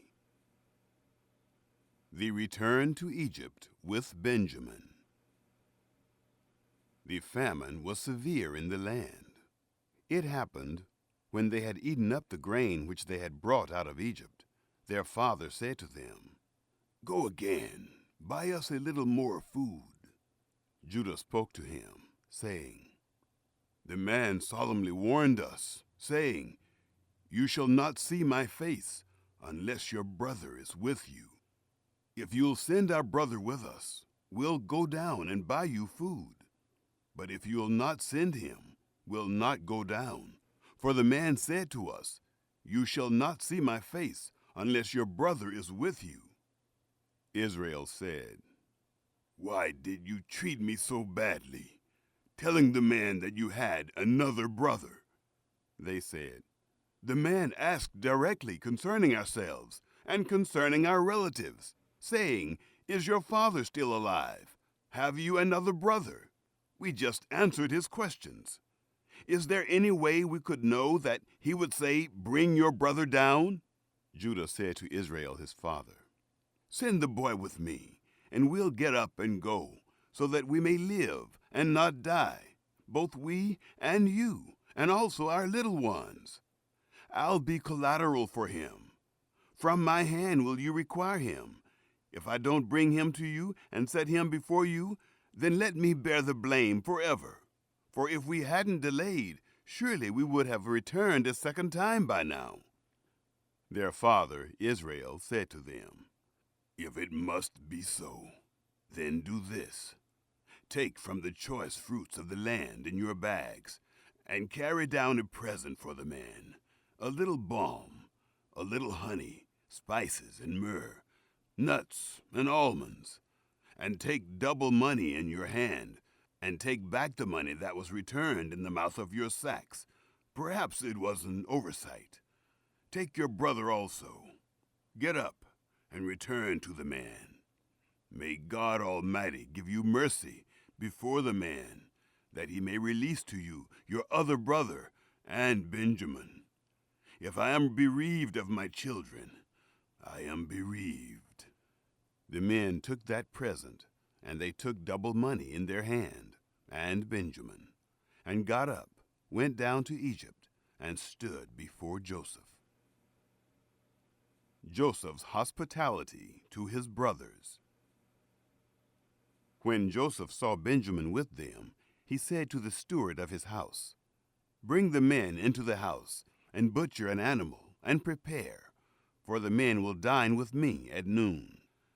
The man did as Joseph commanded, and the man brought the men to Joseph's house.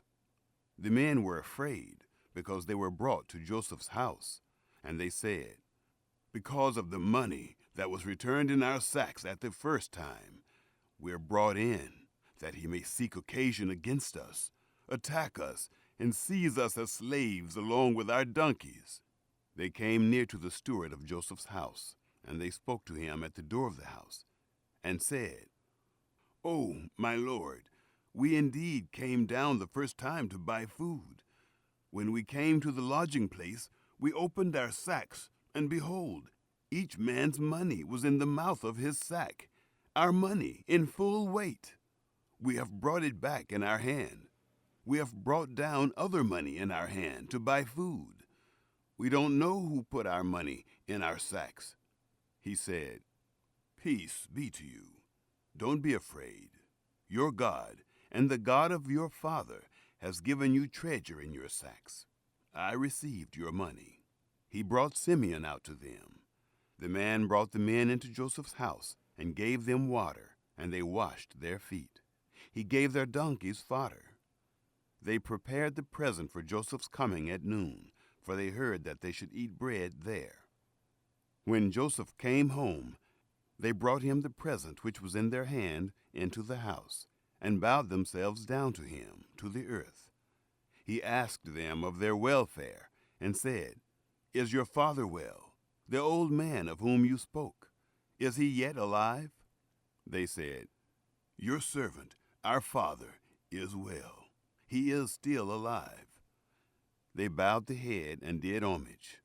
He lifted up his eyes and saw Benjamin, his brother, his mother's son, and said, "Is this your youngest brother, of whom you spoke to me?" He said, "God be gracious to you, my son." Joseph hurried, for his heart yearned over his brother, and he sought a place to weep. He entered into his room and wept there. He washed his face and came out. He controlled himself and said, "Serve the meal." They served him by himself, and them by themselves, and the Egyptians that ate with him by themselves, because the Egyptians don't eat bread with the Hebrews, for that is an abomination to the Egyptians. They sat before him, the firstborn according to his birthright, and the youngest according to his youth, and the men marveled one with another. He sent portions to them from before him, but Benjamin's portion was 5 times as much as any of theirs. They drank and were merry with him. Chapter 44. Benjamin and the silver cup. He commanded the steward of his house, saying, "Fill the men's sacks with food, as much as they can carry, and put each man's money in his sack's mouth. Put my cup, the silver cup, in the sack's mouth of the youngest, with his grain money." He did according to the word that Joseph had spoken. As soon as the morning was light, the men were sent away, they and their donkeys. When they had gone out of the city and were not yet far off, Joseph said to his steward, "Up, follow after the men. When you overtake them, ask them, 'Why have you rewarded evil for good? Isn't this that from which my Lord drinks, and by which he indeed divines? You have done evil in so doing.'" He overtook them, and he spoke these words to them. They said to him, "Why does my Lord speak such words as these? Far be it from your servants that they should do such a thing. Behold, the money which we found in our sacks' mouths, we brought again to you out of the land of Canaan. How then should we steal silver or gold out of your Lord's house? With whoever of your servants it be found, let him die, and we also will be my Lord's bondservants." He said, "Now also let it be according to your words. He with whom it is found will be my bondservant, and you will be blameless." Then they hurried, and each man took his sack down to the ground, and each man opened his sack. He searched, beginning with the eldest and ending at the youngest. The cup was found in Benjamin's sack. Then they tore their clothes, and each man loaded his donkey and returned to the city. Judah and his brothers came to Joseph's house, and he was still there. They fell on the ground before him. Joseph said to them, "What deed is this that you have done? Don't you know that such a man as I can indeed divine?" Judah said, "What will we tell, my lord? What will we speak? Or how will we clear ourselves? God has found out the iniquity of your servants. Behold, we are my lord's bondservants, both we and he also in whose hand the cup is found." He said, "Far be it from me that I should do so. The man in whose hand the cup is found, he will be my bondservant. But as for you, go up in peace to your father." Judah pleads for Benjamin. Then Judah came near to him and said, "Oh, my lord, please let your servant speak a word in my lord's ears, and don't let your anger burn against your servant, for you are even as Pharaoh. My lord asked his servants, saying, 'Have you a father or a brother?'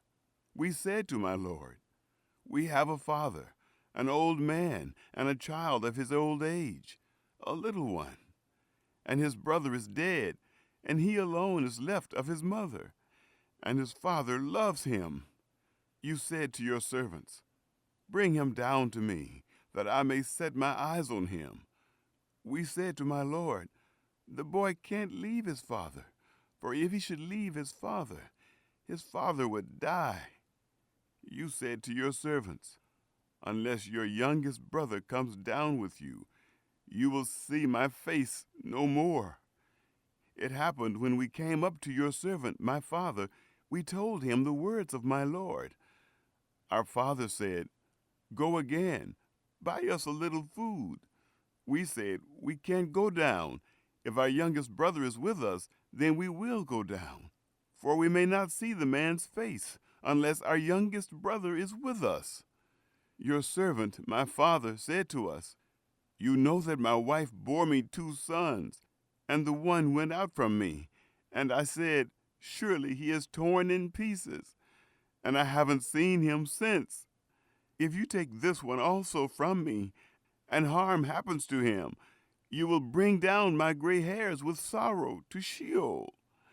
Now therefore, when I come to your servant my father, and the boy is not with us, since his life is bound up in the boy's life, it will happen, when he sees that the boy is no more, that he will die.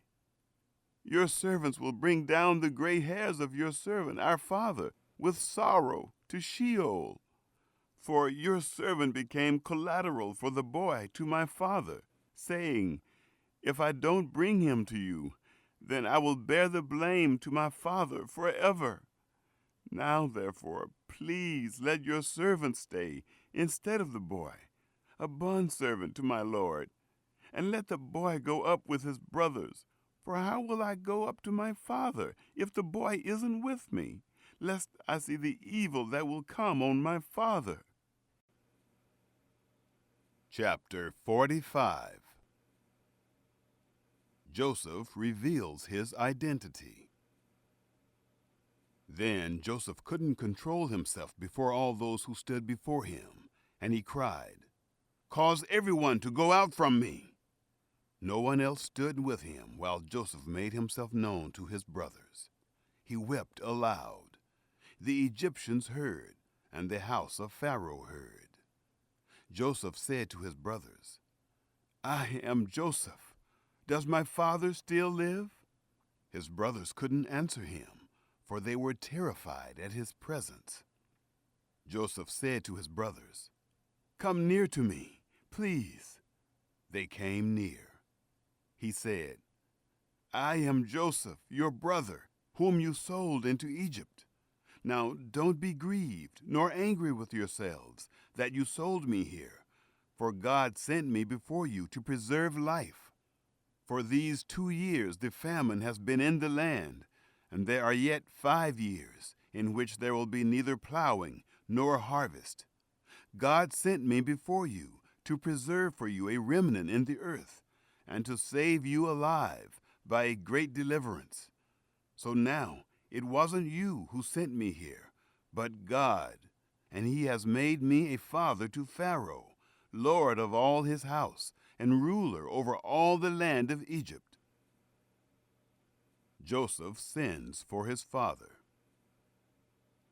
Hurry and go up to my father and tell him, this is what your son Joseph says. God has made me lord of all Egypt. Come down to me. Don't wait. You shall dwell in the land of Goshen, and you will be near to me.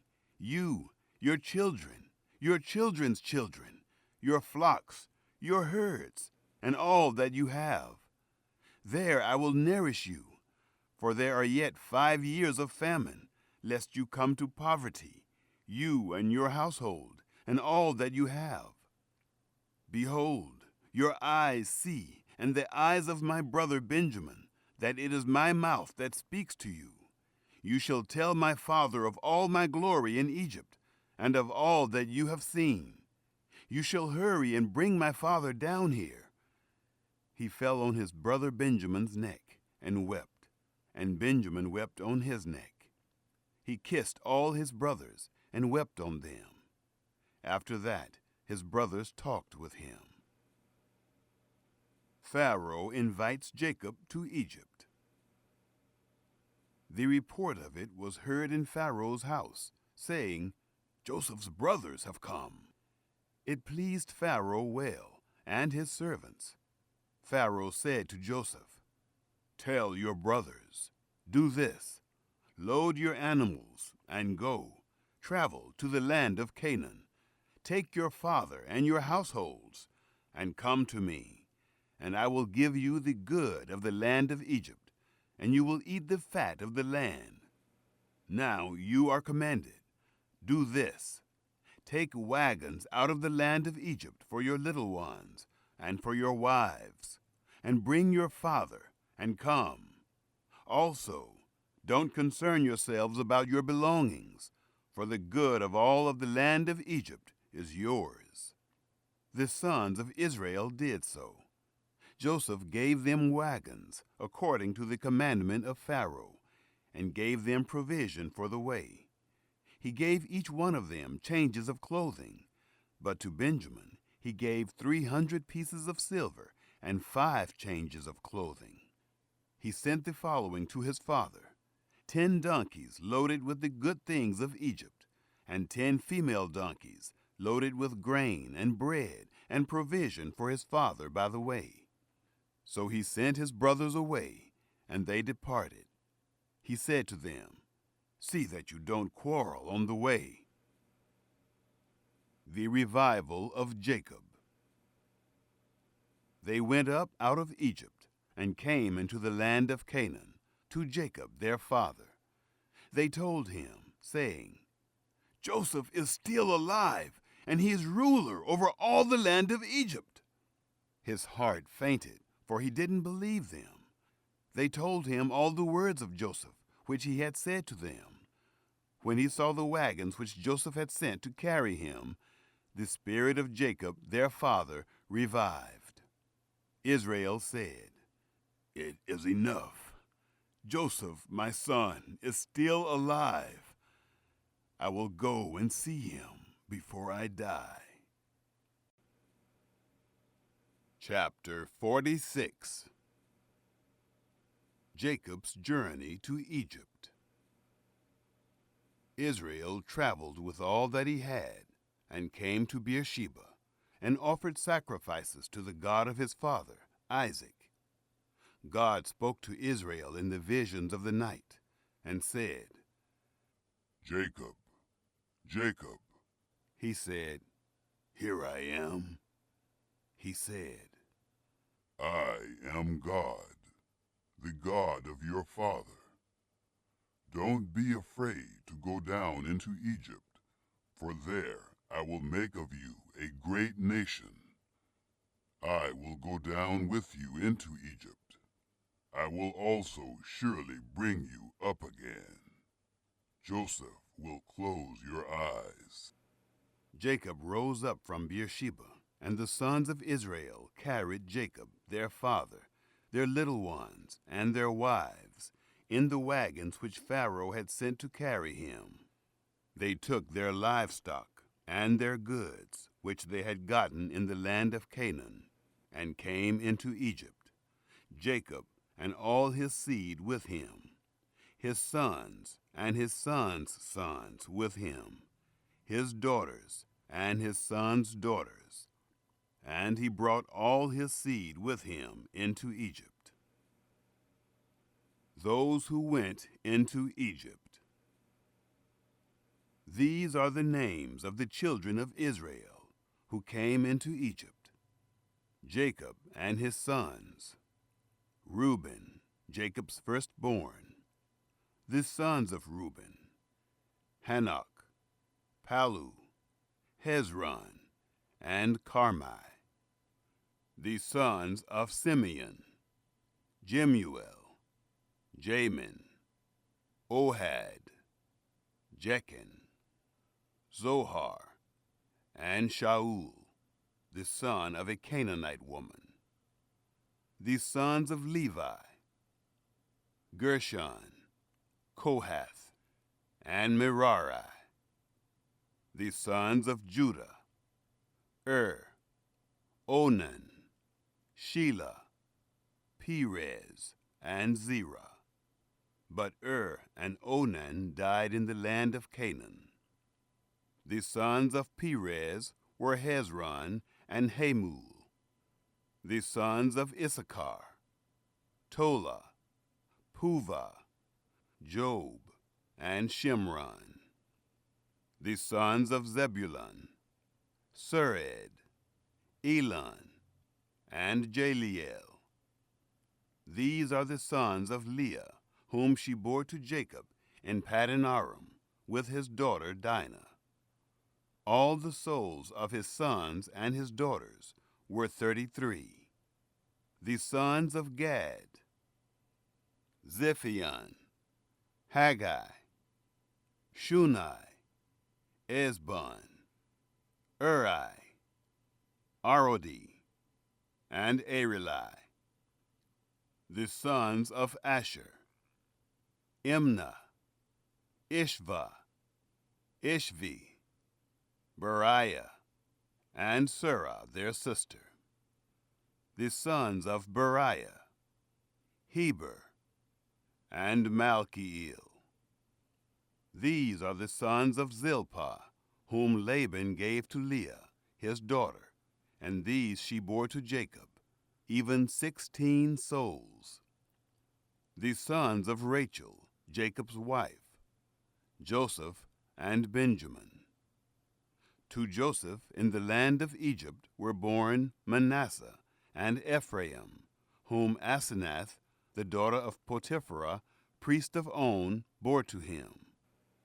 The sons of Benjamin, Bela, Becher, Ashbel, Jerah, Naaman, Ehi, Rosh, Mupim, Huppim, and Ard.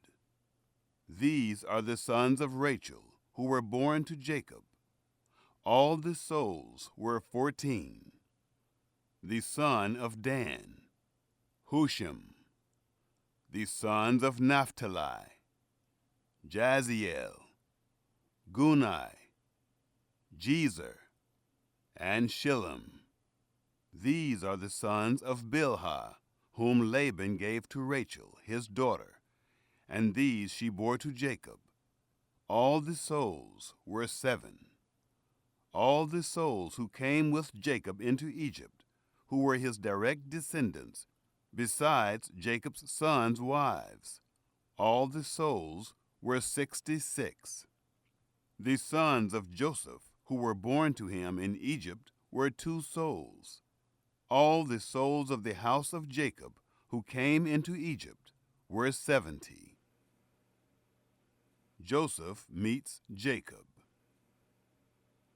He sent Judah before him to Joseph, to show the way before him to Goshen. And they came into the land of Goshen. Joseph prepared his chariot, and went up to meet Israel his father in Goshen. He presented himself to him, and fell on his neck, and wept on his neck a good while. Israel said to Joseph, "Now let me die, since I have seen your face, that you are still alive." Joseph said to his brothers and to his father's house, "I will go up and speak with Pharaoh, and will tell him, my brothers and my father's house, who were in the land of Canaan, have come to me. These men are shepherds, for they have been keepers of livestock, and they have brought their flocks and their herds, and all that they have. It will happen when Pharaoh summons you, and will say, 'What is your occupation?' that you shall say, 'Your servants have been keepers of livestock from our youth, even until now, both we and our fathers, that you may dwell in the land of Goshen. For every shepherd is an abomination to the Egyptians." Chapter 47. Jacob settles in Goshen. Then Joseph went in and told Pharaoh, and said, "My father and my brothers, with their flocks, their herds, and all that they own, have come out of the land of Canaan, and behold, they are in the land of Goshen." From among his brothers he took 5 men, and presented them to Pharaoh. Pharaoh said to his brothers, "What is your occupation?" They said to Pharaoh, "Your servants are shepherds, both we and our fathers." They said to Pharaoh, "We have come to live as foreigners in the land, for there is no pasture for your servants' flocks, for the famine is severe in the land of Canaan. Now, therefore, please let your servants dwell in the land of Goshen." Pharaoh spoke to Joseph, saying, "Your father and your brothers have come to you. The land of Egypt is before you. Make your father and your brothers dwell in the best of the land. Let them dwell in the land of Goshen. If you know any able men among them, then put them in charge of my livestock." Joseph brought in Jacob, his father, and set him before Pharaoh. And Jacob blessed Pharaoh. Pharaoh said to Jacob, "How many are the days of the years of your life?" Jacob said to Pharaoh, "The days of the years of my pilgrimage are 130 years. Few and evil have been the days of the years of my life, and they have not attained to the days of the years of the life of my fathers in the days of their pilgrimage." Jacob blessed Pharaoh, and went out from the presence of Pharaoh. Joseph placed his father and his brothers, and gave them a possession in the land of Egypt, in the best of the land, in the land of Ramses, as Pharaoh had commanded. Joseph nourished his father, his brothers, and all of his father's household with bread, according to their families. Joseph's leadership in famine. There was no bread in all the land, for the famine was very severe, so that the land of Egypt and the land of Canaan fainted by reason of the famine. Joseph gathered up all the money that was found in the land of Egypt and in the land of Canaan for the grain which they bought, and Joseph brought the money into Pharaoh's house. When the money was all spent in the land of Egypt and in the land of Canaan, all the Egyptians came to Joseph and said, "Give us bread, for why should we die in your presence? For our money fails." Joseph said, "Give me your livestock, and I will give you food for your livestock, if your money is gone." They brought their livestock to Joseph, And Joseph gave them bread in exchange for the horses, and for the flocks, and for the herds, and for the donkeys. And he fed them with bread in exchange for all their livestock for that year. When that year was ended, they came to him the second year, and said to him, "We will not hide from my lord how our money is all spent, and the herds of livestock are my lord's. There is nothing left in the sight of my lord, but our bodies and our lands. Why should we die before your eyes, both we and our land? Buy us and our land for bread, and we and our land will be servants to Pharaoh. Give us seed, that we may live and not die, and that the land won't be desolate." So Joseph bought all the land of Egypt for Pharaoh, for every man of the Egyptians sold his field, because the famine was severe on them, and the land became Pharaoh's. As for the people, he moved them to the cities, from one end of the border of Egypt even to the other end of it. Only he didn't buy the land of the priests, for the priests had a portion from Pharaoh, and ate their portion which Pharaoh gave them. That is why they didn't sell their land. Then Joseph said to the people, "Behold, I have bought you and your land today for Pharaoh. Behold, here is seed for you, and you shall sow the land. It will happen at the harvests that you shall give a fifth to Pharaoh, and 4 parts will be your own, for seed of the field, for your food, for them of your households, and for food for your little ones." They said, "You have saved our lives. Let us find favor in the sight of my lord, and we will be Pharaoh's servants." Joseph made it a statute concerning the land of Egypt to this day, that Pharaoh should have the fifth. Only the land of the priests alone didn't become Pharaoh's. Israel lived in the land of Egypt, in the land of Goshen, and they got themselves possessions therein, and were fruitful, and multiplied exceedingly. Jacob lived in the land of Egypt 17 years. So the days of Jacob, the years of his life, were 147 years. The time drew near that Israel must die, and he called his son Joseph, and said to him, "If now I have found favor in your sight, please put your hand under my thigh, and deal kindly and truly with me. Please don't bury me in Egypt, but when I sleep with my fathers, you shall carry me out of Egypt and bury me in their burying place." He said, "I will do as you have said." He said, "Swear to me." And he swore to him. Israel bowed himself on the bed's head. Chapter 48. Jacob blesses Ephraim and Manasseh. It happened after these things that someone said to Joseph, "Behold, your father is sick." He took with him his 2 sons, Manasseh and Ephraim. Someone told Jacob and said, "Behold, your son Joseph comes to you." And Israel strengthened himself and sat on the bed.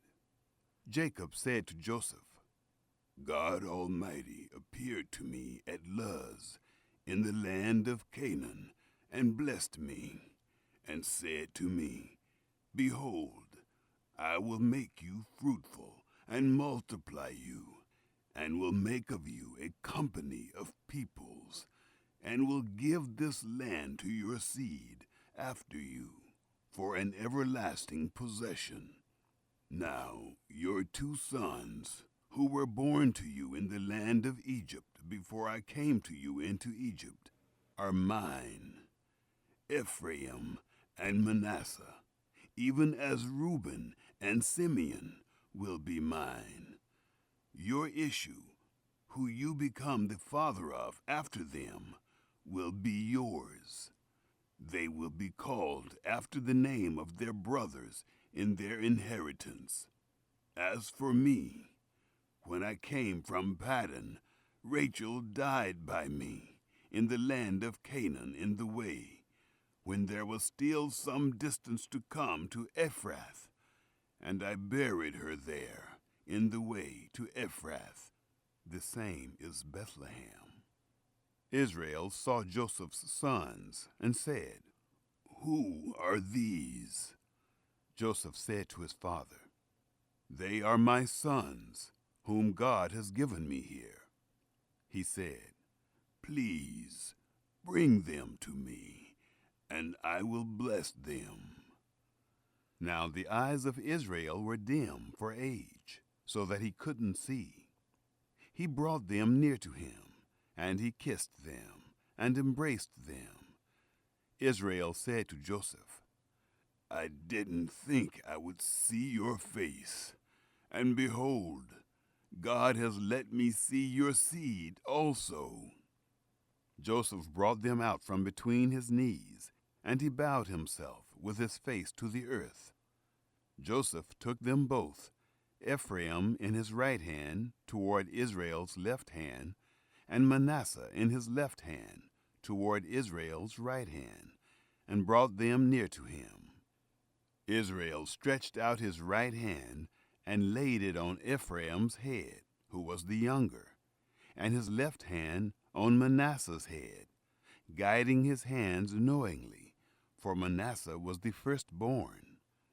He blessed Joseph and said, "The God before whom my fathers Abraham and Isaac did walk, the God who has fed me all my life long, to this day, the angel who has redeemed me from all evil, bless the lads, and let my name be named on them, and the name of my fathers, Abraham and Isaac.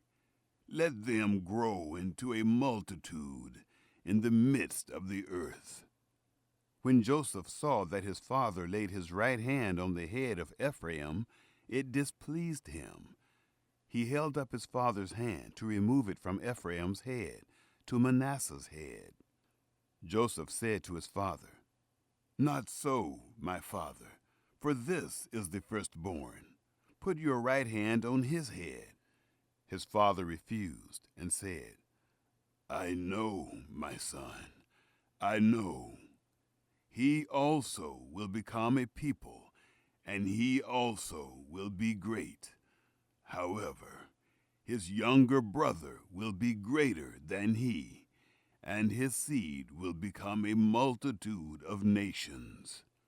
He blessed them that day, saying, "In you will Israel bless," saying, "God make you as Ephraim and as Manasseh."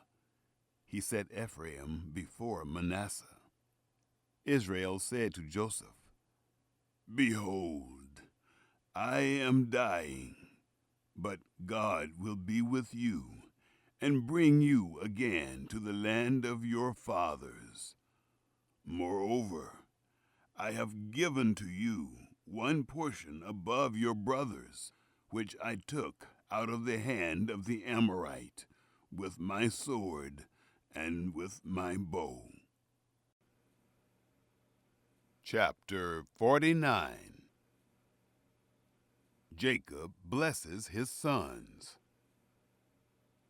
Jacob called to his sons and said, "Gather yourselves together, that I may tell you that which will happen to you in the days to come. Assemble yourselves and hear, you sons of Jacob. Listen to Israel, your father. Reuben, you are my firstborn, my might, and the beginning of my strength, excelling in dignity and excelling in power. Boiling over as water, you shall not excel, because you went up to your father's bed, then defiled it. He went up to my couch. Simeon and Levi, are brothers. Their swords are weapons of violence. My soul, don't come into their counsel.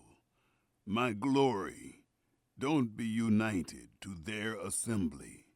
For in their anger they killed men. In their self-will they hamstrung cattle. Cursed be their anger, for it was fierce, and their wrath, for it was cruel. I will divide them in Jacob, and scatter them in Israel. Judah, your brothers will praise you. Your hand will be on the neck of your enemies. Your father's sons will bow down before you. Judah is a lion's cub. From the prey, my son, you have gone up. He stooped down. He crouched as a lion, as a lioness. Who will rouse him up? The scepter will not depart from Judah, nor the ruler's staff from between his feet, until he comes to whom it belongs. To him will the obedience of the peoples be. Binding his foal to the vine, his donkey's colt to the choice vine, he has washed his garments in wine, his robes in the blood of grapes. His eyes will be red with wine, his teeth white with milk. Zebulun will dwell at the haven of the sea. He will be for a haven of ships. His border will be on Sidon. Issachar is a strong donkey, lying down between the saddlebags.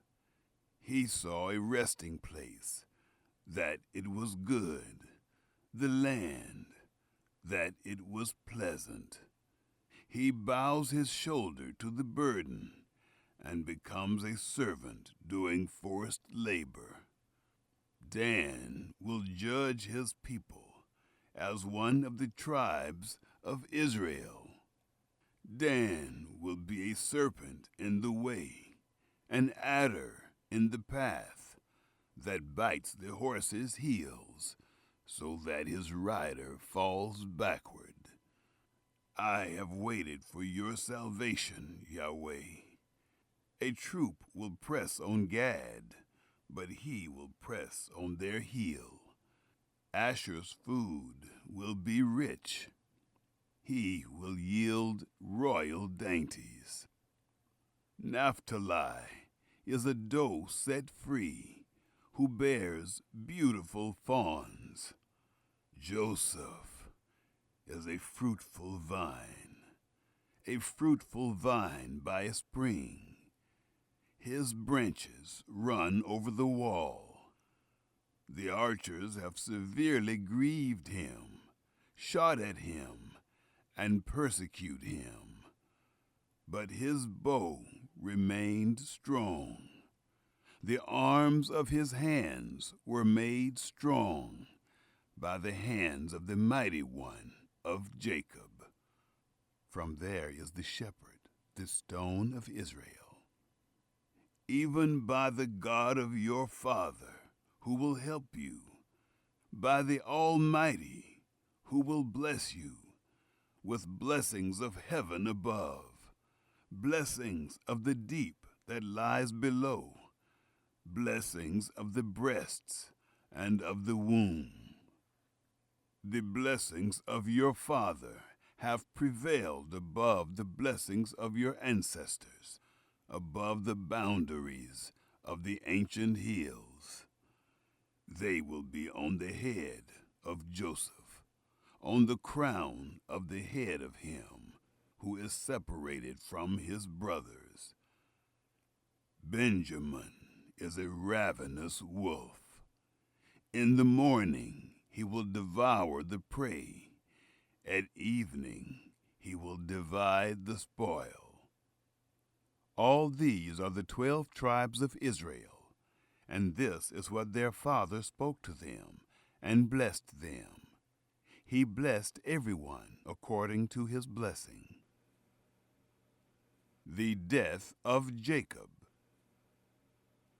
He instructed them, and said to them, I am to be gathered to my people. Bury me with my fathers in the cave that is in the field of Ephron the Hittite, in the cave that is in the field of Machpelah, which is before Mamre, in the land of Canaan, which Abraham bought with the field from Ephron the Hittite as a burial place. There they buried Abraham and Sarah his wife. There they buried Isaac and Rebekah his wife. And there I buried Leah. The field and the cave that is therein, which was purchased from the children of Heth. When Jacob made an end of charging his sons, he gathered up his feet into the bed, and yielded up the spirit, and was gathered to his people. Chapter 50. Mourning and burial of Jacob. Joseph fell on his father's face, wept on him, and kissed him. Joseph commanded his servants, the physicians, to embalm his father, and the physicians embalmed Israel. 40 days were fulfilled for him, for that is how many days it takes to embalm. The Egyptians wept for him for 70 days.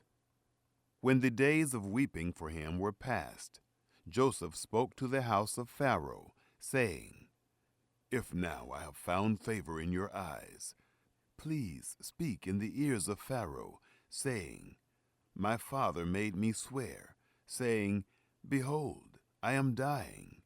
Bury me in my grave which I have dug for myself in the land of Canaan.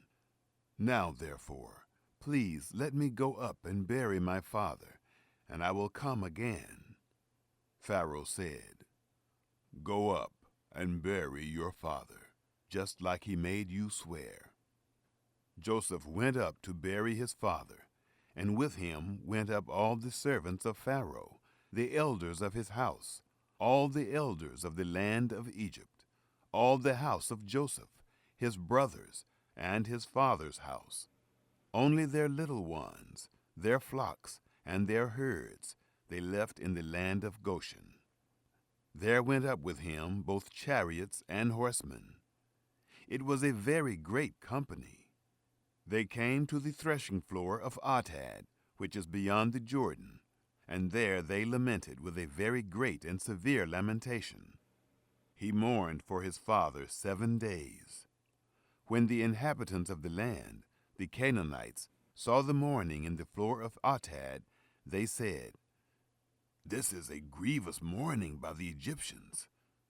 Therefore its name was called Abel Mizraim, which is beyond the Jordan. His sons did to him just as he commanded them. For his sons carried him into the land of Canaan, and buried him in the cave of the field of Machpelah, which Abraham bought with the field, for a possession of a burial site, from Ephron the Hittite, before Mamre. Joseph returned into Egypt, he and his brothers, and all that went up with him to bury his father, after he had buried his father. Joseph comforts his brothers. When Joseph's brothers saw that their father was dead, they said, It may be that Joseph will hate us, and will fully pay us back for all of the evil which we did to him. They sent a message to Joseph, saying, Your father commanded before he died, saying, You shall tell Joseph, Now please forgive the disobedience of your brothers, and their sin, because they did evil to you. Now please forgive the disobedience of the servants of the God of your father. Joseph wept when they spoke to him. His brothers also went and fell down before his face, and they said, "Behold, we are your servants." Joseph said to them, "Don't be afraid, for am I in the place of God? As for you, you meant evil against me, but God meant it for good, to bring to pass, as it is this day, to save many people alive. Now, therefore, don't be afraid. I will nourish you and your little ones." He comforted them and spoke kindly to them. The death of Joseph. Joseph lived in Egypt, he and his father's house. Joseph lived 110 years. Joseph saw Ephraim's children to the third generation. The children also of Machir, the son of Manasseh, were born on Joseph's knees. Joseph said to his brothers, "I am dying, but God will surely visit you and bring you up out of this land, to the land which he swore to Abraham, to Isaac, and to Jacob." Joseph took an oath of the children of Israel, saying, "God will surely visit you, and you shall carry up my bones from here." So Joseph died, being 110 years old, and they embalmed him, and he was put in a coffin in Egypt.